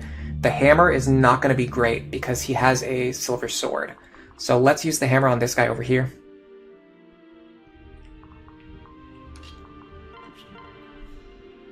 I like... What I would really like is a Crom pair up, but that's not possible. How much are we doing? 28 times 2. We're dealing 56. We actually need a lot more damage here, or we just need a dual strike. So what are our chances of dual striking? I mean, honestly, I think sticking with Muriel is best in this case. She gives us the highest chance to dual strike. She doesn't give us strength, but she gives us defense, plus we get a crit anyway. Okay, that frees up a lot of potential. Oh, I had the Bronze Lance equipped the entire time, that's great. I was complaining about it the whole time, I actually had it the whole time. I am going to El Thunder here. I do not want to risk leaving this guy alive. Well, I don't know, his resistance is pretty low.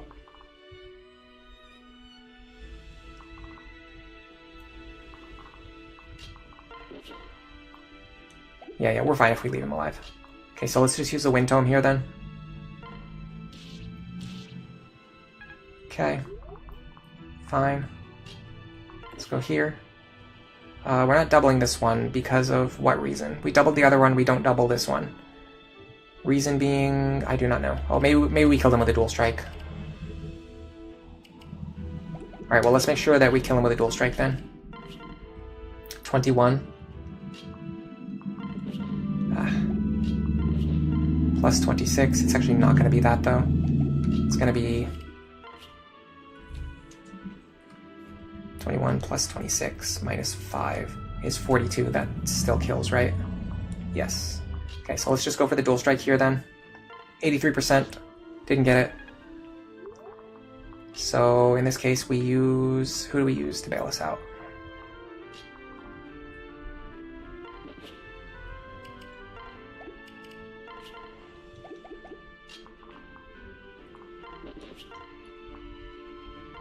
Gotta use one more Beast Killer charge. I can just have Olivia go up here. I'm gonna use Stall for this. No, I'm gonna use Libra for this. Okay, we're gonna go here. We're gonna dance. And then Crom just shoots again. No risk. Probably don't have any way of getting him to level 10 on this map, unfortunately. Who has not moved? Same with Lisa. I doubt we're going to get her to level 10 on this map. Let's go loot some chests.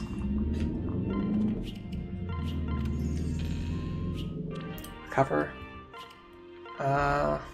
Pretty much only good for experience gain.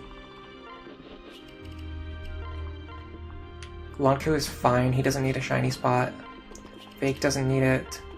Muriel does not need it. I suppose Crom doesn't need it because he's already too close to level up. It's too risky. What about Lisa? Lisa could actually sort of use it, but if she gets weapon rank, which is the worst one, kind of sucks. Actually, I think Lucina's the best user.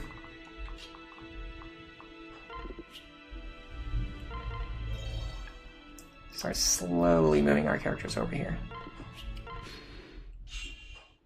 Yeah, what I'd like to do is this.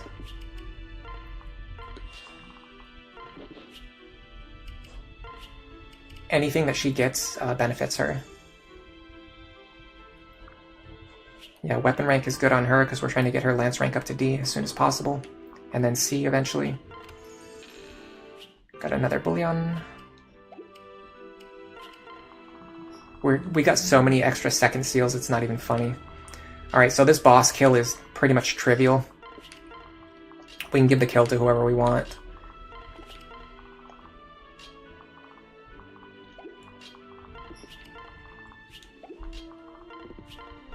I might let Crom fight him. Or, you know what I could do is I could let somebody else chip him down and then let Crom get the kill. That might be the best use. Let me see if Crom can actually damage him. The answer seems to be no. Probably not even with a Vake pair up. Nope. I would have 2 chances to dual strike though. And the dual strikes would pretty much wipe him out. So, okay, so let's chip him down first and then we're gonna let Crom kill him. With a Vake pair up partner. I like the idea of training Cordelia. I don't know if she can really fight this guy. Seems like no. What would be her best option? This Robin pair up, probably.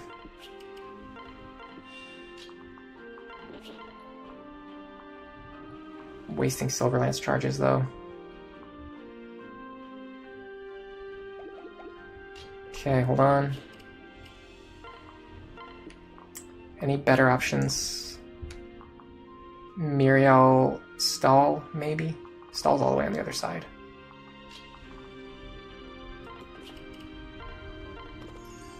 Magic is probably the way to go, yeah.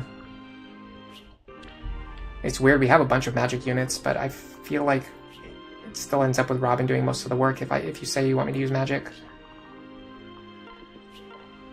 The rapier doesn't even damage this guy, okay. Okay, so Lucina's out. Sumia's out. Cordelia, I think, could still potentially work with the right pair-up partner. Lonku is probably out. Yeah, Lonku gets one shot. Oh, I didn't even check to see if he one-shots Cordelia. I don't think he does, though. Yeah, he doesn't quite one-shot her, but she can't do anything to him.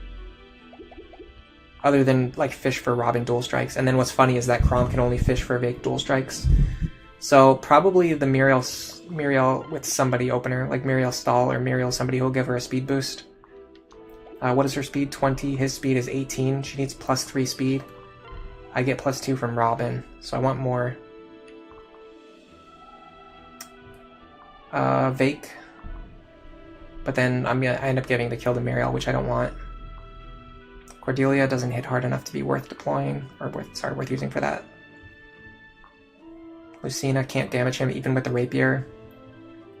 Cordelia with a magic pair up and a tome. What is his resistance? 13?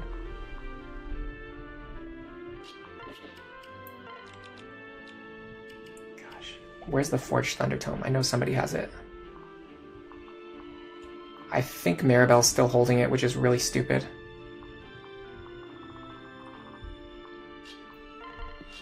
Yeah, I think Maribel's still holding the Forged Thunder Tome. Fun times. Because, like, with the Wind Tome, we're not even going to have 13 attack. We're going to have, like, 10 attack. So we won't even be able to damage this guy, even with a tome. Do we have any tomes that she can equip? The Thunder Tome? Maybe.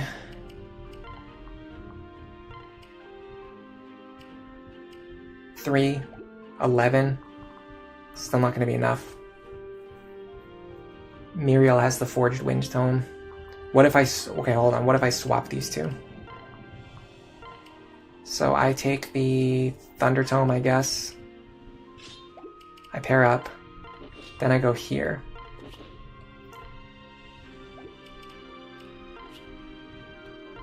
Oh my god. 1 damage. Guys, please. And that's only if she's in the lead, because then that's the only way she gets the pair-up bonuses from Muriel. What about the Robin pair-up will give her magic, though, right? Yes, it won't give her speed, but it will give her magic.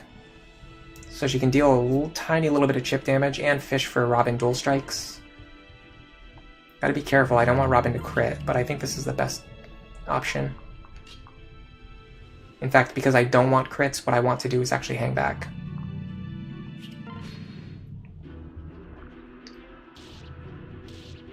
Nice. Also nice. Okay, so Crom should be able to get the kill here now if Vake dual strikes. Yes. So now what I do is I want Robin here.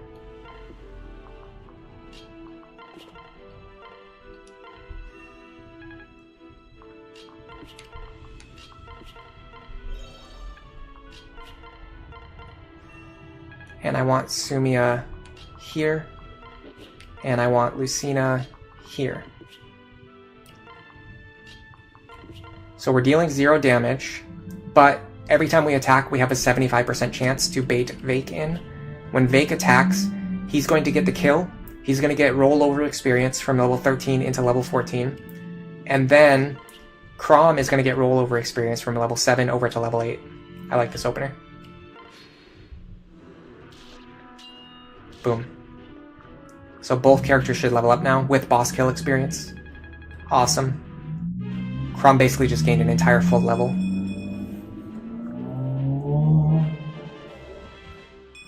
And Vake is almost at Axebreaker.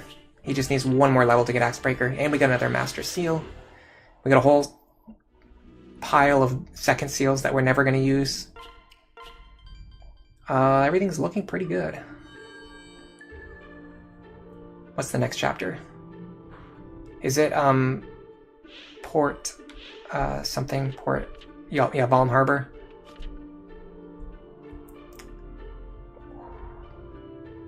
Those are enticing items, but I don't need them if I can't get them to discount. The other shop appeared over here somewhere. Master Seal on sale. And an Elwyn Tome that we could forge. The problem is we actually don't really need any more Master Seals. I don't think. We need one here. We need one here. That's it. I mean, we could potentially... No, we're not even going to use one on Henry. We're going to second seal him. So we only really need 2 more Master Seals, and we have one in our inventory already. And we'll probably get another one, like, from one of the upcoming chapters, so I don't think it's worth buying a Master Seal, even though it is on sale, because we're not ever going to need one again. The Elwind is a good buy. I'm going to buy that. We can forge that as well. Elwind is one of the better tomes, especially for a D rank. Let's check the barracks. Hey, Alpha C, how's it going? Pretty good. How are you doing? Something just popped up. I don't think I know what this is. Oh, it's a parent-child conversation. Okay. You think there's a Master Seal in a village on the next map? Yeah, that's right. That's where it is. Yeah, it's in one of the villages on the top row. Vake Muriel, we're not going to read. How's everybody doing, by the way? Trying to decide if I want to do one more chapter, or if I just want to call it quits and go make lunch. We're at 4 hours and 20 minutes already. Which is not terrible, but not great for me. Especially because, like I mentioned before, my voice was really hoarse, even starting from the beginning of today's stream. Which is not very typical. Usually gets worse overall. What characters do you not need to Master Seal at all? Do you mean like ever, or do you just mean like right now? Because right now, most of our characters are already promoted. If you mean characters that you never need to Master Seal, like obviously Frederick is one of them. Libra, you get for free, of course. He comes promoted. Anna, if you're going to use her, she comes promoted. She's really good. Oh, it is the boss drop, not the village. Yeah, like Ever. So Ever would be Frederick, Libra, Anna. And then the other thing is what we're doing with Henry, where you don't need to Master Seal him because we're going to second seal him into Thief so that he learns Lock Touch. And then as soon as he learns Lock Touch, we're going to pass it down to his child, and then we're going to bench him. We're never going to use him again. That is a strategy. It's very, very valid, and it's very good on units like Virion, Henry. Let's see, is there anyone else who it's really good on? I think Virion and Henry are probably the 2 best users, because you can actually get a lot of good use out of them. Like, we can get really good use out of Henry using Hex and Anathema, and even if he doesn't fight at all, if he doesn't gain any experience, we can slowly build up his S support, and then once he gains his S support with Olivia, we can instantly switch him over to a Thief. He passes down Lock Touch to an Inigo, or in this case, we're going to be using Maribel. So we're gonna do Maribel, and then we're going to pass it down to Brady, and then we have Brady with Lock Touch at basically 0 cost, because all we're using is a second seal to switch Henry over to the Thief, which we have 3 backups. We have tons of second seals, so we don't really need them for anything. Let me put the other one in the inventory. Where is it? Probably maybe Gaius has it. Yes. Put that in the inventory. Funny that Maribel had the Forged Thundertome that I wanted. Stall, yeah, Stall would be good too, especially because you get him early on. You can build him up to an S support, and then he's same class set too, so you can actually switch him over to Thief and pass down Lock Touch using Stall. That's a really good option. You could do like Stall Sully and pass down Lock Touch to Kiel, starting very early on, or like we did Stall Miriel, and you could do that. You could pass down Lock Touch to Laurent. I think Sages with Lock Touch are deceptively good, because they don't have a lot of skills that they really need. They really only need Tome Fair. So that's like basically it. How would I use Henry? Yeah, this makes more sense than using him as a combat unit. If you want to use him more actively, what we could do is we could, instead of second sealing him, we could, well, first of all, you'd have to promote him to Sorcerer, but then once he gets to level 10, we could switch him over to Berserker, because he can eventually get Axe Fair, and his strength is actually not that bad once you switch him over to Berserker, and he still gives Hex and Anathema. And Axe Fair dual strikes still deal a lot of damage because it's not a proc skill. So there's a lot of things you can do with Henry. He's not the best primary combat unit. If you want to use him as a primary combat unit, you have to be prepared to Master Seal him right away, and then start using him as a sorcerer. And he's not too bad. His speed's not great, that's the big thing. He has better skill than Saria. I don't know how they compare on magic, let's see. He's got a little bit better magic, but he's also a level higher, so that it's not as big of a difference. But he's got a little bit better magic. He's got better skill, which is the really big difference. His bulk is also a little bit better. He's got a better crit chance. The big thing is he's got worse speed. And speed is one of the most important stats. And the way that she works makes her better as a supporting unit. As opposed to Henry. Oh, you know what I did notice about Henry, though, which is really funny? I always thought his class set was really weird, having Dark Mage, Thief, and Barbarian. It just like makes no sense. They're like all three of them want to do different things. But what's really cool is that all of these classes are typically like enemy classes. Like a Thief is like an enemy class. You're usually trying to stop them from getting chests. Barbarians, you're typically trying to stop them from destroying villages. Dark Mages are like the classic like enemy, mage type, whereas typically on your side you have mages. Typically the enemies have Dark Mages. Because he's a Plegian, they gave him all of the enemy classes, which is pretty funny.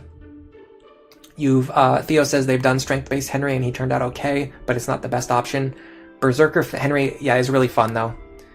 Berserker Henry with all evil classes. Honestly, I think the best use of Henry is what we're doing with him. He provides Hex and Anathema. He can build support with a character. We're actually doing this inefficiently. If we paired him up with somebody like, I don't know, who would be a good option? Like if we did like Henry with Sumia or Henry with Cordelia, like he could fight with them every single turn and he could get that S support really fast and then just pass down Lock Touch to their child. So really good use of Henry. But with all that being said, I think I just made myself really hungry from all that chatting. So Henry is late game Donald. He's not as bad as Donald. He's not as bad as Donald, I promise. Especially Hex and Anathema alone just like makes him a good unit. But I'm going to go make lunch. I recommend everyone else do the same. And drink a lot of water. For now, enjoy the rest of your day. And thanks to everyone who came. And thanks to everyone who liked the stream. Thanks to everyone who's been watching the videos and subbing and all that stuff recently. And for now, enjoy the rest of your day.